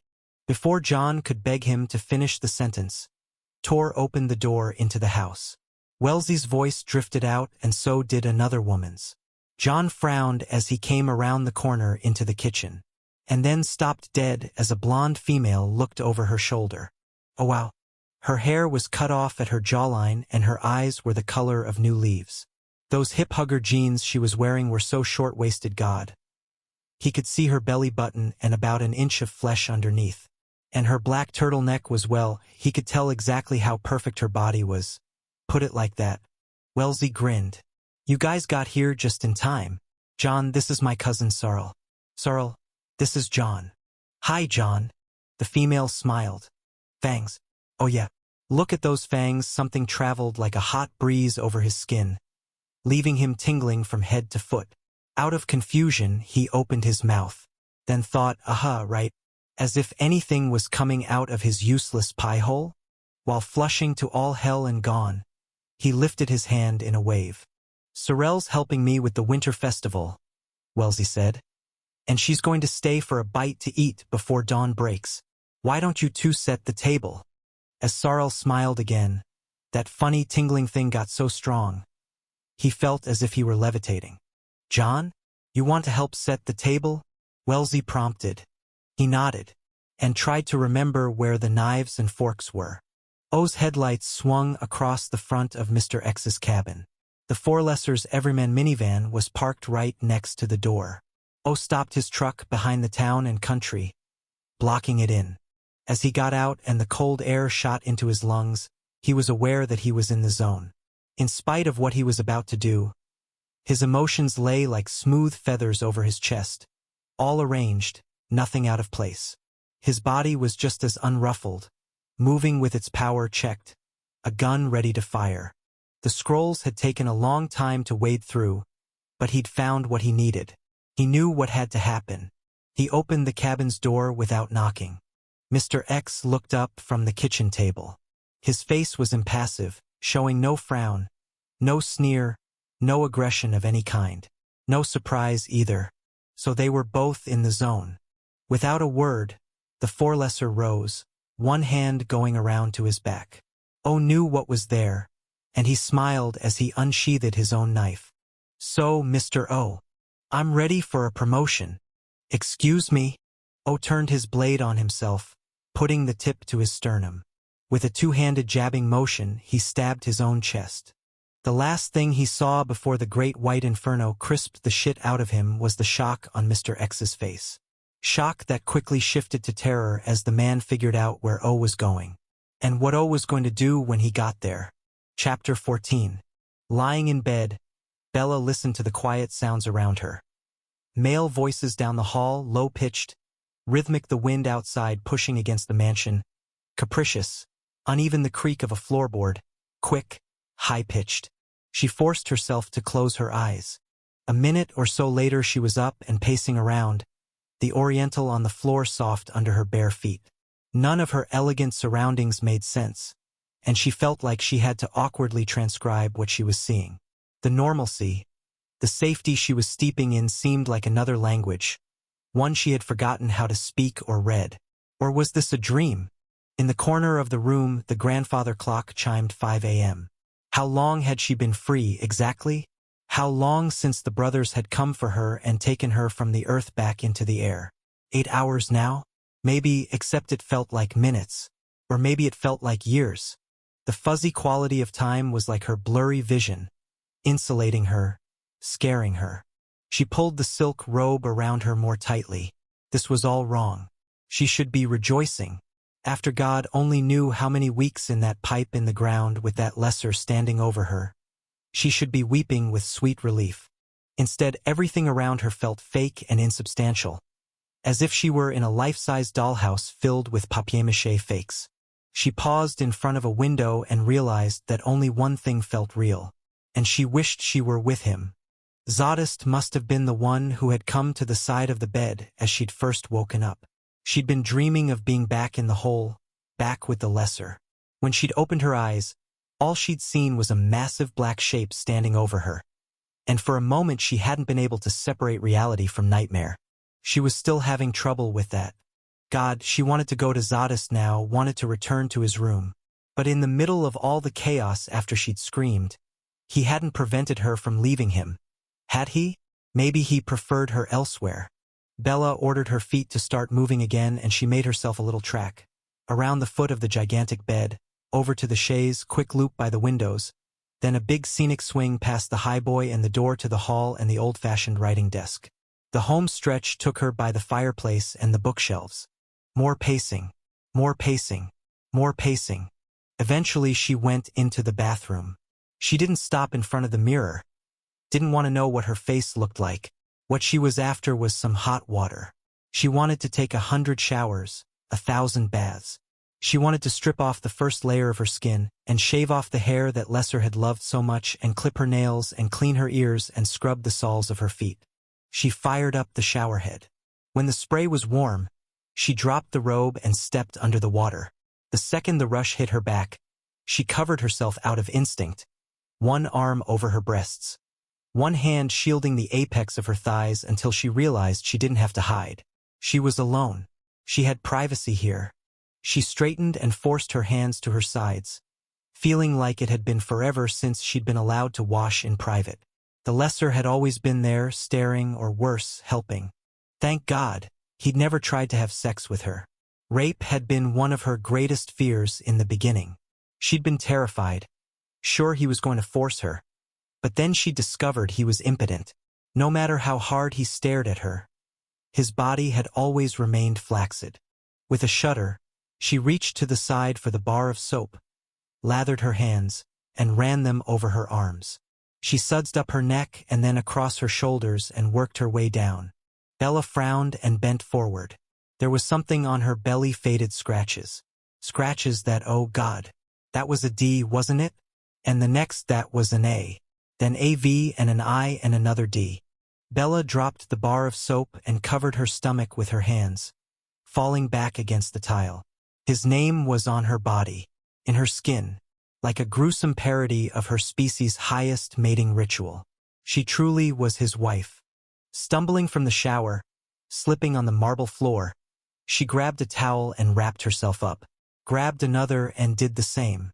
She would have gone for 3, for 5 if she'd found more. Shaky, nauseous, she went up to the mirror that was fogged over. Taking a deep breath, she rubbed her elbow across the condensation and looked at herself. John wiped his mouth and somehow managed to drop his napkin. Cursing to himself, he bent down to pick it up, and so did Sarel, who got to the thing first. He mouthed the words thank you when she handed it to him. You're welcome, she said. Boy, he loved her voice. And he loved the way she smelled like lavender body lotion. And he loved her long, thin hands. But he'd hated dinner. Wellesley and Tor had done all the talking for him, giving Sarel a glossed-over version of his life. What little he'd written on his pad had seemed like stupid filler. As his head came up to level, Wellesley was smiling at him. But then she cleared her throat, as if trying to play it cool. So, as I was saying, a couple of females from the aristocracy used to run the winter solstice ceremony back in the old country. Bella's mother was one of them, as a matter of fact. I want to check in with them. Make sure we don't forget anything. John let the conversation amble along, not paying too much attention until Sarel said, Well, I guess I'd better get going. It's 35 minutes to dawn. My parents will have a conniption.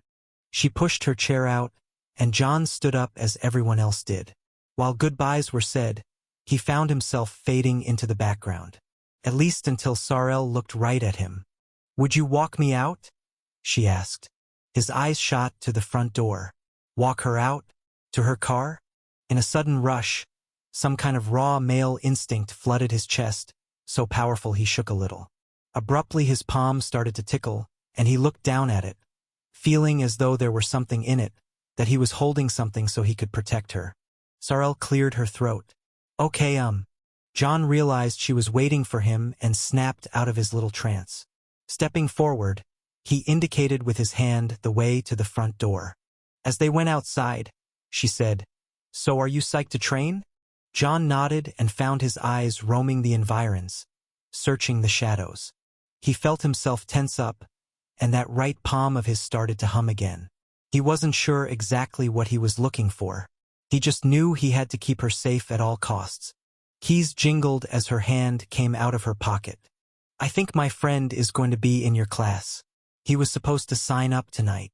She unlocked the car door. Anyway, you know why I'm really here, don't you? He shook his head. I think they want you to feed from me when your transition hits. John coughed from shock, sure that his eyeballs had popped out of his skull and were rolling down the driveway. Sorry, she smiled. Guess they didn't tell you. Yeah, he would have remembered that conversation. I'm cool with it, she said. Are you? Oh, my God. John. She cleared her throat. Tell you what. Do you have something I can write on? Numbly, he shook his head. He'd left his pad in the house. Idiot. Give me your hand. When he reached out, she got a pen from somewhere and bent over his palm. The nub ran across his skin smoothly. That's my email address and my IM info. I'll be online in about an hour. Messy me. Okay? We'll talk. He looked at what she'd written, just stared at it. She shrugged a little. I mean, you don't have to or anything. Just I thought we could get to know each other that way. She paused, as if waiting for a response. Whatever. No pressure. I mean, he grabbed her hand, whipped the pen out of it, and flattened her palm. I want to talk to you, he wrote. Then he looked straight into her eyes and did the most amazing ballsa thing. He smiled at her. Chapter 15. As dawn came and shutters went down over the windows, Bella drew on the black robe and bolted out of the bedroom she'd been given. With quick eyes, she checked up and down the hallway. No witnesses. Good. Closing the door quietly, she glided over the Persian runner, making no sound at all. When she got to the head of the grand staircase, she paused, trying to remember which way to go. The corridor with the statues, she thought, remembering another trip down that long stretch so many weeks ago. She walked fast and then ran, clutching the lapels of the robe and holding the slit on the bottom closed over her thighs. She passed statues and doors, until she got to the end and stopped in front of the last pair. She didn't bother to collect herself because she was uncollectible. Loose, ungrounded, in danger of disintegration, there was no collecting anything. She knocked loudly. Through the door came, "Fuck off. I've crashed." She turned the knob and pushed. Light from the hall barged in, slicing a pie wedge out of the darkness. As the glow hit Zadist, he sat up on a pallet of blankets in the far corner. He was naked, his muscles flexing into ridges under his skin, his nipple rings flashing silver. His face, with that scar, was a billboard for the rankly pissed-off male. I said, "Fucko Bella?" He covered himself with his hands. Jesus Christ. What are you doing? Good question, she thought as her courage dimmed. Can I stay here with you? He frowned. What are you? No, you can't. He grabbed something off the floor and held it in front of his hips as he stood up. With no apologies for her stare, she drank in the sight of him. The tattooed slave bands around his wrists and neck, the gauge in his left earlobe, his obsidian eyes, his skull-trimmed hair. His body was as starkly lean as she remembered, all striated muscles and hard-cut veins and evident bones. Raw power emanated from him like a scent. Bella, get out of here, okay? This is not the place for you. She ignored the command in his eyes and his tone, because although her bravery was gone, desperation gave her the strength she needed. Now her voice no longer faltered. When I was so out of it in the car, you were behind the wheel, weren't you? He didn't respond, but she didn't need him to. Yes, you were. That was you. You spoke to me. You were the one who came for me, weren't you? He flushed. The Brotherhood came for you. But you drove me away, and you brought me here first. To your room. She looked at the luxurious bed. The covers were thrown back, the pillow dented from where her head had lain. Let me stay. Look, you need to be safe. I am safe with you. You saved me.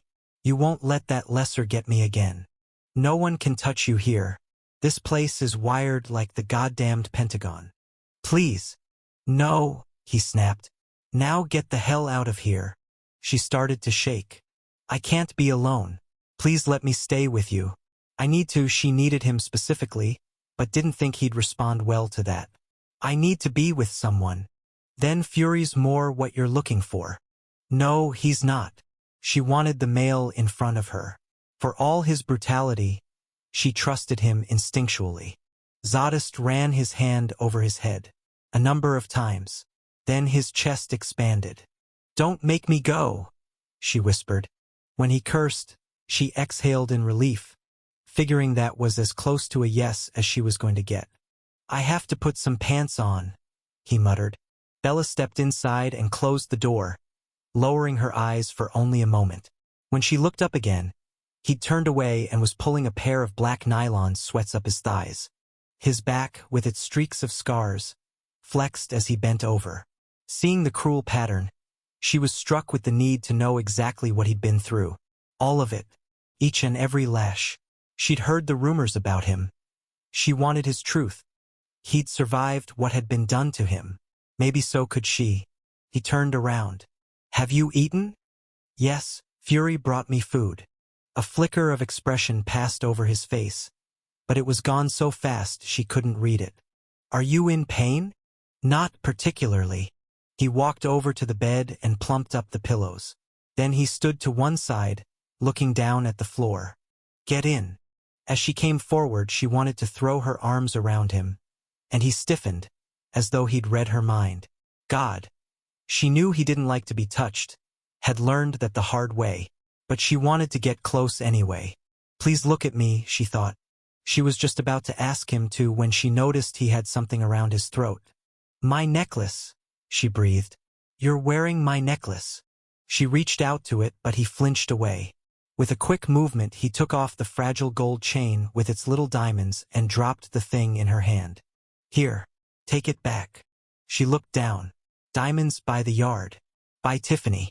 She'd worn it for years, her staple piece of jewelry. The thing had been so much a part of her. She'd always felt naked without it on. Now the fragile links seemed totally foreign to her. It was warm, she thought, fingering a diamond. Warm from his skin. I want you to keep it, she blurted. No. But. Enough with the talk. Get in or get out of here. She put the necklace into the pocket of the robe and glanced at him. His eyes were locked on the floor, and as he breathed his nipple rings caught the light. Look at me, she thought.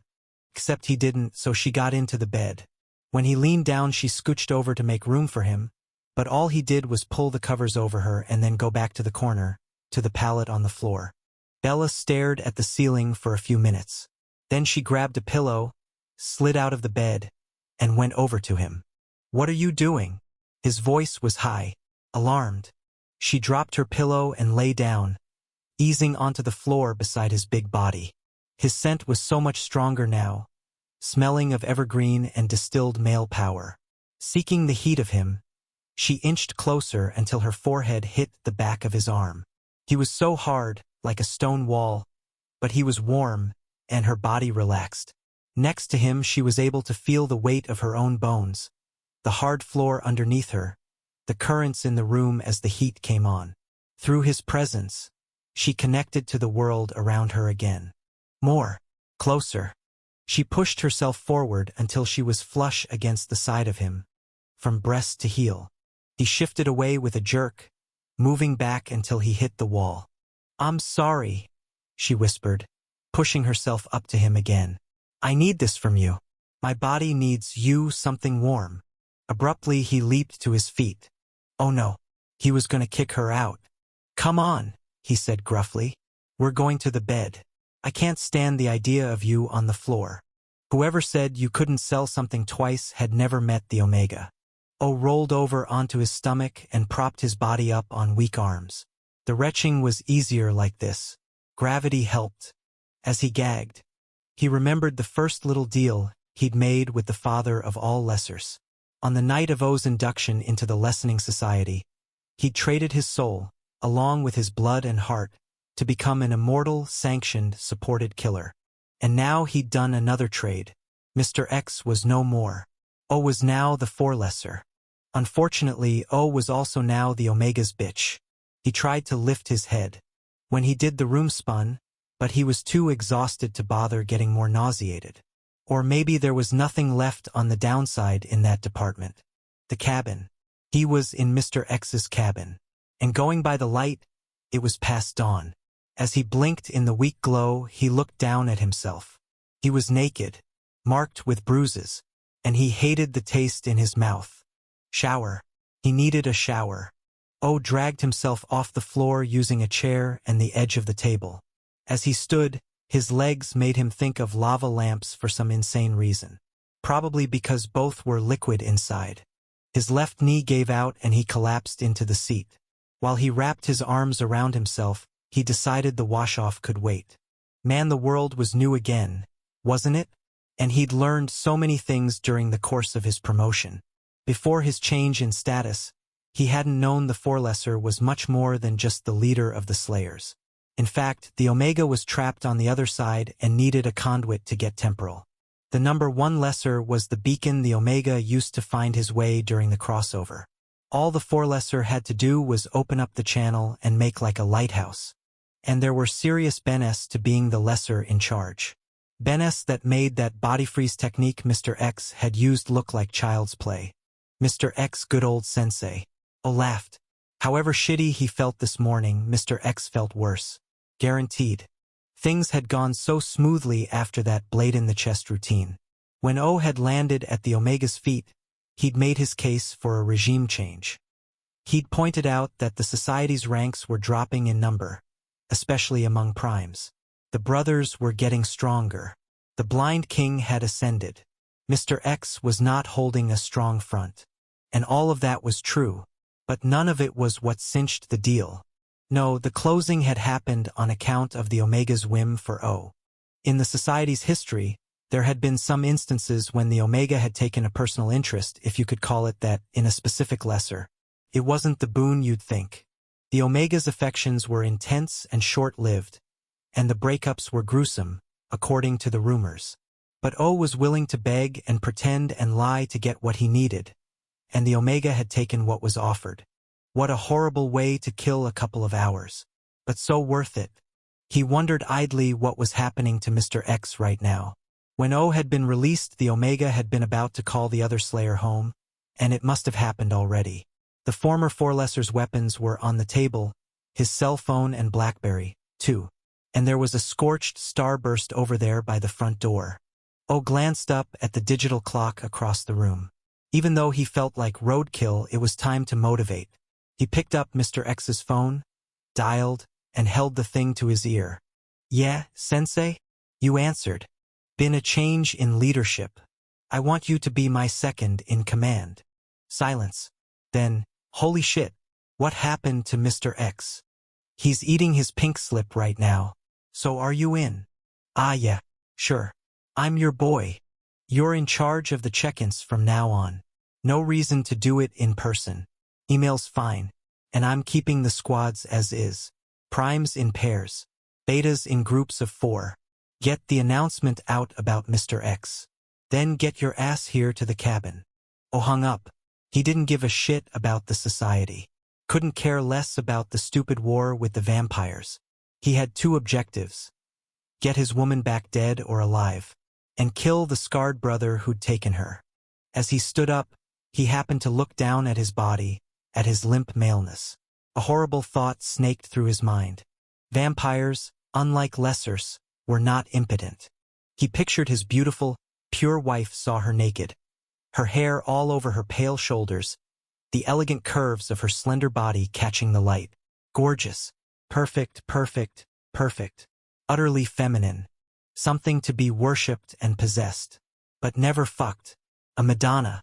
Except anything with a cock would want that. Vampire, human, lesser. Anything. Violence threaded through him, and abruptly he hoped she was dead. Because if that ugly bastard had tried to have sex with her man, O was going to castrate that brother with a spoon before killing him. And God help her if she enjoyed it. Chapter 16. When Fury woke up, it was 3:15 in the afternoon. He'd slept like crap, still so pissed off at what had happened the night before that his adrenal glands were working overtime, which was hardly conducive to shut-eye. He reached for a blunt and lit it. As he drew the red smoke into his lungs and held on tight, he tried not to imagine going to Zadist's room and waking the brother up with a jaw shot. But the fantasy was righteous appealing.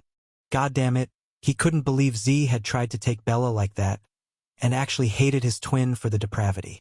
Hated himself, too, for being stupidly surprised. For so long he'd been sure that something had survived Z's slavery, that some small flicker of a soul was left in the male. After last night, no more doubts about his twin's cruel nature. None. And, shit, the real-ass burner was knowing he'd let Bella down. He should never have left her in Z's bedroom. Couldn't stand that he'd sacrificed her safety for his need to believe. Bella. He thought about how she'd allowed him to hold her. In those fleeting moments he'd felt powerful, capable of protecting her against an army of lessers.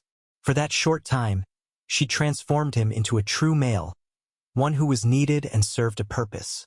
What a revelation to be something other than a reactive half-wit chasing after a destructive, suicidal madman. He desperately wanted to stay the night with her, and he'd left only because it was the right thing to do. She was exhausted, but more than that, and in spite of his vow of celibacy, was untrustworthy. He'd wanted to succor her with his body. He'd wanted to worship her and make her whole with his skin and bones. But he couldn't think like that. Fury inhaled deeply on the blunt, his breath going in with a hiss. Keeping the smoke inside him, he felt the tension ease out of his shoulders. As the calm came over him, he eyed his stash. It was running low already, and as much as he hated going to see the Reverend, he needed more. Yeah, considering how he was feeling toward Z, he was going to need a lot more. Red smoke was just a mild muscle relaxant. Really, nothing like marijuana or any of the dangerous stuff. But he relied on the blunts to keep him level, like other folks used cocktails. If he didn't have to go to the Reverend to get the stuff, he'd say that it was a perfectly harmless pastime. Perfectly harmless, and the only ease he had in life. When he was finished with the hand-rolled, he stabbed the little end in an ashtray and got out of bed. After he attached his prosthesis, he went into the bathroom to shower and shave. Then he pulled on a pair of slacks and one of his silk shirts. He pushed his real foot and then the one he couldn't feel into a pair of Cole Haan loafers. He checked himself in the mirror, smoothed his hair down a little, took a deep breath. He went to the bedroom next to his and knocked softly. When there was no answer, he tried again, and then opened the door. The bed was mussed, but empty, and she wasn't in the bathroom. As he walked back out to the hall, alarm rang in his ears. Before he knew it, he was in a jog, then a run. He raced past the head of the stairway and pounded down the statuary corridor. He didn't bother knocking on Z's door, just threw it open. Fury stopped dead. His first thought was that Zadist was going to fall off the bed. The brother's body was on top of the comforter and right on the edge of the mattress, as far over as possible. Jesus, the position looked uncomfortable as hell. Z's arms were wrapped around his bare chest as if he were holding himself together, and his legs were bent and twisted to the side with the knees hanging in midair. But his head was turned in the opposite direction, toward Bella, and those distorted lips were parted ever so slightly instead of sneering. And his brows, usually drawn down in aggression, were loose, relaxed. His expression was one of somnolent awe. Bella's face was tilted up to the male beside her, her expression as peaceful as nightfall. And her body was cuddled up next to Z's, as close as all the sheets and blankets she was under would let her get. Hell, it was obvious that if she could have been wrapped around him, she would have been. And it was just as obvious that Z had tried to get away from her until he could go no farther. Fury cursed softly. Whatever had been going on the night before, the situation had not been about Z pulling a nasty on her. No way. Not with what the pair of them looked like now. He closed his eyes, shut the door. Like a total lunatic, he briefly considered going back in and fighting Zadist for the right to lie next to her. He could see himself throwing the hand-to-hand around, having an old-fashioned contest with his twin over who was allowed to have her. But this was not the old country, and females had the right to choose who they sought out, who they slept beside, who they mated with, and she had known where Fury stayed. He told her his room was right next door. If she had wanted to, she could have turned to him. Z became aware of the oddest sensation as he came out of sleep. He was warm, not overheated, just warm. Had he forgotten to turn the heat off again after Bella had left? Must be it. Except he noticed something else. He wasn't on the pallet. And he had pants on, didn't he? He moved his legs around, trying to pin that one down, thinking that he always slept naked. As his warm-ups shifted, he realized it was hard. Hard and heavy. What the F? His eyes popped open. Bella. He was on the bed with Bella. He jerked away from her and fell off the mattress, landing on his ass. Instantly she scrambled after him. Zadist! As she leaned over the side, the robe she was wearing fell open and his eyes latched onto the breast that was exposed. She was just as perfect as she'd been in the tub, her pale skin so smooth and her little nipple so pink. God, he knew the other one was just the same, but for some reason he needed to see it anyway. Zadist! She stretched down farther, her hair slipping off her shoulder and pouring over the edge of the bed. A gorgeous fall of deep mahogany. The it between his thighs strained, pulsed with the beat of his heart. He jacked his knees up and clamped his thighs together, not wanting her to see. Your robe, he said roughly. Close it, please. She glanced down and then dragged the lapels together, blushing. Oh hell. Now her cheeks were as pink as her nipple, he thought. "Will you come back to bed?" she asked. The very well-buried, decent part of him pointed out that wasn't a good idea. "Please," she whispered, tucking her hair behind her ear. He measured the arch of her body and the black satin that barred her skin from his stare and her wide, sapphire blue eyes and the slender column of her throat. No, it really was not a good idea to get near her right now. "Move over," he said. As she shuffled back, he glanced down at the tent between his legs. Christ, that goddamn thing in there was huge. He looked like he had another arm in his pants. And hiding a log like that would require scaffolding. He eyed the bed. In a smooth movement he hopped between the sheets, which was an achingly bad idea.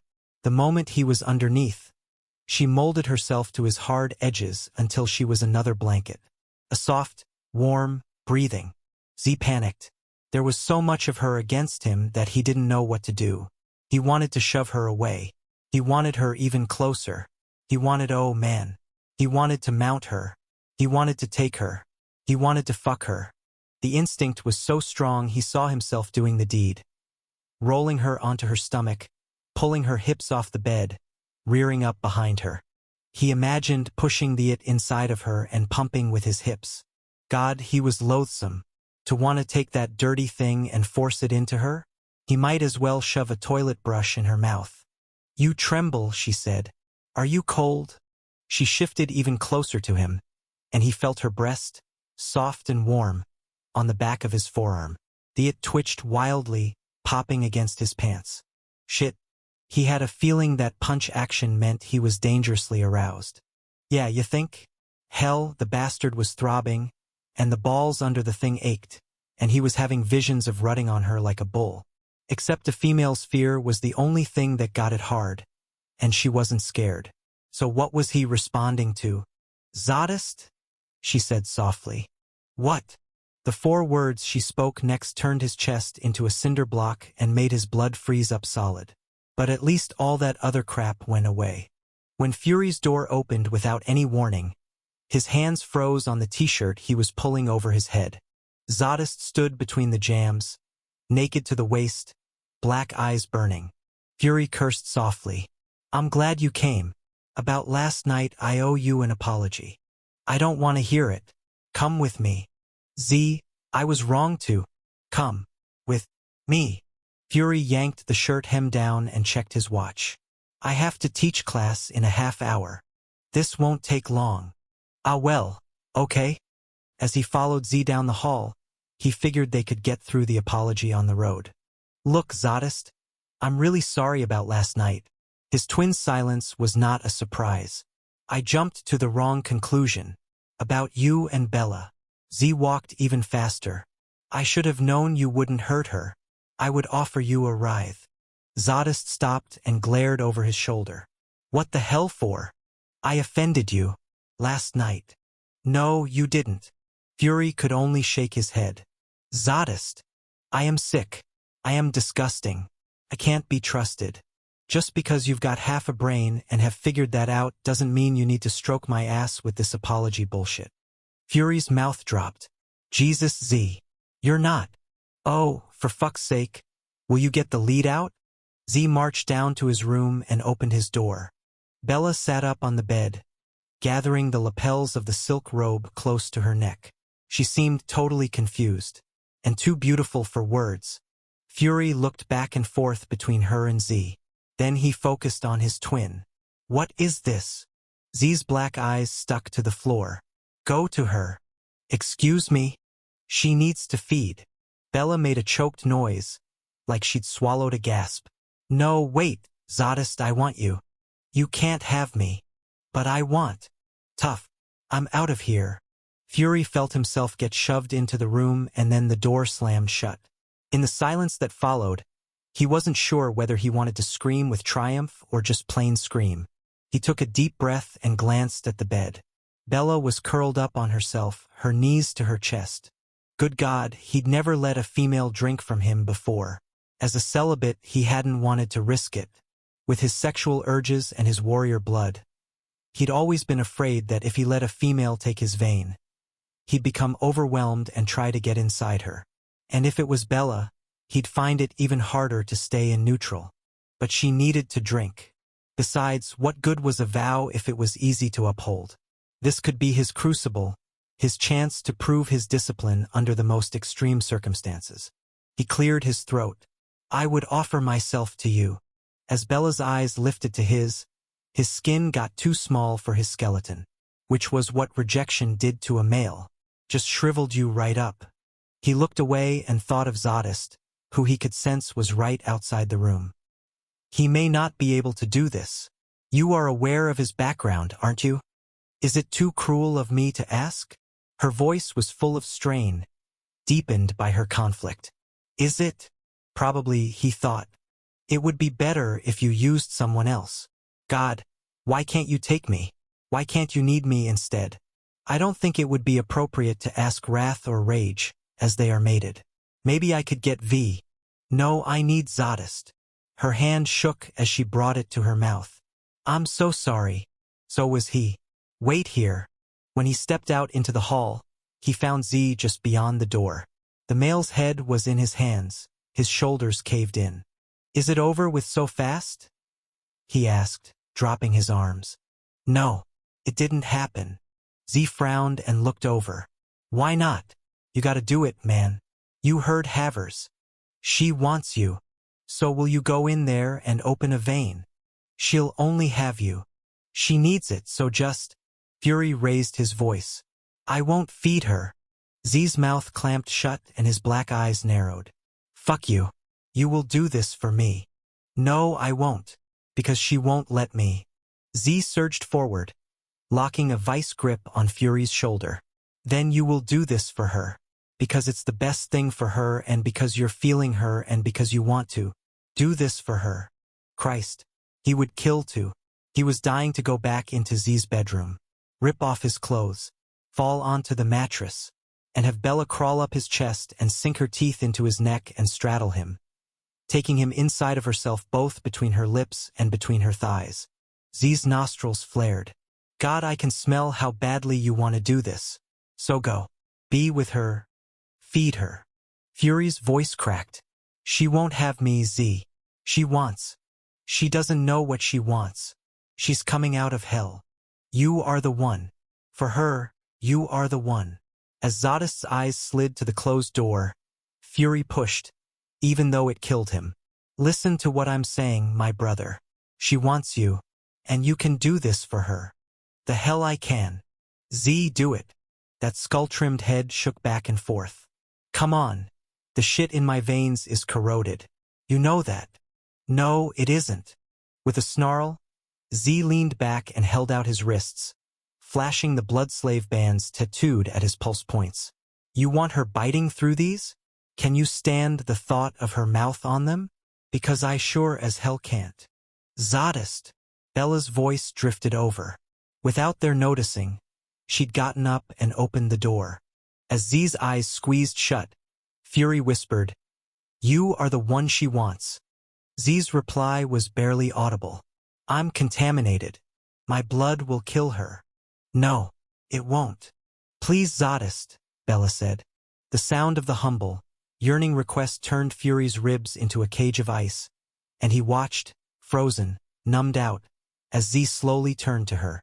Bella stepped back a little, keeping her eyes on him. Minutes became days, decades, centuries.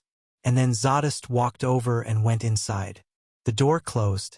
Fury was blind as he pivoted away and went down the corridor. Wasn't there someplace he needed to be? Class? Yes, he was going to teach class now. Chapter 17. At 4:10, John climbed up into a shuttle bus lugging his duffel bag along with him. Hello, sire. The dog Jen behind the wheel said cheerfully. Welcome. John nodded and looked at the 12 guys who were seated in pairs and staring at him. Well, really not feeling the love here, fellas, he thought. He took the empty seat behind the driver. As the bus started to move, a partition came down so that the trainees were locked in the back together and none of them could see out the front. John shuffled around so he sat sideways. Keeping an eye on what was happening behind him seemed like a good idea. The windows were all darkened, but the running lights on the floor and ceiling were bright enough so he could get a bead on his classmates. They were all like him, thin and small, though they had different hair colors, some blonde, some dark. One was a redhead. Like John, they were all dressed in white martial arts JIS. And they all had the same duffel at their feet, a black nylon Nike bag big enough to fit a change of clothes and a lot of food. Each of them had a backpack, too, and he guessed they had the same stuff in it that he had in his. A notebook and some pens, a cell phone, a calculator. Tor had sent out a list of required supplies. John tucked his pack in close to his stomach and felt himself getting stared at. It helped to think about all the numbers he could text message, so he repeated them in his head over and over again. Home. Wellesley's cell. Tor's cell. The Brotherhood's number. Sorrel's. Thinking of her made him smile. They'd spent hours online last night. Man, IMing, once he got the hang of it, was the perfect way to communicate with her. With them both typing words, he felt like they were equals. And if he'd liked her over dinner, he was really into her now. What's your name? John looked over a couple of seats. A guy with long blonde hair and a diamond earring had spoken up. At least they're using English, John thought. As he unzipped the pack and took out a notebook, the guy said, "Hello? You deaf or something?"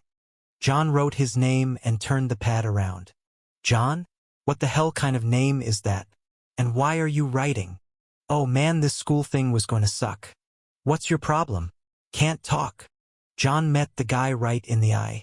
The laws of probability mandated that within every group, there was one alpha male pain in the ass, and this towhead with the sparkler in his earlobe was clearly it. John shook his head to answer the question. "You can't speak? At all?" The guy raised his voice as if to make sure everyone heard. "What the hell are you doing training to be a soldier if you can't talk? You don't fight with words, do you?" John wrote. "Yeah. And all those muscles you're popping are really scary. So are yours," he wanted to scribble. "Why do you have a human name?" This question came from the redhead in the seat behind him. John wrote, raised by them, and then turned the pad around. "Ha. Well, I'm Blaylock." John, wow, weird. On impulse, John pulled up his sleeve and flashed the bracelet he'd made. The one with the characters he'd dreamed about on it. Blaylock leaned over. Then his pale blue eyes shot up. "His real name's Terror. Whispers. Lots of whispers." John retracted his arm and eased back against the window again. He wished he'd kept his sleeve down. What the hell were they thinking now?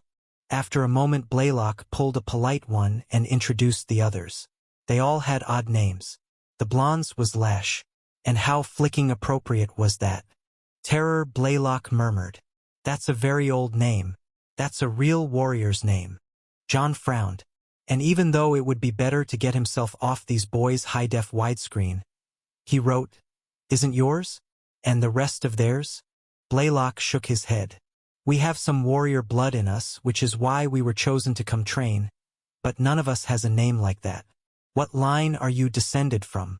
God, are you bred from the Brotherhood?" John frowned. It had never dawned on him that he could be related to the brothers. "Guess he's too good to answer you," Lash said. John let that one pass. He knew he was tripping all kinds of social wires, setting off landmines right and left, what with his names and the raised by humans thing and his inability to talk. He had a feeling this school day was going to be one hell of an endurance test, so he might as well save his energy. The trip lasted about 15 minutes, with the last 5 or so involving a lot of stopping and going, which meant they were going through the gate system into the training compound. When the bus halted and the partition retracted, John shouldered his duffel and his backpack and got out first. The underground parking facility was just as it had been last night. Still no cars, just another shuttle bus like the one they'd come in. He stood off to the side and watched the others mill about, a flock of white jays. Their nattering voices reminded him of the sound of pigeon wings clapping. The center's doors swung open, and the group got good and transfixed. But Fury could do that to a crowd. With his spectacular hair and his big body in black, he was enough to make anyone freeze. "Hey, John," he said, lifting his hand. "What's doing?" The guys turned and stared at him. He smiled up at Fury, then got busy trying to fade into the background. Bella watched Zadist pace around the bedroom. He reminded her of how she'd felt the night before when she'd sought him out. Caged. Miserable. Pushed too hard. Why the hell was she forcing this? As she opened her mouth to call the whole thing off, Zadis stopped in front of the bathroom door. "I need a minute," he said, then shut himself away. At a loss, she went over and sat on the bed, expecting him to be right back out. When the shower came on and stayed on, she fell into a churning introspection. She tried to picture herself going back to her family's house and walking through those familiar rooms and sitting in chairs and opening doors and sleeping in her childhood bed. Felt all wrong, like she'd be a ghost in that place she knew so well. And how would she deal with her mother and her brother? And the Glimmerer? In the aristocratic world, she'd been disgraced before she'd been abducted. Now she would be shunned outright. Being handled by a lesser trapped in the ground, the aristocracy didn't handle that kind of ugliness well, and they would blame her. Hell, that was probably why her mother had been so reserved. God, Bella thought. What was the rest of her life going to be like now? As dread choked her, the only thing that held her together was the thought of staying in this room and sleeping for days with Zadist right next to her. He was the cold that made her condense into herself again, and the heat that stopped her from shivering. He was the killer who made her safe. More time with him first. Then maybe she could face the outside world. She frowned, realizing he'd been in the shower for quite a while. Her eyes shifted to the pallet in the far corner. How did he sleep there night after night? The floor would be so hard on his back, and there was no pillow for his head. No covers to pull up against the chill either. She focused on the skull beside the folded blankets. The black leather strap between the teeth proclaimed it as one he had loved. Obviously he had been mated, though she hadn't heard that in the rumors about him. Had his Shellen gone unto the fade of natural causes, or had she been taken from him? Was that why he was so angry? Bella looked toward the bathroom. What was he doing in there? She went over and knocked. When there was no answer, she opened the door slowly. A cold rush shot out and she jerked back. Bracing herself, she leaned into the freezing air. Zadist! Through the glass door of the shower, she saw him sitting under an ice-cold spray of water. He was rocking back and forth, moaning, scrubbing his wrists with a washcloth. Zadist! She ran over and pushed the glass aside. Fumbling with the fixtures, she turned off the water. "What are you doing?"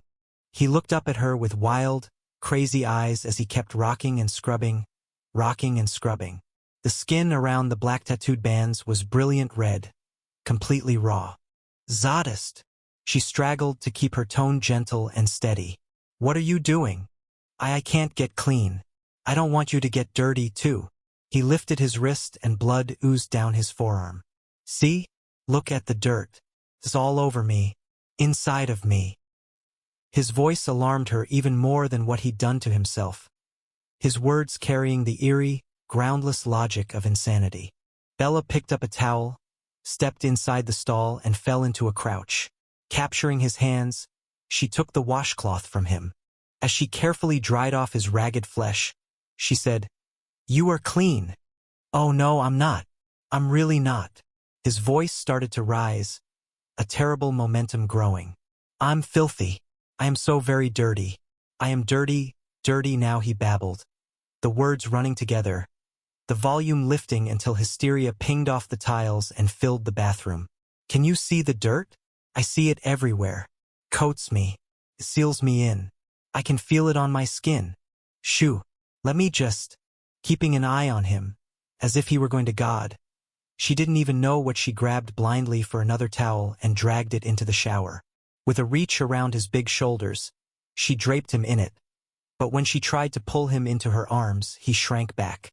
"Don't touch me," he rasped. "You'll get it on you." She sank down to her knees in front of him, her silk robe catching the water, drinking it up. She didn't even notice the cold. Jesus, he looked like someone who'd been in a shipwreck. His eyes wide and demented, his soaked sweatpants clinging to the muscles of his legs, the skin of his chest covered in goosebumps. His lips were blue and his teeth chattered. "I'm so sorry," she whispered, and she wanted to reassure him that there was no dirt on him, but knew that would just set him off again. As water dripped from the shower head onto the tile, the rhythmic sound was loud as a snare drum between them. In between the beats, She found herself remembering the night she'd followed him up to this room, the night when he'd touched her aroused body. 10 minutes after she'd found him curled over the toilet, throwing up because he'd put his hand on her. I'm filthy. I am so very dirty. I am dirty, dirty. Clarity came to her in the shifting way of a nightmare, cleaving into consciousness with chilling illumination, showing her something ugly. It was obvious he'd been beaten as a blood slave, and she'd assumed that was why he didn't like to be touched. Except getting hit, however painful and frightening, didn't make you feel dirty. But sexual abuse would do it.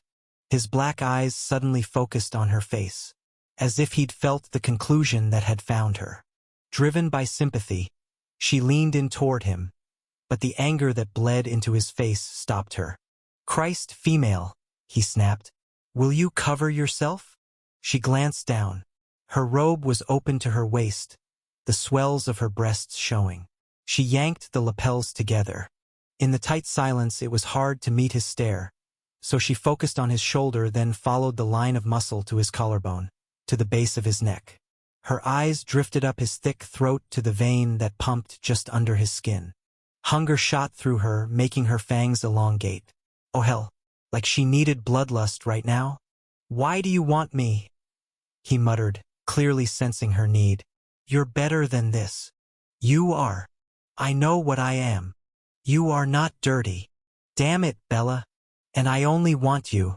Look, I'm really sorry and we don't have to. You know what? No more talking. I'm tired of the talking. He stretched his arm out on his knee, wrist up, and his black eyes became devoid of any emotion, even anger. It's your funeral, female. Do it if you want. Time stopped as she stared at what he grudgingly offered. God help them both, but she was going to have him. With a quick move, she arched over his vein and scored him cleanly. Though it must have hurt, he didn't jerk at all. The instant his blood hit her tongue, she moaned in bliss. She'd fed from aristocrats before, but never from a male of the warrior class, and certainly never, ever a member of the Brotherhood.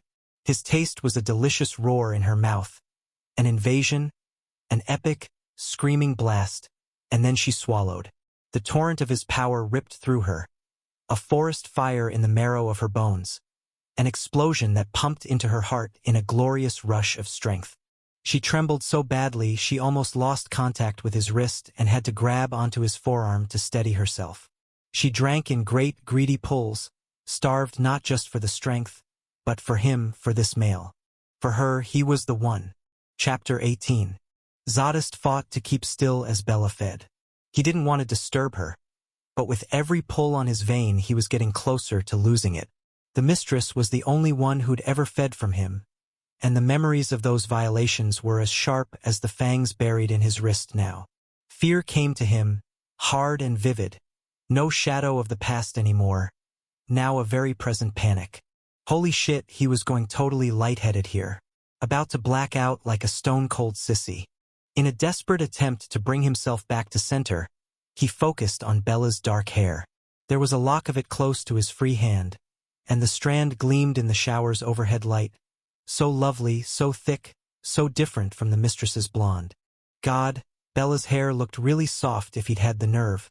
He would bury his hand his whole facey in those mahogany waves. Could he handle that? He wondered, being so close to a female. Or would he choke when even more fear hit him? If it was Bella, he thought he might be able to do it. Yeah, he'd really like his face there in her hair. Maybe he would burrow through it and find his way to her neck, and he would press a kiss to her throat. Just real softly. Yeah, and then he might move up and brush his lips against her cheek. Maybe she would let him do that. He wouldn't go near her mouth. He couldn't imagine she'd want to be that close to his scar, and his upper lip was all fucked up anyway. Besides, he didn't know how to kiss. The mistress and her minions had known enough to keep away from his fangs. And afterward, he'd never wanted to get that tight with a female. Bella paused and tilted her head, her sapphire blue eyes shifting up to his, checking to make sure he was okay. The concern bit into his pride. Christ, to think he was so weak that he couldn't handle feeding a female, and what a cringer to realize she knew this while she was at his vein. Even worse, there had been that expression on her face a few moments ago, that dawning horror that meant she'd figured out what else he'd been used for as slave besides his blood. He couldn't stand her sympathy, didn't want those worried looks, wasn't interested in being coddled and stroked.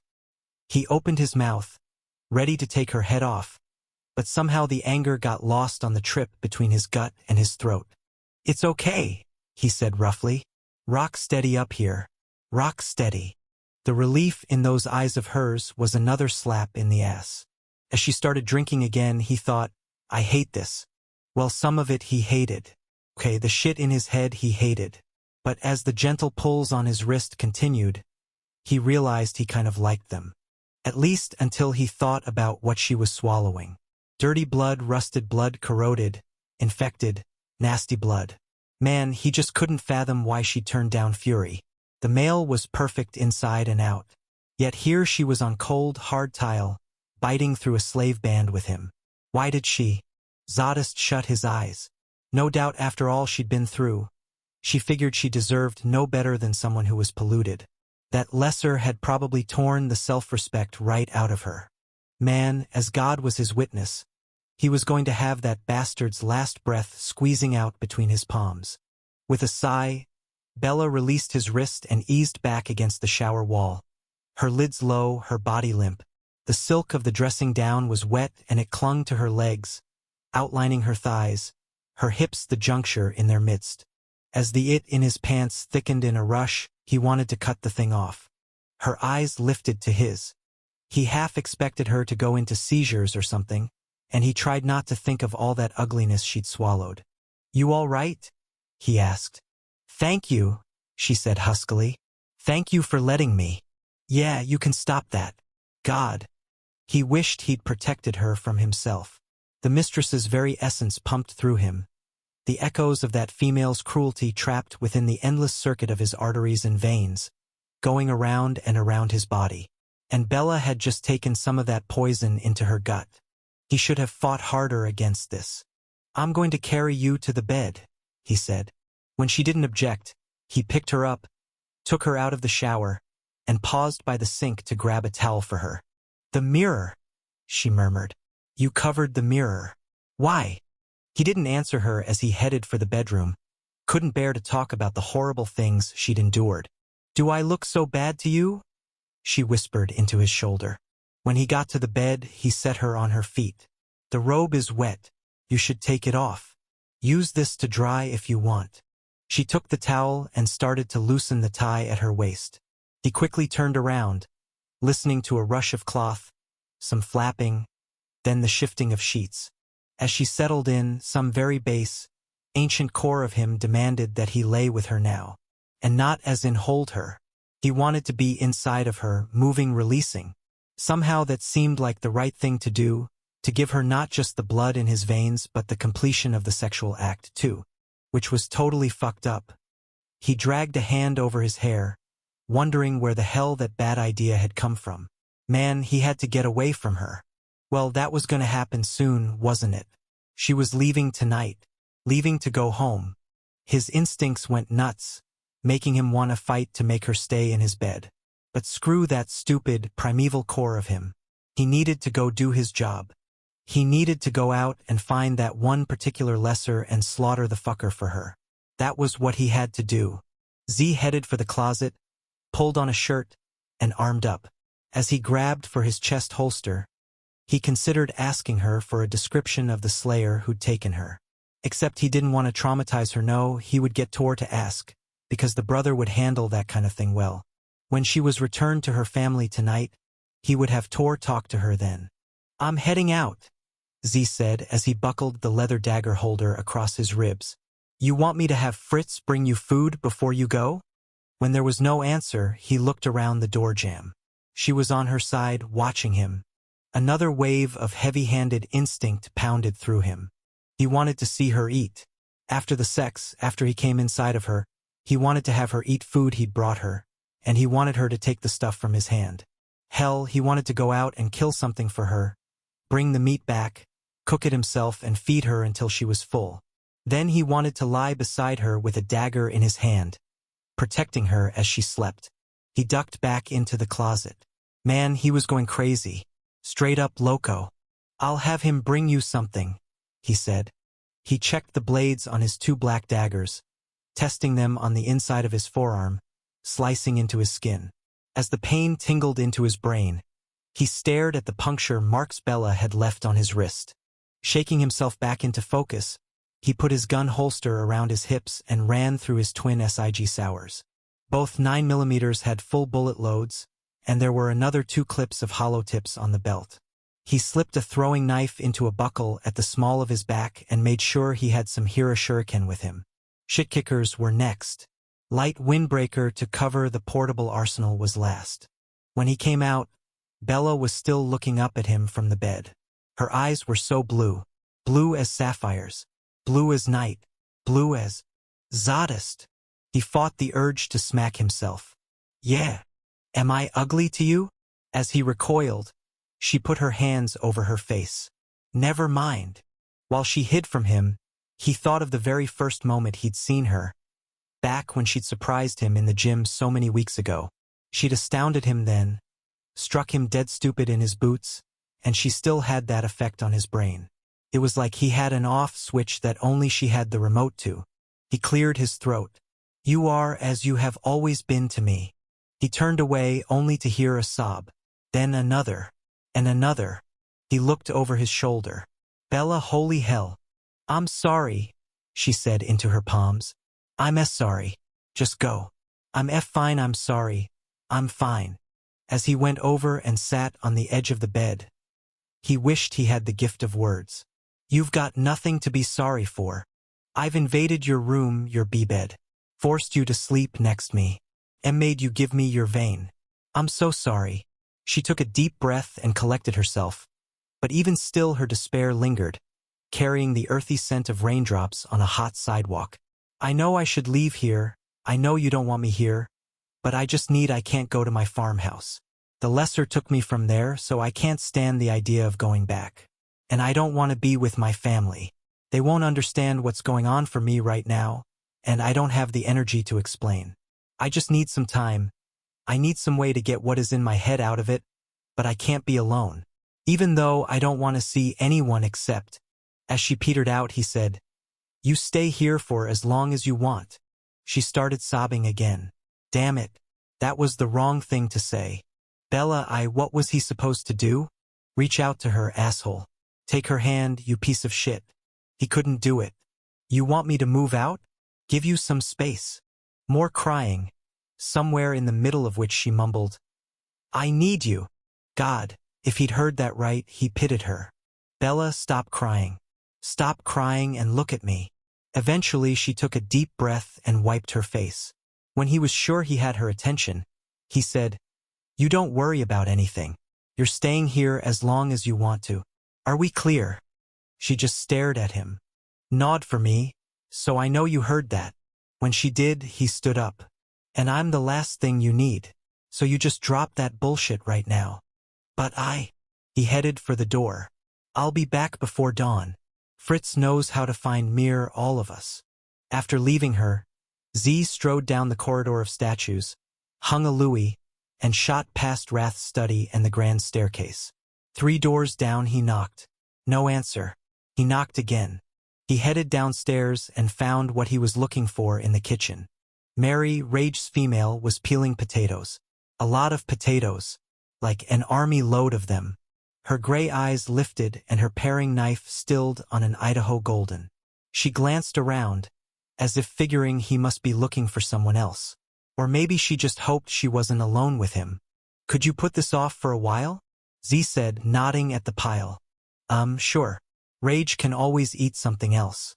Besides, Fritz is having a conniption that I was going to cook. Anyway. What do you need? Not me. Bella. She could use a friend right now. Mary put the knife and the half-naked potato down. I'm so anxious to see her. She's in my room. Z pivoted around, already thinking about which alleys to hit downtown. Zadist. He stopped with his hand on the butler's door. What? You're taking very good care of her. He thought of the blood he'd let her swallow, and the urge he had to orgasm in her body. Not really, he said over his shoulder. Sometimes you have to start at the beginning, O thought as he jogged through the forest. About 300 yards from where he'd parked the truck, the trees gave way to a flat meadow. He stopped while still hidden among the pines. Across the white blanket of snow was the farmhouse where he had first found his wife, and in the fading light of day her home was all Norman Rockwell Hallmark card, Middle America perfect. The only thing that was missing was some smoke coming out of the red brick chimney. He took out his binocs and scanned the area, then focused on the house. All the tire tracks in the driveway and the footprints to the door made him worry that the place had changed hands and movers had come. But there was still furniture inside. Furniture he recognized from when he'd been in there with her. He dropped the binocs, letting them hang around his neck, and crouched down. He would wait for her here. If she was alive, either she would go to her house or whoever was taking care of her would come for some of her things. If she was dead, someone would start moving her shit out. At least, he hoped something like that would happen. He had nothing else to go on. Didn't know her name or her family's whereabouts. Couldn't guess where else she might be. His only other option was to go out and question civilians about her. As no other female had been abducted lately, surely she'd have been a topic of conversation within her race. Trouble was that route could take weeks, months, and information from persuasive techniques wasn't always solid. No, watching her house was more likely to get him results. He would sit and wait until someone tipped a hand and led him back to her. Maybe his job would get even easier and that scarred brother would be the one who showed. That would be just about perfect. O settled back on his heels, ignoring the cold wind. God, he hoped she was alive. Chapter 19. John kept his head down and tried to pull it together. The locker room was filled with steam and voices and the snapping of wet towels on bare butts. The trainees had ditched their sweaty JIS and were showering before they took a food break and then hit the classroom part of the session. It was all standard guy stuff except John so did not want to get naked. Even though they were all his size, this was straight out of every high school nightmare he'd ridden out until he'd quit the system when he was 16. And right now he was just too flat out exhausted to deal with the scene. He figured it was about midnight by now, but he felt as though it were 4 a.m. like the day after tomorrow. Training had been grueling for him. None of the other guys was strong, but all of them could keep up with the stance's fury and then Tor introduced.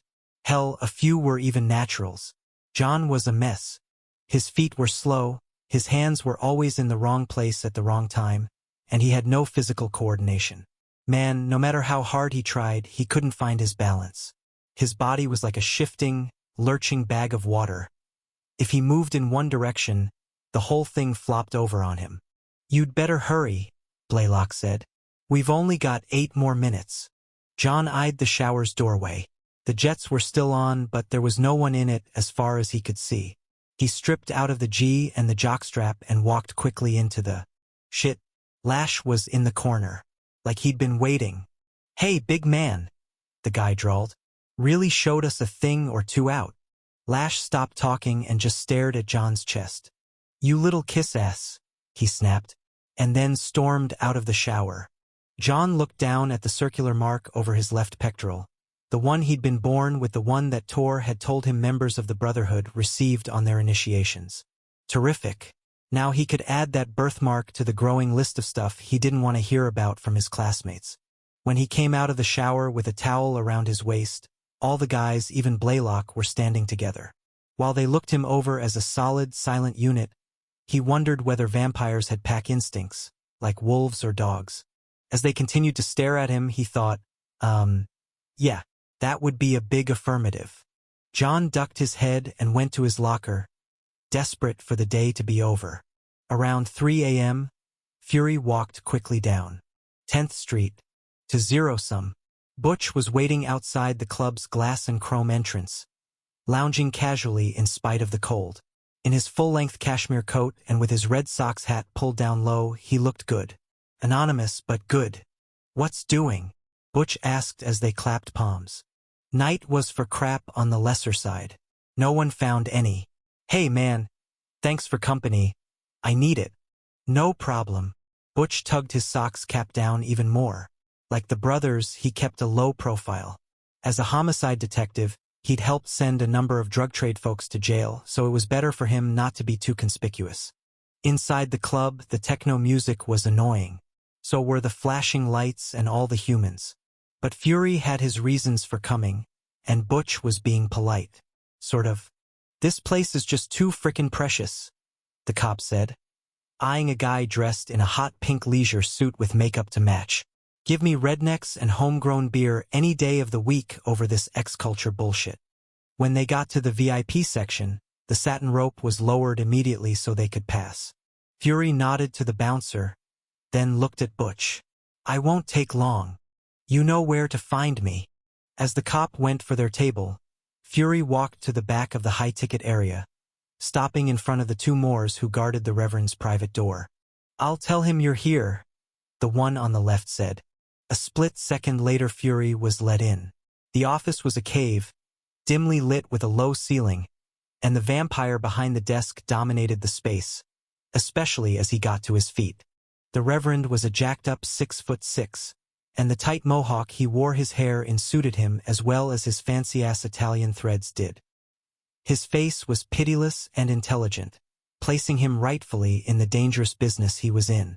His eyes, though his eyes didn't fit, they were curiously beautiful, the color of amethysts, a deep purple that glowed. "Back so soon?" the male said, his voice low, deep, harder than usual. Get the product, then get a move on, Fury thought. He took out his roll and peeled off 3 large. He fanned out the $1,000 bills on top of the chrome desk. "Twice the usual. And I want it quartered." The Reverend smiled coolly and swiveled his head to the left. "Rally, get the male what he needs. And pad those OZs."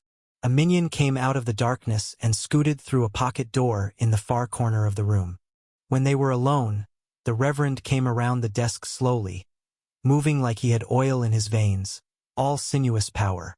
As he circled, he closed in enough to have Fury slip his hand into his coat and find one of his guns. "Sure we can't interest you in something more hardcore?" the Reverend said. "That red smoke is for low dosers. If I wanted something else, I'd ask for it." The vampire stopped beside him, so very close. Fury frowned. "There a problem? You have beautiful hair. You know that? It's like a female's.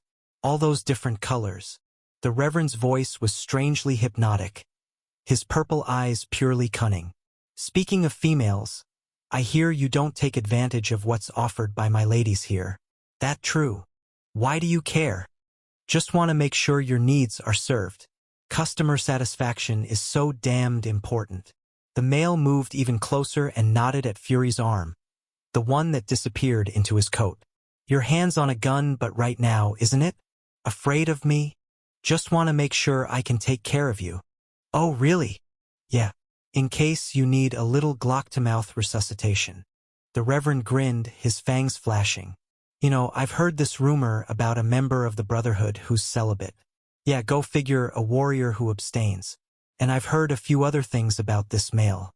He's down to one leg, has a scarred sociopath for a twin. You wouldn't by any chance know of such a brother?" Fury shook his head. "Nope." "Ha. Funny. I've seen you hanging around with a guy who looks like he's wearing a Halloween mask. Actually, I've seen you with a couple of big males who kind of fit some descriptions I've heard. You don't suppose? Do me a favor and get me my leaves. I'll be outside waiting." Fury turned away. He was in a bad mood to begin with, frustrated that he hadn't found a fight, bleeding inside over being shut down by Bella. Now was not the time for conflict. He was on his last fucking nerve. "Are you celibate because you like males?" Fury glared over his shoulder. "What is with you tonight? You're always shifty, but right now you're also being a real asshole. You know, maybe you just need to get laid. I don't traffic in the males, but I'm sure we could find you one who'd be obliging." For the second time in 24 hours, Fury snapped. He surged across the office, took the Reverend by his Gucci lapels, and nailed him into the wall. Fury leaned on the guy's chest. "Why are you picking a fight with me? You going to kiss me before the sex?" the Reverend murmured, still playing. "I mean, it's the least you can do, considering we only know each other professionally. Or aren't you into foreplay?" "Fuck you." Now there's an original comeback. I would have expected something a little more interesting from you. Fine. How's this? Fury laid a hard one on the male's mouth, the kiss a punch between faces, not anything even remotely sexual. And he did it only to wipe the expression off the bastard's face. It worked. The Reverend stiffened and growled, and Fury knew he'd called the guy's bluff. But just to make sure the lesson was learned, he clipped the male's lower lip with a thong. The instant blood hit his tongue. Fury yanked back, his mouth falling open. Through his shock, he breathed, "Well, what do you know, sin-eater?" At the sound of the word, the Reverend cut all the bullshit, getting good and dead serious.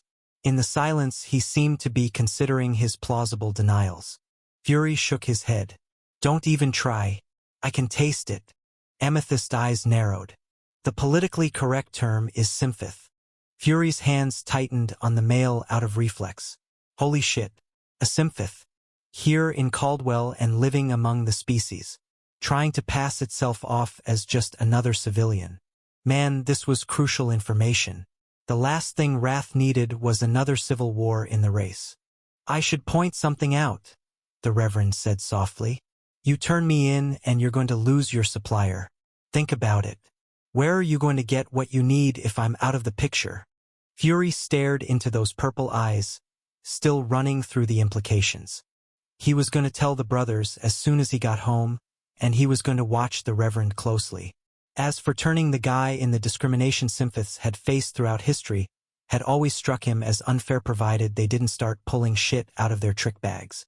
And the Reverend had been running the club for at least 5 years with no problems linked to symphath behavior. "We're going to strike a little deal," Fury said, glaring hard into that violet stare. "I keep quiet and you stay on the down low. You also don't try to fuck with me again. I'm not going to roll over for you sucking on my emotions, which was what you were doing right now, wasn't it?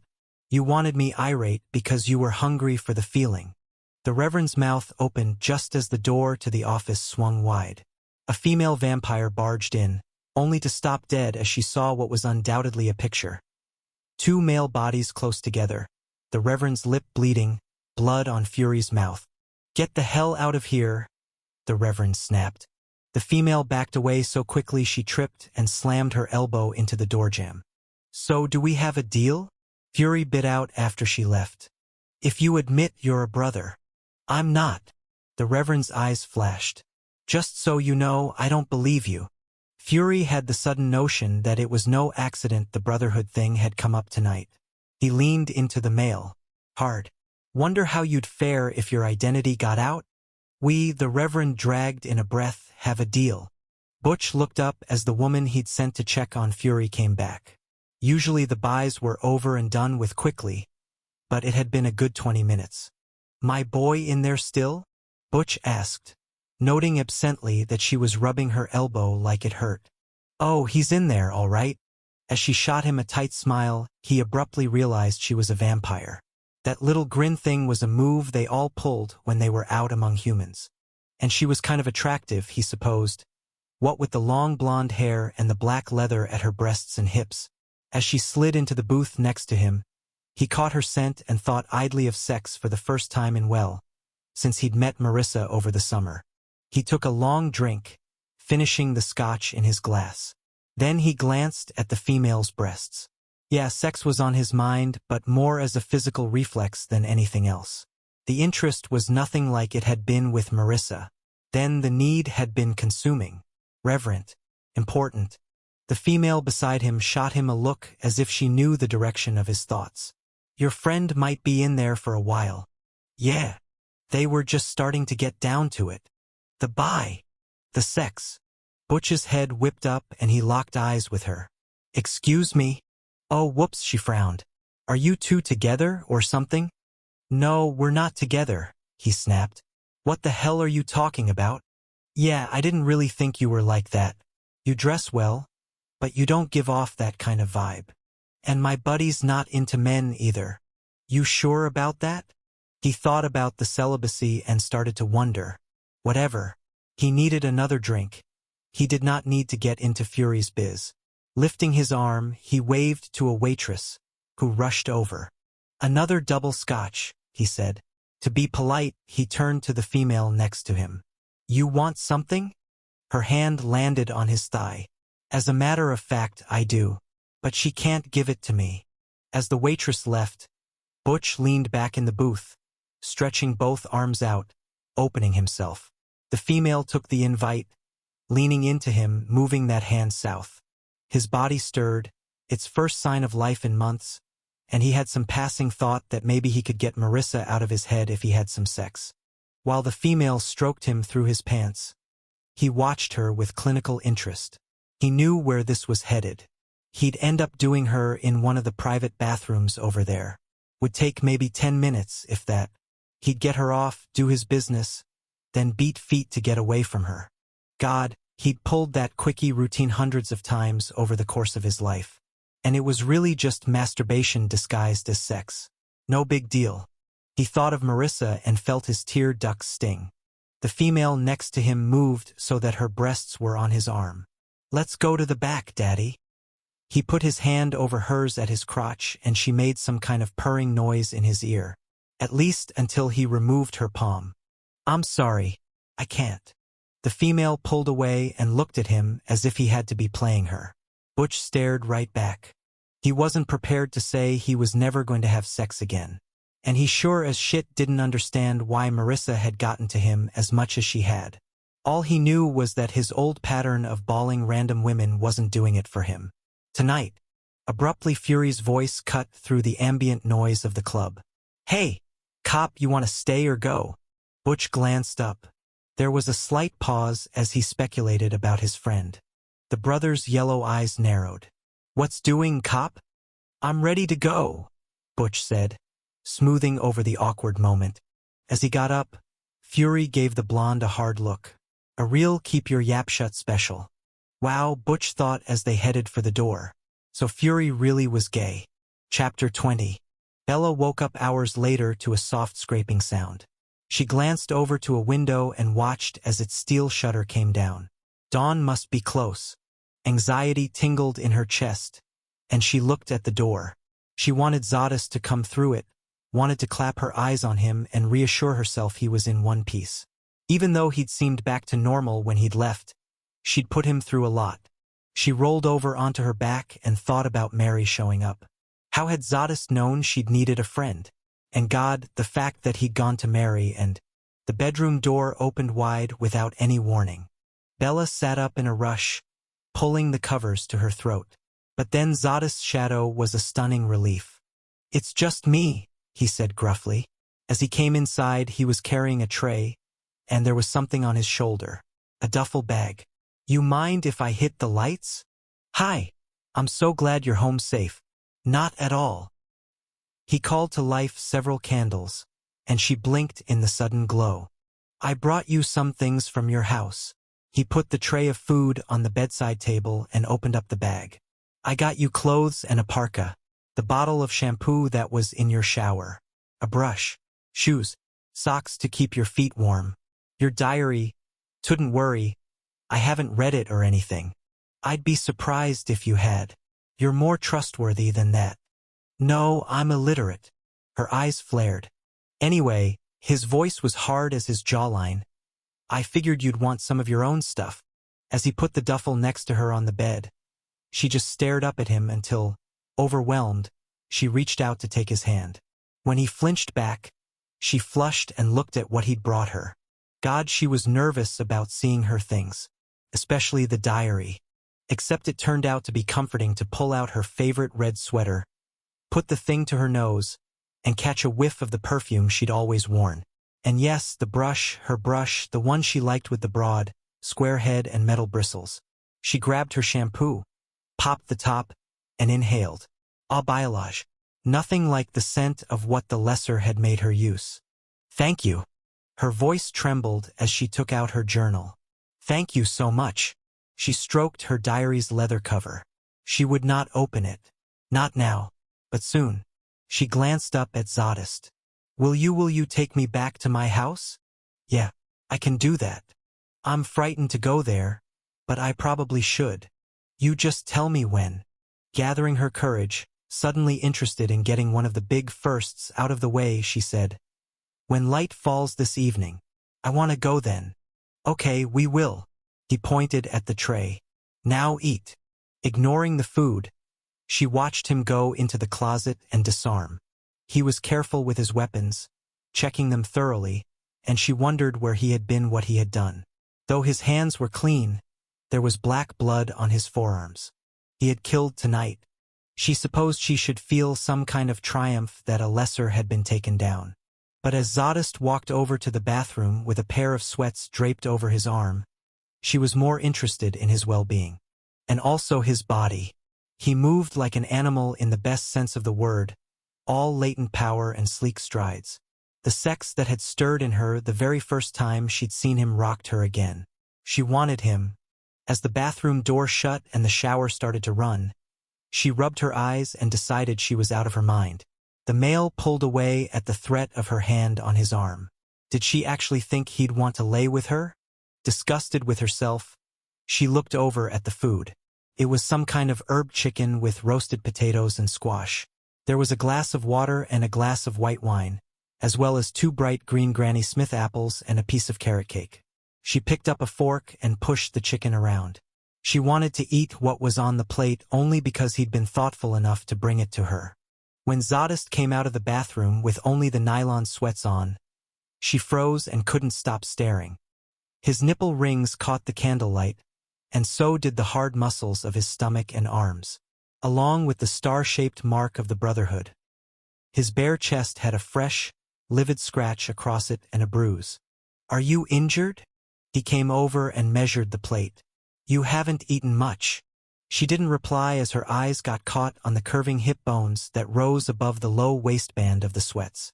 God, just a little lower and she would be able to see everything. Abruptly, she remembered him scrubbing himself raw because he thought he was filthy. She swallowed, wondering what had been done to him, to his sex. Wanting him as she did seemed inappropriate. Invasive. Not that it changed the way she felt. I'm not terribly hungry, she murmured. He pushed the tray closer to her. Eat anyway. When she started in on the chicken again, he took the 2 apples and walked across the room. He bit into one and sank down to the floor, sitting cross-legged with his eyes lowered. One arm settled across his stomach as he chewed. Did you have dinner downstairs? She asked. He shook his head and took another hunk out of the apple, the crack ricocheting around the room. Is that all you'll have? When he shrugged, she muttered. And you're telling me to eat? Yeah, I am. So why don't you get back to work there, female? You don't like chicken? I don't like food. His eyes never wavered from the floor, but his voice got pushier. Now eat. Why don't you like food? Can't trust it, he said tightly. Unless you make it yourself, or can see it whole, you don't know what's in it. Why do you think someone would tamper? Have I mentioned how much I don't like talking? Will you sleep beside me tonight? She blurted out the request, figuring she'd better get her answer before he shut up completely. His brows flickered. You really want that? Yes, I do. Then yeah, I will. As he polished off the 2 apples and she cleaned the plate, the silence wasn't exactly easy, but it didn't crackle either. After she was finished with the carrot cake, she went into the bathroom and brushed her teeth. By the time she came back, he was working the last apple core with his fangs, picking off the little bits of flesh that were left. She couldn't imagine how he fought on such a diet. Surely he must eat more. And she felt like she should say something, but instead slid into bed and curled up, waiting for him. As minutes ticked by, and all he did was surgically trim that apple, she couldn't stand the tension. Enough, she thought. She really should go somewhere else in the house. She was using him as a crutch, and that wasn't fair. She reached out to throw the covers back just as he uncoiled from the floor. As he walked to the bed, she froze. He dropped the apple cores next to her plate, then picked up the napkin she had used to wipe her own mouth. After rubbing his hands with the thing, he took the tray and carried it out of the room, setting it right outside the door. When he came back, he went to the other side of the bed, and the mattress dipped down as he stretched out on top of the duvet. Crossing his arms over his chest and his feet at the ankles, he shut his eyes. One by one the candles went out around the room. When there was just a single wick that burned, he said, "I'll leave that going so you can see." She looked at him. "Zadist." "Yeah. She cleared her throat. "When I was in that hole in the ground, I thought of you. I wanted you to come for me. I knew you could get me out." His brows went down even though his lids were lowered. "I thought of you too." "You did." His chin moved up and down, and still she said, "Really?" "Yeah. Some days you were all I could think of." Bella felt her eyes stretch wide. She rolled toward him and propped her head up on one arm. "Seriously?" When he didn't reply, she had to press. "Why?" His big chest expanded and he blew out his breath. "Wanted to get you back. That's all." Oh, so he'd just been doing his job. Bella dropped her arm and turned away from him. "Well, thank you for coming for me." In the silence, she watched the candle burn on the nightstand. The tear-shaped flame undulated. So lovely, so graceful. Zadist's voice was quiet. "I hated the idea that you were frightened and alone, that someone had hurt you. I couldn't let it go." Bella stopped breathing and glanced over her shoulder. "I didn't sleep for those 6 weeks," he murmured. "All I could see when I shut my eyes was you, calling out for help. God." Even though his face was harsh, his voice was so soft and beautiful, like the candle flame. His head swiveled toward her and his eyes opened. His black stare was full of emotion. "I didn't know how you could have survived that long. I was so sure you were dead. But then we found the place and I lifted you out of that hole. When I saw what he'd done to you." Bella slowly turned over, not wanting to startle him into a retreat. "I don't remember any of it." "Good, that's good. Someday I'm going to need to know. Will you tell me?" He closed his eyes.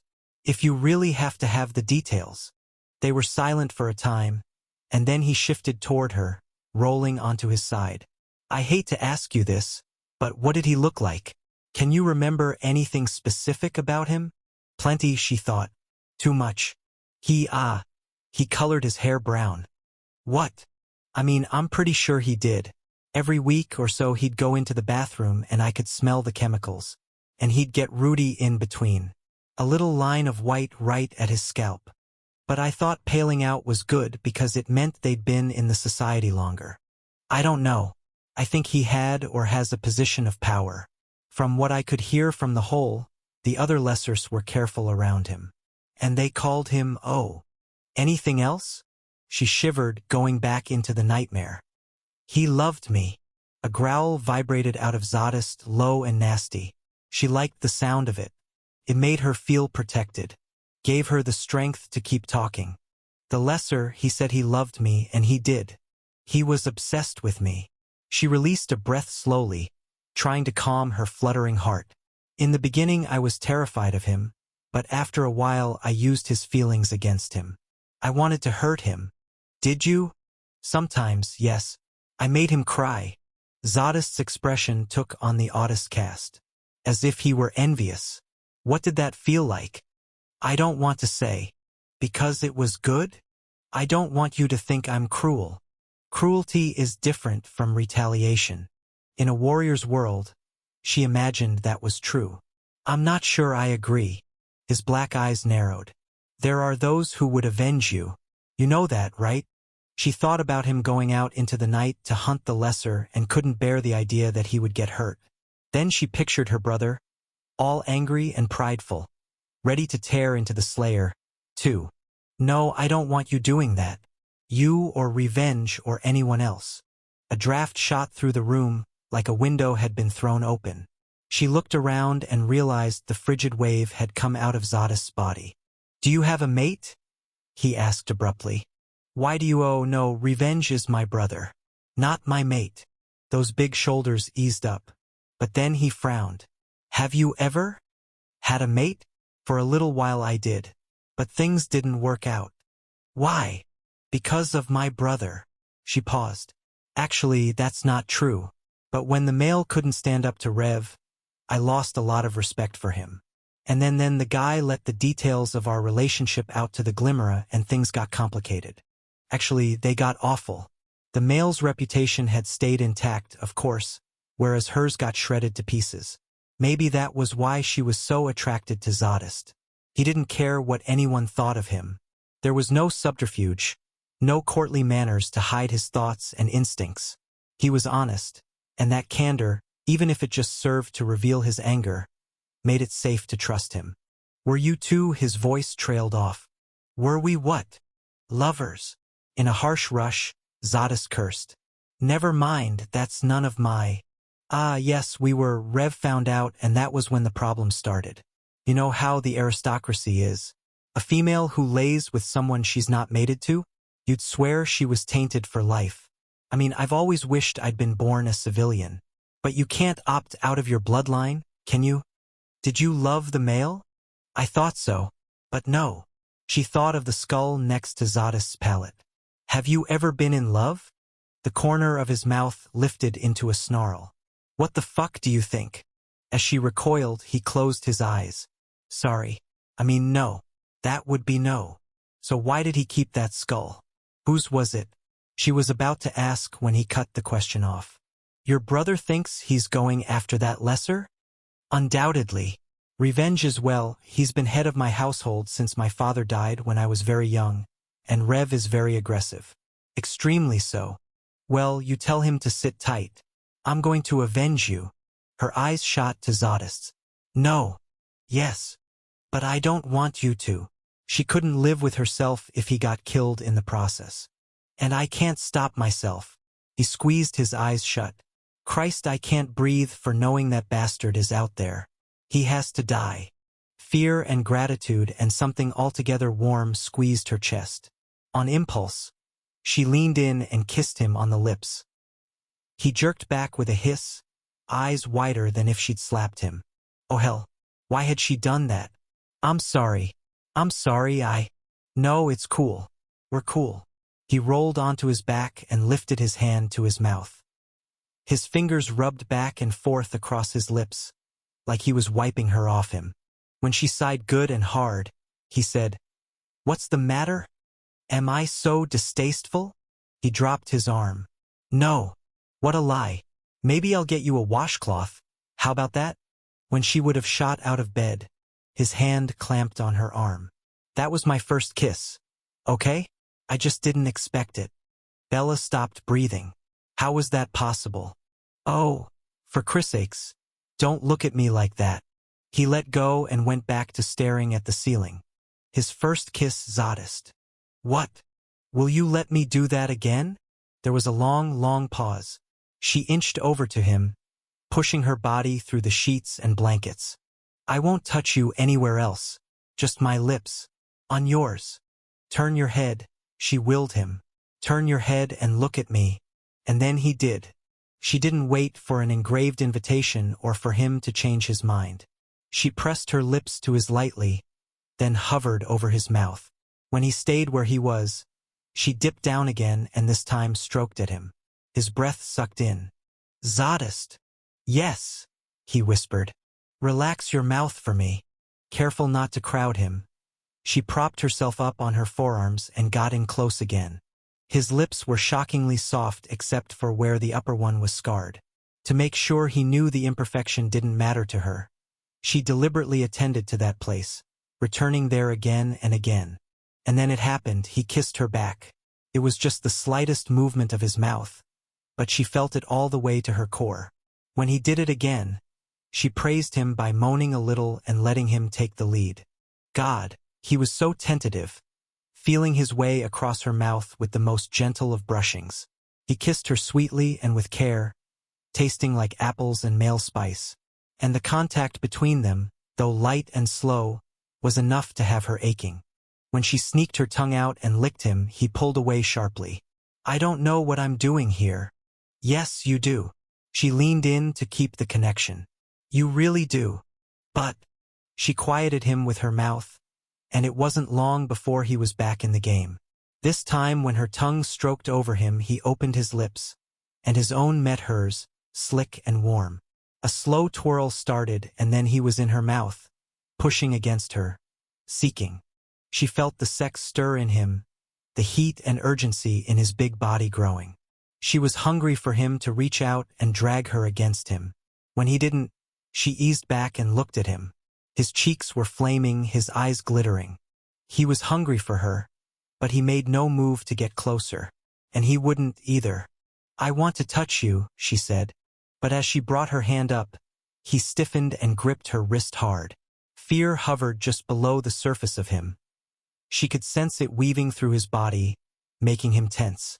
She waited for him to make up his mind, not about to push him on this. His hold slowly loosened. "Just go slow. I promise." She started with his arm, running her fingertips up and down his smooth, hairless skin. His eyes tracked the movement with a suspicion she took no offense at, and his muscles twitched, flickering as she passed. She stroked him slowly, letting him get used to her touch, and when she was sure he was comfortable, she leaned down and put her lips on his biceps, his shoulder, his collarbone, the top of his pectoral. She was heading for his pierced nipple.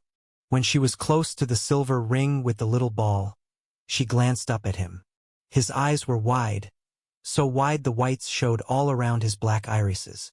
"I want to kiss you here," she said. "All right?" He nodded and licked his lips. The moment her mouth made contact, his body jerked like someone had yanked all of his arms and legs at once. She didn't stop. She sucked the piercing in and twirled her tongue around it. Zadist moaned, the low sound a great rumble in his chest. Then he inhaled with a hiss. His head pitched back into the pillow, but he kept it at an angle so he could keep watching her. When she flicked the silver hoop, then tugged on it a little, he arched off the bed, one leg bending up, his heel digging into the mattress. She tickled his nipple again and then again until he balled the comforter in his fists. "Oh, fuck, Bella." He was breathing in a hard, raw rhythm, heat radiating out of him. "What are you doing to me? Do you want me to stop?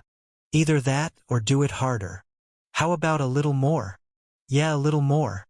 She worked him with her mouth, playing with the ring, driving him until his hips started to swivel. When she looked down his body, she lost her rhythm. His erection was massive as it pushed up against the thin nylon of his warm-ups, and she saw all of it. The blunt head with its graceful ridge, the thick shaft, the twin weights below. Good Lord. He was huge. She went utterly wet between her thighs and shifted her gaze to meet his.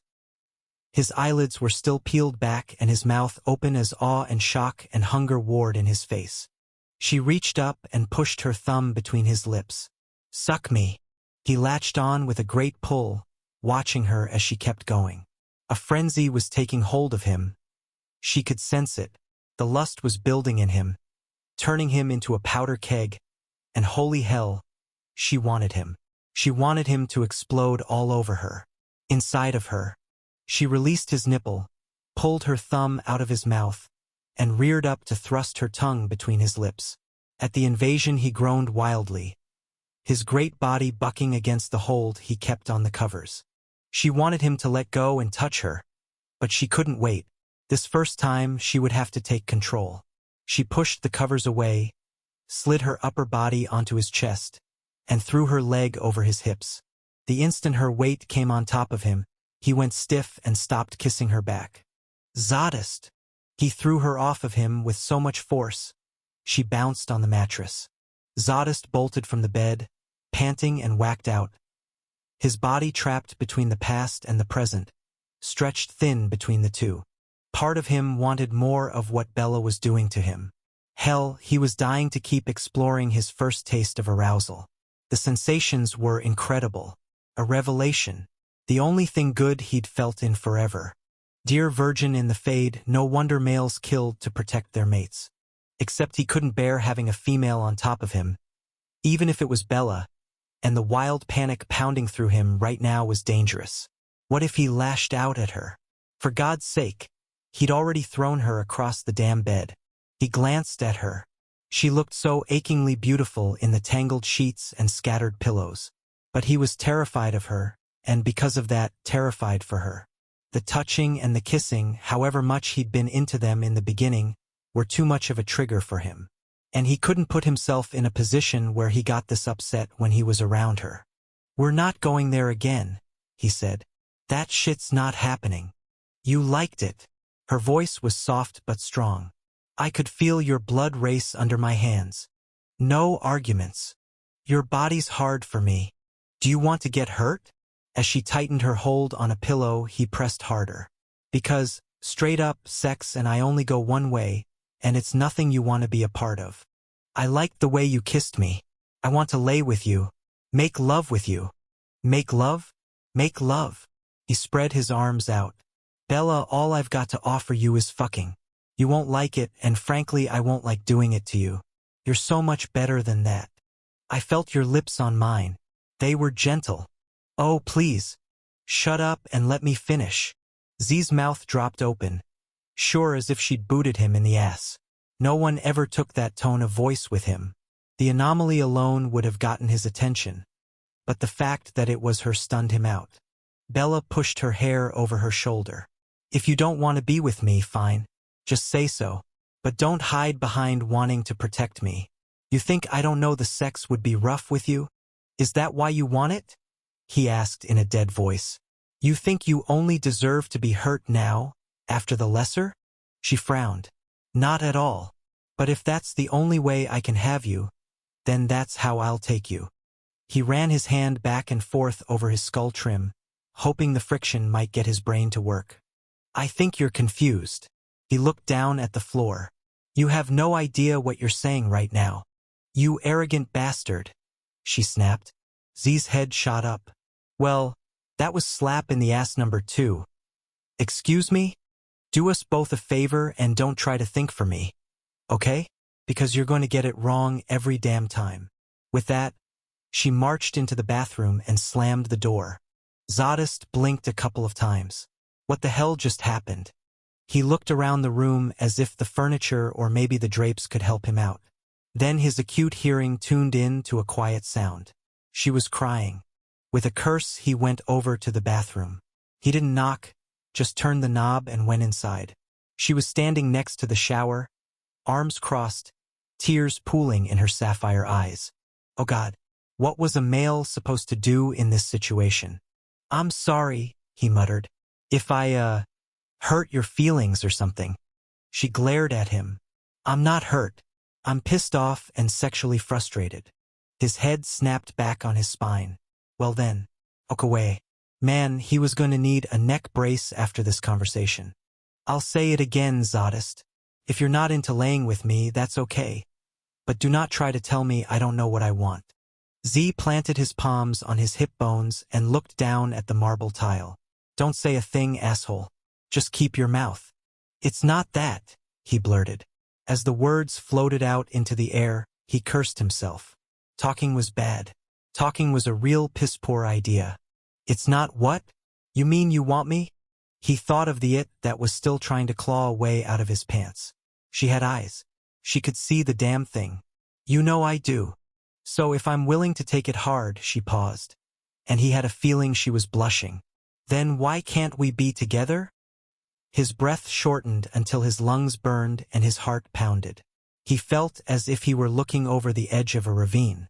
Good Lord, he wasn't actually going to tell her? Was he? His stomach rolled as the words came out. She was always on top. The mistress. When she came to me, she was always on top.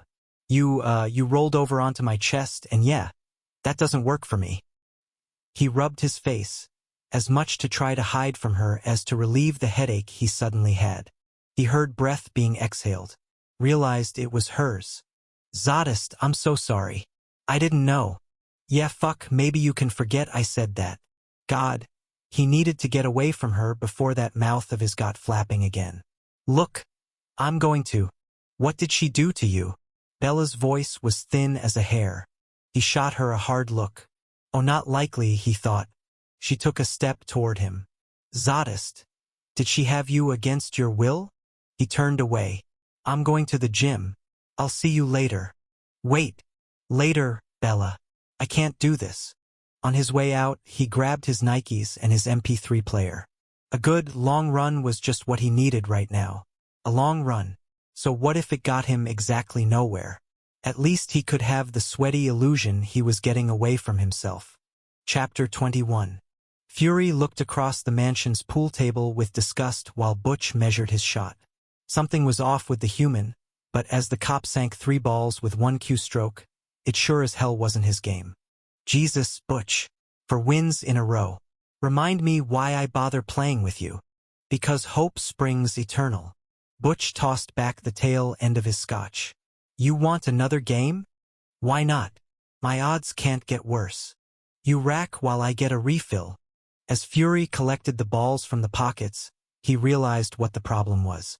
Every time he turned away, Butch got to staring at him. You have something on your mind, cop? The male poured himself a couple of fingers of Lagavulin, then took a long drink from his glass. Not particularly. Liar. You've been giving me the hairy eyeball since we got back from zero-sum. Why don't you get real and spill it? Butch's hazel eyes met his glare head-on. You gay, my man? Fury dropped the 8-ball and dimly heard it bouncing on the marble floor. What? Why would you? I heard you were getting close with the Reverend. As Fury cursed, Butch picked up the black ball and sent it rolling back over the green felt.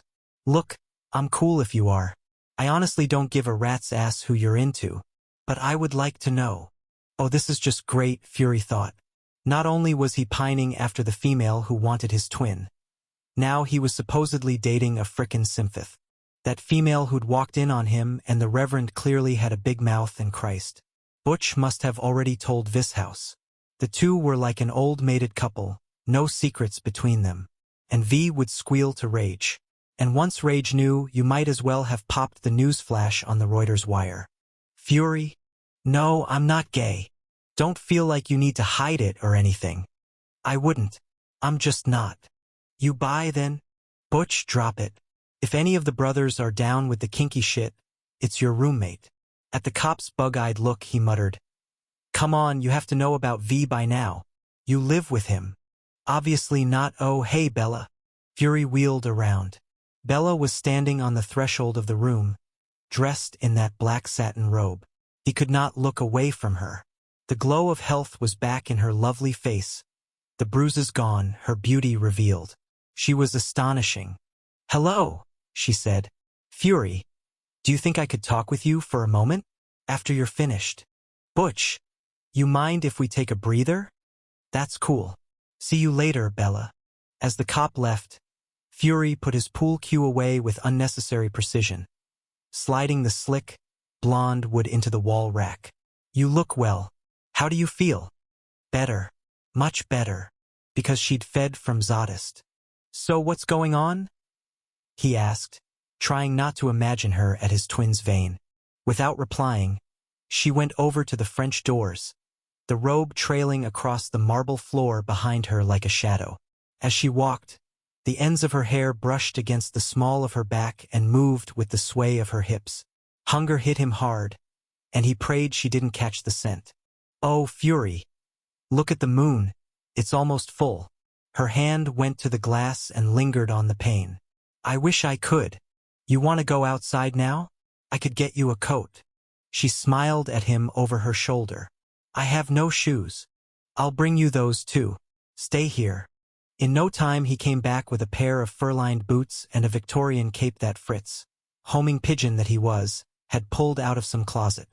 You work fast, Bella said as he draped the blood-red velvet around her shoulders. He knelt in front of her. Let me get these on you. She lifted one knee, and as he slid the boot on her foot, he tried not to notice how soft the skin of her ankle was, or how much her scent tantalized him, or how he could just part the robe out of the way and, now the other one, he said hoarsely. When he had her booted up, he opened the door, and they walked out together, crunching through the snow that covered the terrace. At the lawn's edge, she tugged the cape in tight around her and looked up. Her breath left her mouth in puffs of white, and the wind teased the red velvet around her body, as if stroking the cloth. Dawn is not far, she said. Coming soon. He wondered what she wanted to talk about, but then her face grew serious and he knew why she'd come. Zodist, of course. I want to ask you about him, she murmured. Your twin. What do you want to know? How did he become a slave? Oh God, he didn't want to talk about the past. Fury? Will you tell me?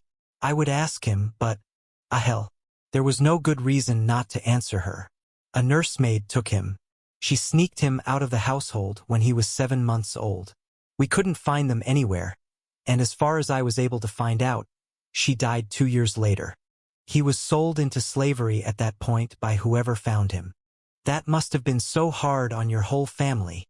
The worst, a death with no body to bury.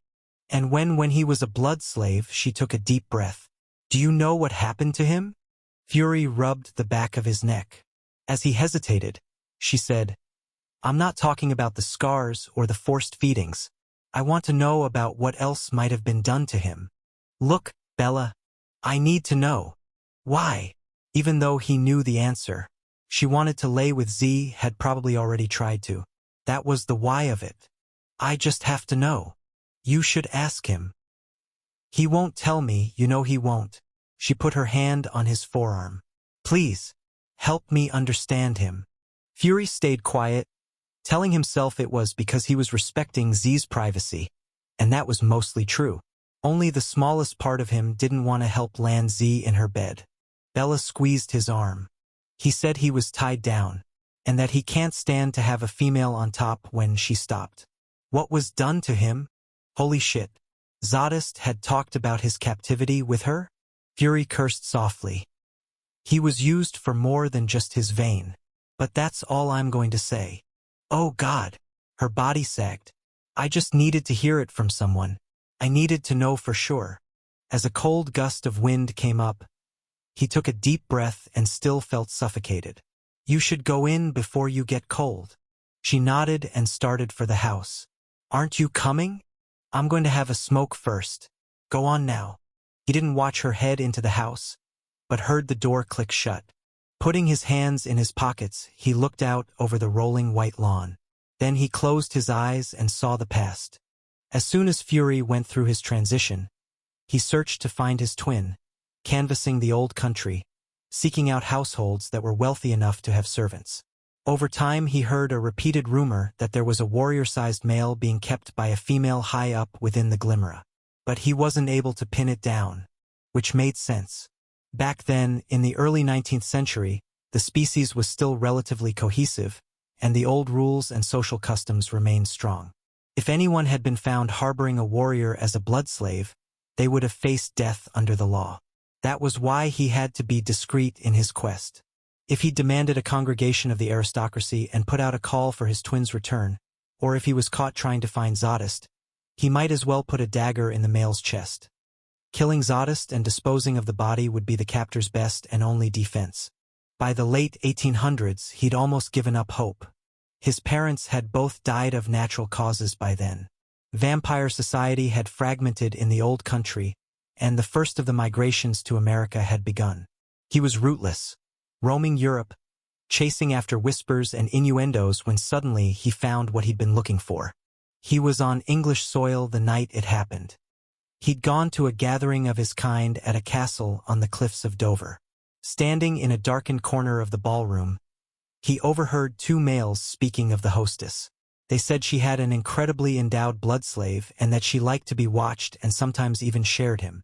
Fury had courted the female starting that very night. He wasn't worried that his face would give him away, even though he and Zadist were identical twins. First of all, his clothes were those of a wealthy male, and no one would suspect someone of his station to be coming after a slave that had been rightfully purchased on the market as a small child. And second, he was always careful to keep disguised. He grew a short beard to dull his features, and he hid his eyes behind dark spectacles, which he explained away by claiming his vision was poor. Her name had been Catronia, an aristocrat of wealth. She was mated to a half-breed merchant who conducted business in the human world. Evidently she was alone a lot, as her Hellrun traveled extensively, but the rumor was she'd had the blood slave before her mating. Fury asked to be welcomed into her household, and as he was well-read and attentive, she permitted him to a room despite the fact that he was vague about his lineage. Courts were full of posers, and she was attracted to him, so she was obviously willing to overlook certain formalities. But she was cautious, too. Weeks passed, and though she spent a lot of time with him, she never took him to the slave she was said to possess. Every chance he had, he searched the grounds and the buildings, hoping to find his twin in a hidden cell of some kind. The problem was, there were eyes everywhere, and Catronia kept him busy.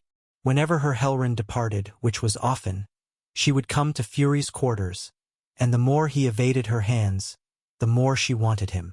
Time was all it took. Time and her inability to resist showing off her prize, her toy, her slave. One evening right before dawn, she asked him to her bedroom for the first time. The secret entrance he had been searching for had been located in her antechamber, in the back of her wardrobe. Together they went down a vast, steep staircase. Fury could still remember the thick oak door at the bottom swinging open, and the sight of the male chained naked, legs spread, on a tapestry-covered bedding platform. Zadist had been staring at the ceiling, his hair so long it fell onto the stone floor. He was clean-shaven and oiled, as if he'd been prepared for her sport, and he smelt of expensive spices. The female went right to him and caressed him lovingly, those rapacious brown eyes of hers stamping ownership all over his body. Fury's hand had gone for the dagger at his side before he'd known what he was doing. As if sensing the motion, Zadist's head had slowly turned, and his dead black eyes had crossed the distance between them. There was no flash of recognition, just seething hatred. Shock and sorrow had rolled through Fury, but he'd kept focused, looking for the way out. There was another door across the cell, but that one had no knob or handle, just a little slot about 5 feet from the floor. He'd thought maybe he could break Tchar. Catronia began to touch his brother intimately. She had some kind of salve on her hands, and as she stroked his twin's manhood, she was saying hateful things about what the size of him would be like. Fury bared his fangs at her and lifted the dagger. The door across the way suddenly swung open. On the other side was an effete court male wearing an ermine-trimmed robe. He was frantic as he announced that Catronia's Hellrun had returned unexpectedly and was searching for her. Rumors about her and Fury had evidently reached the male's ears.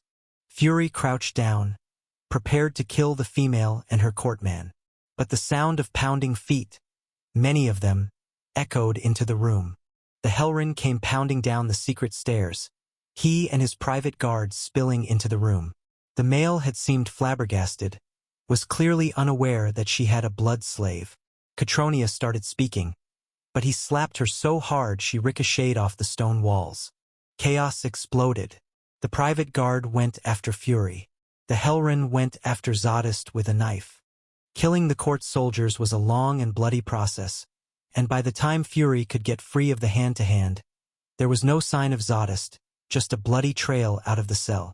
Fury took off down the corridor, running through the underground of the castle, following the red streaks. When he emerged from the keep it was nearly dawn, so he knew he had to find Zadist with alacrity. As he paused to get his bearings, he heard a rhythmic noise snapping through the air. A whipping. Over to the right, Zadist had been strung up from a tree on the cliff, and against the vast backdrop of the sea, he was being whipped raw. Fury attacked the 3 guards who were lashing his twin. Though the males fought hard, he was in a wild fury. He slaughtered them and then released Zadist, only to see more guards coming out of the bulkhead in a block of 5. With the sun about to rise, and the glow burning his skin, Fury knew there was no time left. He slung Zadist over his shoulders, grabbed one of the pistols the guards had been armed with, and shoved the weapon into his belt. Then he eyed the cliff and the ocean below. Not the best route to freedom, but far better than trying to fight his way toward the castle. He started running, hoping to launch them far enough out so that they fell into the ocean. A throwing dagger caught him in the thigh, and he stumbled. There was no catching his balance or stopping his momentum. He and Zadist tumbled over the lip of the cliff and skidded down the rock face until Fury's boot got caught in a crevice. As his body was yanked to a halt, he scrambled to hold on to Zadist, knowing damn well that the male was out cold and going to drown if he fell into the water unattended. Zadist's blood-slick skin slid out of Fury's grip, slipped free. He caught his twin's wrist at the last second and squeezed hard.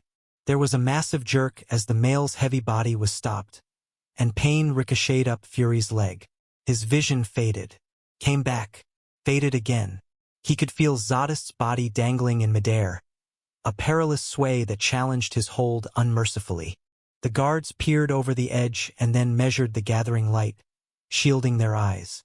They laughed, sheathed their weapons, and left him and Zadist for dead.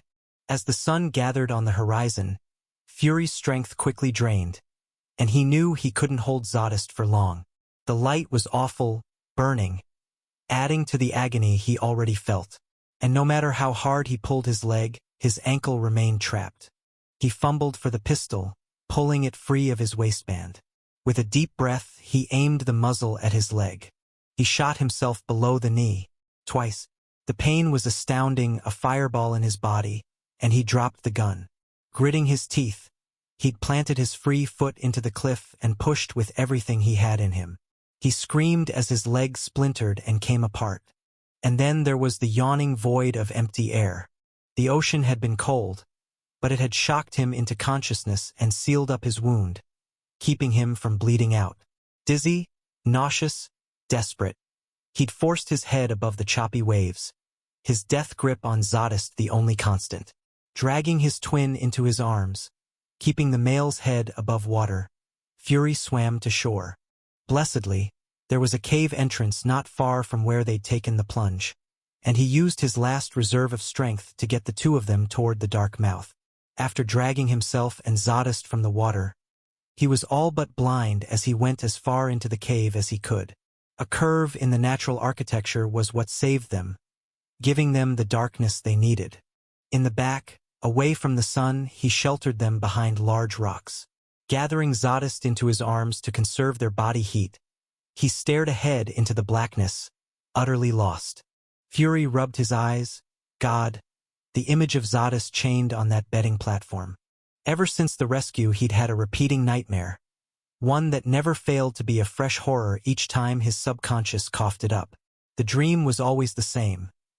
Him racing down those hidden stairs and throwing open the door. Zadist tied down. Katronia in the corner, laughing. As soon as Fury was in the cell, Z would turn his head and his black, lifeless eyes would look up from out of an unscarred face. In a hard voice he would say, "Leave me here. I want to stay here." That was Fury's cue to wake up in a cold sweat. "What's doing, my man?" Butch's voice was jarring but welcome. Fury scrubbed his face, then glanced over his shoulder. "Just enjoying the view. Lemme give you a tip. That's what you do on a tropical beach, not standing out in this kind of cold. Look, come eat with us. Okay?" Rage wants pancakes, so Mary's backed a dump truck full of Bisquick into the kitchen. Fritz is about to levitate. He's so worried about not being able to help. "Yeah, good deal." As they headed inside, Fury said, "Can I ask you something?" "Sure. What do you need?" Fury paused by the pool table and picked up the 8-ball. "When you worked in homicide, you saw a lot of fucked up people, right? People who'd lost their husbands or their wives' sons or daughters." When Butch nodded, he said, "Did you ever find out what happened to them? I mean, the ones who were left behind. Do you know if they ever got over the shit?" Butch rubbed his thumb over his eyebrow. "I don't know. Yeah, I guess you don't really follow up. But I can tell you I never did." "You mean the sight of those bodies you worked on stuck with you?" The human shook his head. "You forgot sisters. Brothers and sisters." "What?" "People lose husbands, wives, sons, daughters and sisters and brothers. I lost a sister when I was 12. 2 boys took her behind the baseball diamond at school and used her and beat her until they killed her. I never got over it." Jesus. Fury stopped, realizing they were not alone. Zadist stood bare-chested in the doorway to the room. He was flushed with sweat from his head to his Nikes, like he'd run for miles down in the gym.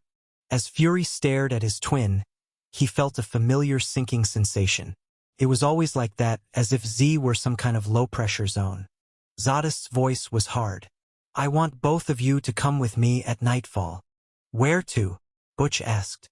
"Bella wants to go to her house, and I'm not taking her there without backup. I need a car in case she wants to take some of her shit with her when she leaves, and I want someone to case the place before we land there. The Benny is that there's an escape tunnel out from the basement if things get rough. I checked through it last night when I went to pick up a few things for her." "I'm good to go," Butch said. Zadist's eyes shifted across the room. "You too, Fury?" After a moment, Fury nodded. Yeah, me too. Chapter 22. That night, as the moon lifted higher in the sky, O eased up from the ground with a groan. He'd been waiting on the edge of the meadow since the sun went down 4 hours ago, hoping that someone would show at the farmhouse, only there was nothing. And there hadn't been for the past 2 days. Well, he thought he'd seen something before dawn this past morning, some kind of shadow moving around inside the place, but whatever it was, he'd caught it just once and then not again. He wished like hell he could use all the society's resources to go after his wife. If he sent out every lesser he had, except he might as well take a gun to his head. Someone would blab to the Omega that focus had been diverted to one inconsequential female.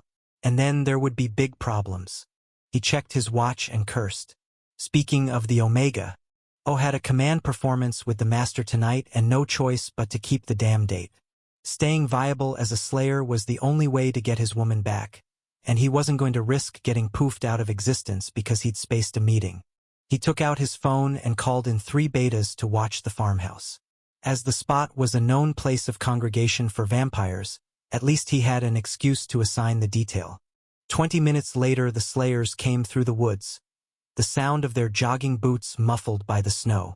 The trio of big-boned men were just out of their initiations, so their hair was still dark and their skin ruddy from the cold. They were clearly thrilled to be used and ready to fight, but O told them they were to watch and monitor only. If anyone showed up, they weren't to attack until whoever it was tried to leave, and then any vampires were to be taken alive, male or female. No exceptions. The way O figured it, if he were his woman's family, he'd send feelers out first before letting her dematerialize anywhere near the house. And if she was dead and her relatives were moving her things out, then he wanted her kin captured in working order so he could find her grave. After making it clear the betas' heads were on the line, O went through the forest to his truck, which was hidden in a stand of pines. As he came out onto Route 22, he saw that the Lessers had parked the Explorer they'd come in right on the road less than half a mile from the turnoff to the farmhouse's lane. He called the idiots and told them to use their fucking heads and get that car good and concealed. Then he drove to the cabin. As he went along, images of his woman flickered through his mind, dimming his eyes to the road in front of him. He saw her at her loveliest, in the shower with wet hair and skin. She was especially pure like that. But then the visions shifted. He saw her naked on her back, underneath that ugly-ass vampire who'd taken her away. The male was touching her, kissing her, pumping inside of her, and she liked it. The bitch liked it. Her head was back and she was moaning and coming like a slut and wanting more. O's hands curled around the steering wheel until his knuckles nearly popped out of his skin. He tried to calm himself, but his anger was a pit bull on a paper chain. He knew then with absolute clarity that if she wasn't dead already, he was going to kill her when he found her. All he had to do was picture her with the brother who'd stolen her, and his higher reasoning clicked off completely. And didn't that put O in a bind? Living without her would be horrible, and though going out in a suicidal rush after she died had a lot of appeal, pulling a stunt like that would just land him with the Omega for eternity. Lessers, after all, went back to the Master if they were extinguished. But then a thought occurred to him. He imagined his woman many years from now, her skin paled out, her hair blonde, her eyes the color of clouds. A lesser just like him.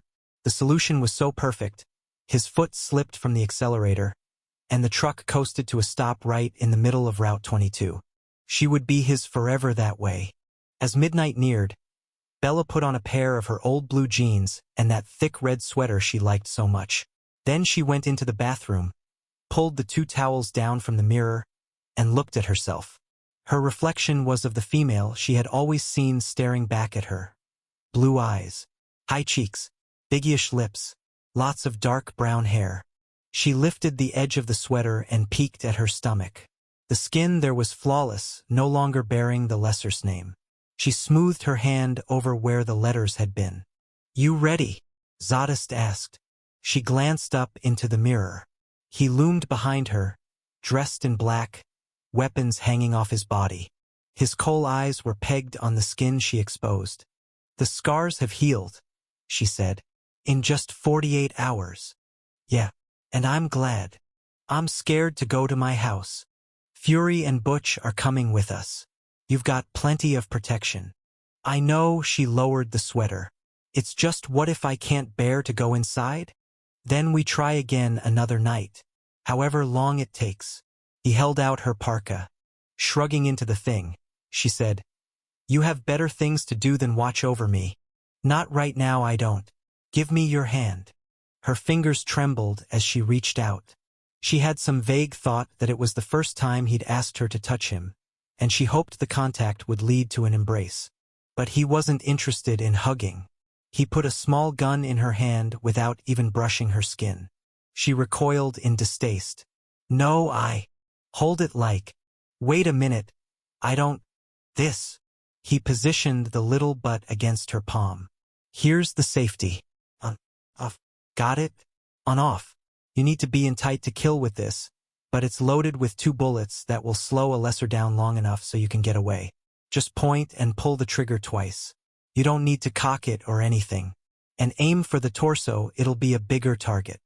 I don't want this. And I don't want you to have it. But it's better than sending you in light. She shook her head and closed her eyes. So ugly this business of life sometimes was. Bella? Bella, look at me. When she did, he said, Keep that in the outside pocket of your coat on the right side. You want it in your business hand if you have to use it. She opened her mouth and he talked right over her.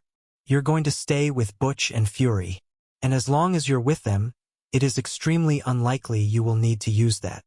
Where will you be? Around. As he turned away, she noticed he had a knife at the small of his back in addition to the 2 daggers on his chest, and the pair of guns on his hips. She wondered how many other weapons he had on him that she couldn't see. He stopped in the doorway, head hanging low. I'm going to make sure you don't have to take out that gun, Bella. I promise you. But I can't have you unarmed. She took a deep breath and slipped the little piece of metal into her coat pocket. Out in the hall, Fury was waiting, leaning against the balcony. He was also dressed for fighting, with guns and those daggers all over him, a deadly calm radiating from his body. When she smiled at him, he nodded and drew on his black leather coat. Zadist's cell phone rang and he flipped it open. You there, cop? What's doing? When he hung up, he nodded. Good to go. The 3 of them walked down to the foyer and then out into the courtyard. In the cold air, both males palmed guns, and then all of them dematerialized. Bella took form on her front porch, facing the glossy red door with its brass knocker. She could feel Zadist and Fury behind her, 2 huge male bodies full of tension. Footsteps sounded and she looked over her shoulder. Butch was coming up onto the porch. His gun was drawn too. The idea of taking her time and easing into her house struck her as dangerous and selfish. She unlocked the door with her mind, then walked in. The place still smelled the same, a combination of the lemon floor wax she used on the wide pine boards and the rosemary candles she liked to burn. When she heard the door shut and the security alarm get turned off, she glanced back. Butch and Fury were tight on her heels, but Zadist was nowhere to be seen. She knew he hadn't left them, but she wished he were inside with her. She took a deep breath and looked around her living room. Without any lights on, she only saw familiar shadows and shapes, more the pattern of the furniture and the walls than anything else. Everything seems exactly the same, although there was a blank spot over her writing desk. A mirror was gone. A mirror that she and her mother had picked out together in Manhattan about a decade ago. Revenge had always liked it. Had he taken the thing? She wasn't sure whether to be touched or offended. When she reached out to turn a lamp on, Butch stopped her. No lights. Sorry. She nodded. Walking deeper into the farmhouse, seeing more of her things, she felt as though she were among friends of long acquaintance whom she hadn't seen in years. It was delightful and sad. A relief most of all. She'd been so sure she would get upset. She stopped when she got to the dining room. Beyond the wide archway at the far end was the kitchen. Dread coiled in her gut. Steeling herself, she walked into the other space and halted. As she saw everything so neat and unbroken, she remembered the violence that had taken place. Someone's cleaned it up, she whispered. Zadist. Butch stepped by her, gun up at chest level, eyes scanning around. He did all this? She motioned her hand in a sweep. The night after you were taken. He spent hours here. Downstairs is neat as a pin, too. She tried to imagine Zadist with a mop and bucket, getting rid of the bloodstains and the glass shards. Why? She wondered. Butch shrugged. He said it was personal. Had she spoken out loud? Did he explain why that was? As the human shook his head, she was aware of Fury pointedly taking interest in the outdoors. You want to go to your bedroom? Butch asked. When she nodded, Fury said, I'm staying up here. Down in the basement she found everything in order, arranged clean. She opened her closet, went through her dresser drawers, wandered around her bathroom. Small things captivated her. A bottle of perfume, a magazine dated from before the abduction, a candle she could remember lighting next to the clawfoot tub. Lingering, touching, sliding back into place in some profound way, she wanted to spend hours, days. But she could feel Butch's increasing strain. I think I've seen enough for tonight, she said, wishing she could stay longer. Butch went first as they headed back to the first floor. When he came into the kitchen, he looked at Fury. She's ready to head out. Fury flipped open his phone. There was a pause. Time to go. Start the car for the cop. As Butch shut the cellar door, Bella went over to her fish tank and peered in. She wondered if she would ever live at the farmhouse again, and had a feeling she wouldn't. Do you want to take anything with you? Butch asked. No, I think. A gunshot rang outside, the hollow popping noise muffled. Butch grabbed her and hauled her back against his body. Stay quiet, he said in her ear. Out front. Fury hissed as he fell into a crouch. He pointed his gun down the hall at the door they'd come in through. Another gunshot. And another. Getting closer. Coming around the house. We're out the tunnel, Butch whispered as he muscled her around and pushed her toward the basement door. Fury tracked the sounds with his gun muzzle. I got your back. Just as Butch's hand fell on the cellar door's knob, time compressed into fractals of seconds. Men collapsed into nonsense. The French door behind them smashed open, the wood frame splintering, the glass shattering. Zadist took the whole thing out with his back as he was pushed through the thing by some tremendous force. As he landed on the kitchen floor, his skull jacked back and hit the tile so hard it sounded like another gun had gone off. Then, with a horrible yell, the lesser that had thrown him through the door leaped on his chest and the two of them slid across the room, heading right for the cellar stairs. Zadist was rock still under the Slayer. Dazed? Dead? Bella screamed as Butch yanked her out of the way. The only place to go was against the stove, and he shoved her in that direction, shielding her with his body. Only now they were trapped in the kitchen. Fury and Butch both leveled guns at the tangle of arms and legs on the floor, but the Slayer didn't care. The undead lifted his fist and punched Zadist in the head. No! She roared. Except, strangely, the hit seemed to wake Zadist up. Or maybe her voice had done the trick. His black eyes flipped open and an evil expression came over his face. With a quick thrust, he clamped his hands under the lesser's armpits and twisted so hard, the Slayer's torso contorted into a vicious arch. In a flash, Zadist was on top, straddling the lesser. He grabbed hold of the Slayer's right arm and stretched it into a bone-cracking bad angle. Then he jammed his thumb under the undead's chin so far you couldn't see half the finger and bared long fangs that glistened white and deadly. He bit the lesser in the neck right through the esophageal column. The Slayer hollered in pain, thrashing wildly between his legs. And that was only the beginning. Zadist tore his prey apart.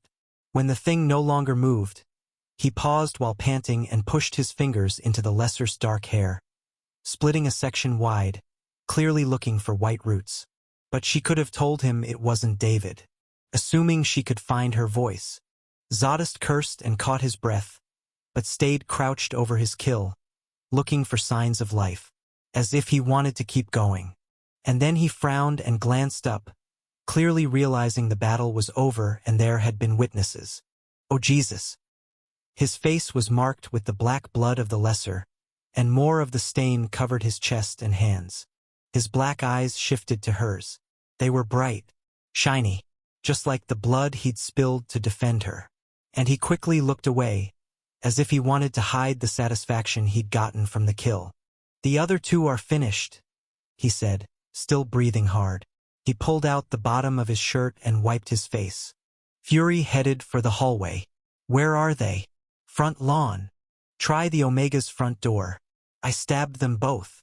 Zodist looked at Butch. "Take her home. Now. She's too shocked out to dematerialize. And Fury, you go with them. I want to call the moment she puts a foot in the foyer. We clear?" "What about you?" Butch said, even as he was moving her around the dead lesser. Zodist stood up and unsheathed a dagger. "I'll poof this one and wait for others to come. When these fuckers don't check in, there'll be more. We'll be back. I don't care what you do as long as you get her home. So quit talking and start driving."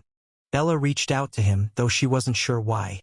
She was horrified by what he had done and by what he looked like now, all bruised and beaten, his own blood running down his clothes along with the Slayer's. Zodist slashed a hand through the air, dismissing her.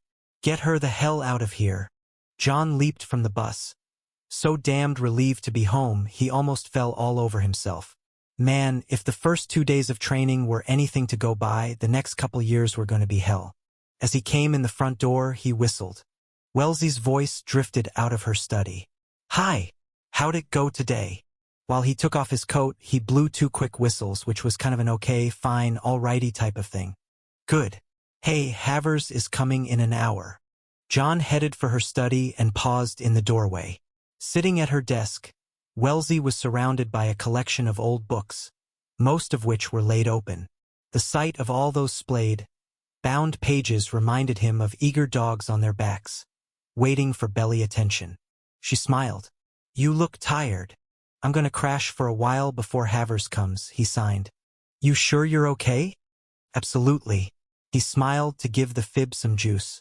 He hated lying to her, but he didn't want to go into his failures. In another 16 hours, he was going to have them out on display again. He needed a break, and no doubt they were exhausted, too, from having had so much airtime. "I'll wake you up when the doctor gets here." "Thanks." As he turned away, she said, "I hope you know that no matter what that test says, we'll deal with it." He glanced at her, so she was worried about the results, too. In a quick rush, he went over and hugged her, then headed for his room. He didn't even put his laundry in the chute, just dropped his bags and lay on the bed. Man, the cumulative effects of 8 hours of derision was enough to make him want to sleep for a week. Except all he could think about was Havers's visit. God, what if it was all a mistake? What if he wasn't going to turn into something fantastic and powerful? What if his visions at night were nothing more than an overactive Dracula fixation? What if he was mostly human? It would kind of make sense.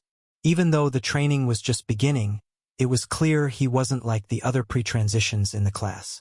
He flat out sucked at anything physical and was weaker than the other guys. Maybe practice would help, although he doubted it. John closed his eyes and hoped for a good dream. A dream that would place him in a big body. A dream that would have him strong and... Tor's voice woke him up. "Havers is here." John yawned and stretched and tried to hide from the sympathy on Tor's face. That was the other nightmare about training. He had to screw up in front of Tor all the time. "How are you doing, Sony mean John?" John shook his head and signed, "I'm fine, but I would rather be son to you." Tor smiled. "Good. That's how I want it too. Now come on. Let's rip this band-aid off about the tests." "Okay?" John followed Tor to the living room. Havers was sitting on the couch, looking like a professor with his tortoiseshell glasses and herringbone jacket and red bow tie. "Hello, John," he said. John lifted a hand and sat in the wing chair closest to Wellesley. "So I have the results of your blood test." Havers took a piece of paper out of the inside of his sport coat. "It took me a little longer, because there was an anomaly I didn't expect." John glanced at Tor, then Wellesley. Jesus, what if he was wholly human? What would they do to him? Would he have to leave? "John, you are a full-bred warrior. There is only the barest trace of non-species blood in you at all." Tor laughed in a loud burst and clapped his hands together. "Hot damn! That's great. John started to grin and kept going until his lips totally disappeared into a smile. But there's something else. Havers pushed his glasses up higher on his nose. You are of the line of Darius of Marklon. So close you could be his son. So close you must be his son. A stony silence overtook the room. John looked back and forth between Tor and Wellesley. The two were frozen solid. Was this good news? Bad news? Who was Darius? Going by their expressions, maybe the guy was a criminal or something. Tor burst up from the sofa and took John into his arms, squeezing so hard the two became one. Gasping for air, feet dangling, John looked over at Wellesley. She had both hands over her mouth, and tears were rolling down her face. Abruptly Tor let go and stepped back. He coughed a little, eyes shimmering. Well, what do you know? The man cleared his throat a number of times, rubbed his face, looked a little woozy. Who is Darius? John signed as he sat down again. Tor smiled slowly. He was my best friend, my brother in the fighting. I can't wait to tell you all about him. And this means you have a sister. Who? Beth, our queen. Rathshellen. Yes, about her, Havers said, looking at John. I don't understand the reaction you had to her. Your CAT scans are all fine, so to your EKG, your CBC.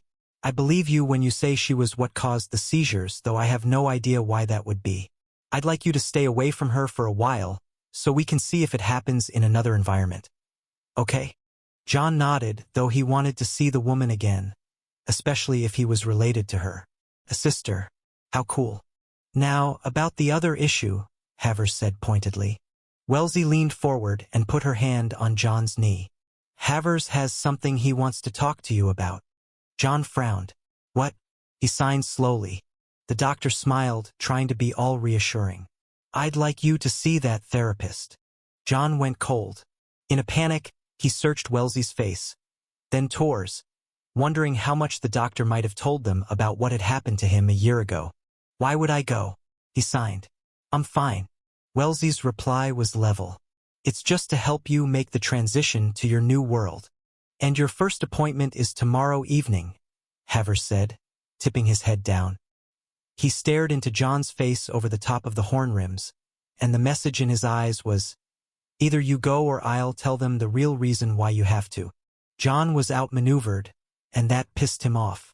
But he figured it was better to submit to compassionate blackmail than to have Tor and Wellesley know anything about what had been done to him. Okay, I'll do it. I'll take you, Tor said quickly. Then he frowned. I mean, we can find someone to take you. Butch will take you. John's face burned. Yeah, he didn't want Tor anywhere near the therapist gig. No way.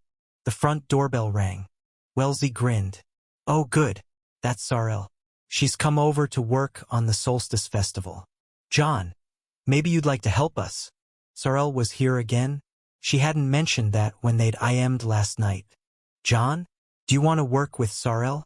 He nodded and tried to keep it cool, although his body had lit up like a neon sign. He was positively tingling. Yeah, I can do that. He put his hands in his lap and looked down at them, trying to keep his smile to himself. Chapter 23. Bella was damn well coming home. Tonight. Revenge was not the kind of male who handled frustration well under the best of circumstances. So he was beyond through waiting to have his sister back where she needed to be. Goddamn it, he was not just her brother, he was her guardian, and that meant he had rights. As he yanked on his full-length sable coat, the fur swirled around his big body, then fell to rest at his ankles. The suit he was wearing was black and by Ermenegildo Zegna. The twin 9mm handguns under his arms were by Heckler & Koch. Revenge, please don't do this. He looked at his mother. Madalena was standing beneath the chandelier in the hall, the picture of aristocracy with her regal bearing and her diamonds and her satin gown. The only thing out of place was the worry on her face, and that wasn't because the tension clashed with her Harry Winston and haute couture. She never got upset. Ever. He took a deep breath. He was more likely to calm her down if he didn't show his infamous temper. But more to the point, in his current frame of mind he was liable to shred her where she stood, and that wasn't fair. She will come home this way, he said. His mother's graceful hand lifted to her throat. A sure sign she was caught between what she wanted and what she thought was right. But it's so extreme. You want her sleeping in her own bed? You want her where she should be? His voice started to punch through the air. Or do you want her staying with the Brotherhood? Those are warriors, Maman. Bloodthirsty, blood-hungry warriors. You think they would hesitate to take a female? And you know damn well by law the blind king can lay with whatever female he chooses. You want her in that kind of environment? I don't. As his Maman stepped back, he realized he was yelling at her. He sucked in another deep breath. But revenge, I spoke with her. She doesn't want to come home yet. And they are males of honor. In the old country, we don't even know who's in the Brotherhood anymore. They saved her. Then they can give her back to her family. For God's sake, she's a female of the aristocracy. You think the Glimmerer will accept her after this? She's already had that one affair. And what a mess that had been.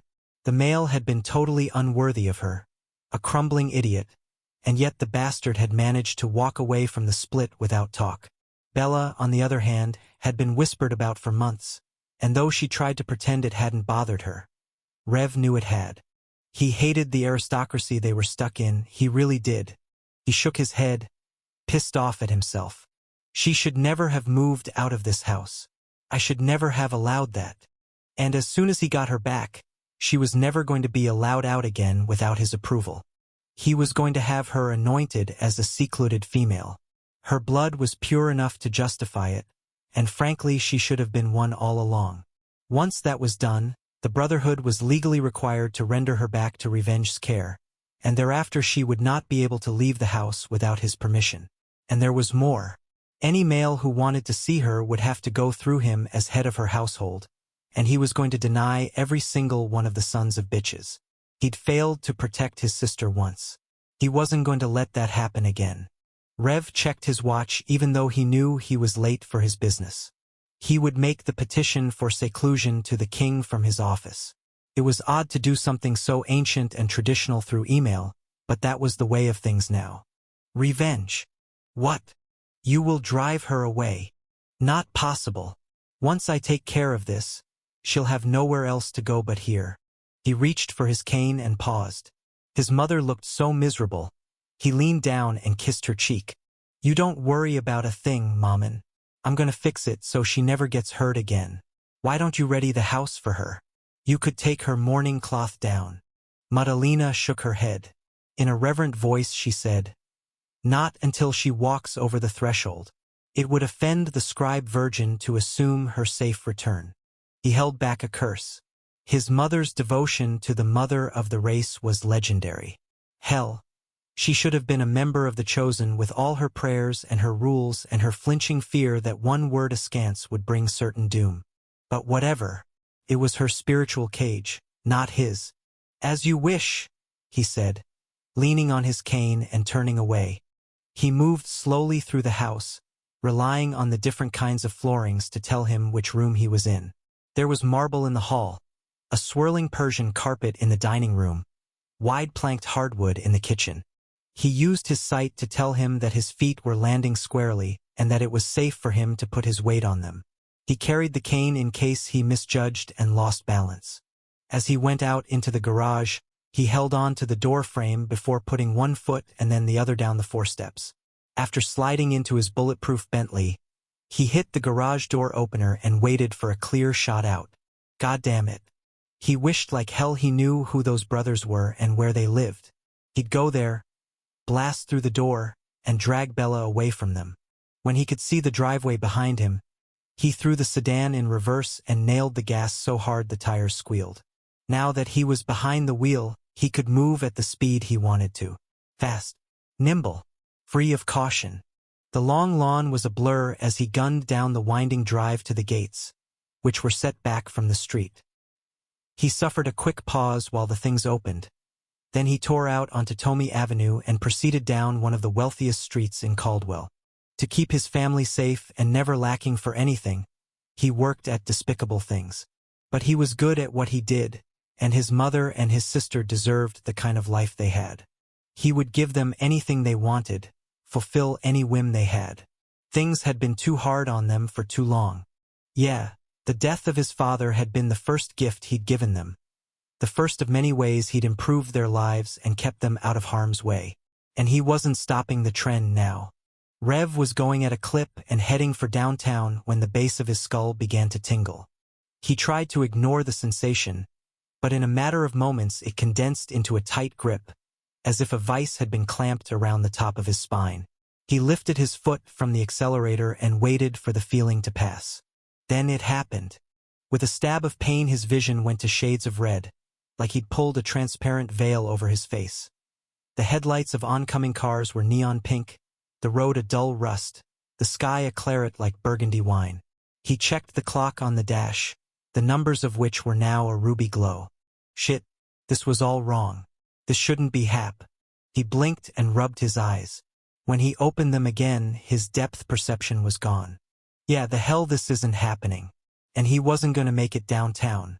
He wrenched the wheel to the right and pulled over into a strip mall, the one where the Caldwell Martial Arts Academy had been before it burned down. He killed the Bentley's lights and drove behind the long, narrow buildings, parking flush with the bricks so that if he had to drive off fast, all he had to do was hit the gas. Leaving the engine running, he shrugged out of the sable coat, stripped off his suit jacket, then rolled up his left sleeve.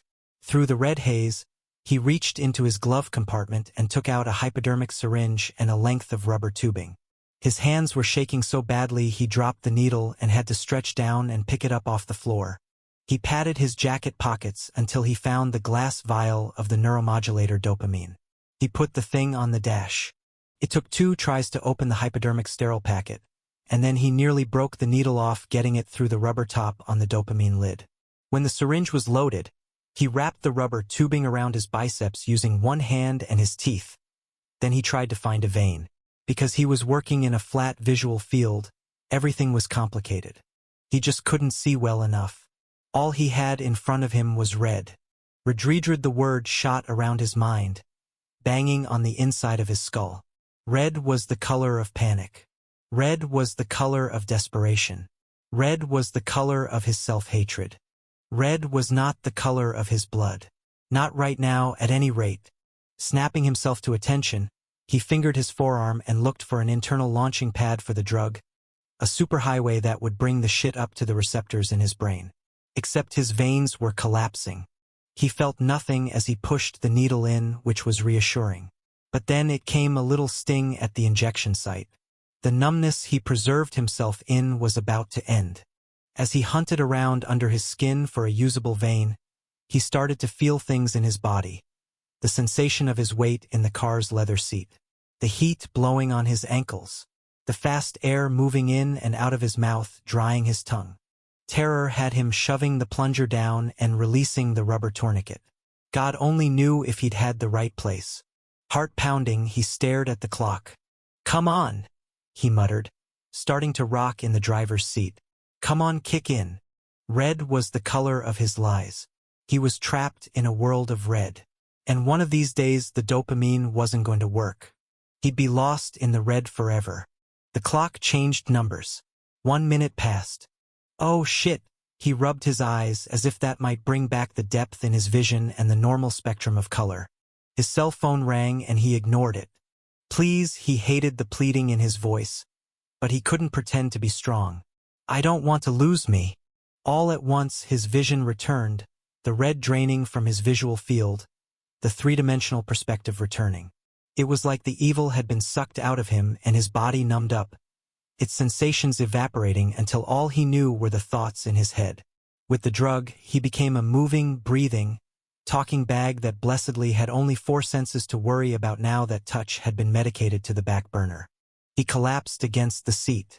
The stress around Bella's abduction and rescue had gotten to him. That was why the attack had hit him so hard and fast. And maybe he needed to adjust the dosage again. He'd go to Havers and check about that. It was a while before he was able to put the car in drive. As he eased out from behind the strip mall and slipped into traffic, he told himself he was just one more sedan in a long line of cars. Anonymous, just like everyone else. The lie eased him somewhat and increased his loneliness. At a stoplight, he checked the message that had been left for him. Bella's security alarm had been turned off for an hour or so and had just come back on. Someone had been in her house again. Zadist found the black Ford Explorer parked in the woods about 300 yards away from the entrance to Bella's mile-long driveway. The only reason he'd run across the thing was because he'd been scouring the area, too restless to go home, too dangerous to be in the company of anyone else. A set of footprints in the snow headed in the direction of the farmhouse. He cupped his hands and looked in the car's windows. The security alarm was engaged. Had to be those Lessers ride. He could smell the sweet scent of them all over it. But with only one set of tracks, maybe the driver had dropped his buddies off, then hidden it?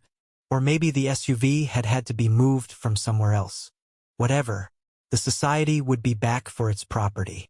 And wouldn't it be sweet to know where the hell it ended up? But how could he trail the damn thing? He put his hands on his hips and happened to look down at his gun belt. As he undipped his cell phone, he thought fondly of Vishouse, Matt tech-savvy son of a bitch. Necessity, mother, invention. He dematerialized under the SUV, so he left a minimal amount of tracks in the snow. As his weight was absorbed by his back, he winced. Man, he was going to pay for that little trip through the French door. And for the knock on the head. But he'd survived worse. He took out a penlight and looked around the undercarriage, trying to pick the right spot. He needed somewhere fairly large, and it couldn't be near the exhaust system because even in this cold, that kind of heat could be a problem. Of course, he'd have much preferred to get into the Explorer and tuck the phone under a seat, but the SUV's alarm system was a complication. If it were tripped, he might not be able to re-engage it, so the Lessers would know someone had been in the car. As if the punched-out window wouldn't be a clue. God damn it, he should have gone through those Lessers' pockets before stabbing them into oblivion. One of those bastards had had the keys. Except he'd been so pissed off, he'd moved too fast. Z cursed, thinking of the way Bella had looked at him after he chewed up that Slayer in front of her. Her eyes had been wide in her pale face, her mouth loose with shock at what he'd done. The thing was, the Brotherhood's business of protecting the race was a nasty one. It was messy and ugly and sometimes deranged. Always bloody. And on top of all that, she had seen the killing lust in him. Somehow, he was willing to bet that was what disturbed her the most. Focus, dumbass. Come on, get out of your head. Z poked around some more, shifting under the Explorer. Finally, he found what he was looking for. A little cave in the undercarriage. He shrugged out of his windbreaker, wrapped the phone up, and shoved the wad in the hole. He tested the jury rig to make sure it was in there good and tight, then dematerialized out from under the SUV. He knew the setup wasn't going to last long under there, but it was so much better than nothing. And now Vishouse would be able to track the Explorer from home, because that little silver bullet Nokia had a GPS chip in it. Z flashed over to the edge of the meadow so he could see the back of the farmhouse. He'd done an okay patch job on the busted kitchen door. Fortunately, the frame of the thing had still been intact, so he'd been able to close it and re-engage the alarm sensors. Then he'd found a plastic tarp in the garage and covered up the monster hole. Fixed, but not really. Funny, he didn't think he'd be any more successful if he tried to rehab Bella's opinion of him. But goddamn, it didn't want to be a savage to her. In the distance, two headlights turned off Route 22 and shined down the long private lane. The car slowed as it came up to Bella's house, then pulled into her driveway. Was that a Bentley? Z thought. Sure looked like it. Man, an expensive car like that had to be a member of Bella's family. No doubt they'd been notified that the security alarm had been off for a while and then been turned back on about 10 minutes ago. Shit. Now was not a good time for someone to do a look-see walkthrough. Given Z's luck, the Lessers would pick right this moment to come back for their SUV and decide to do a drive-by of the farmhouse for kicks and giggles. Cursing under his breath, he waited for one of the Bentley's doors to open, except no one got out of the car, and the engine stayed idling. This was good. As long as the alarm was activated, maybe they wouldn't think to go inside. Because the kitchen was a mess. Z sniffed the cold air, but couldn't catch a scent. Instinct told him, though, that it was a male inside the sedan. Her brother? Most likely. He'd be the one who'd check out the scene. That's right, buddy. Look at the front windows. See? Nothing's wrong. No one's in the house. Now do us both a favor and get the fuck out of here. The sedan stayed put for what seemed like 5 hours.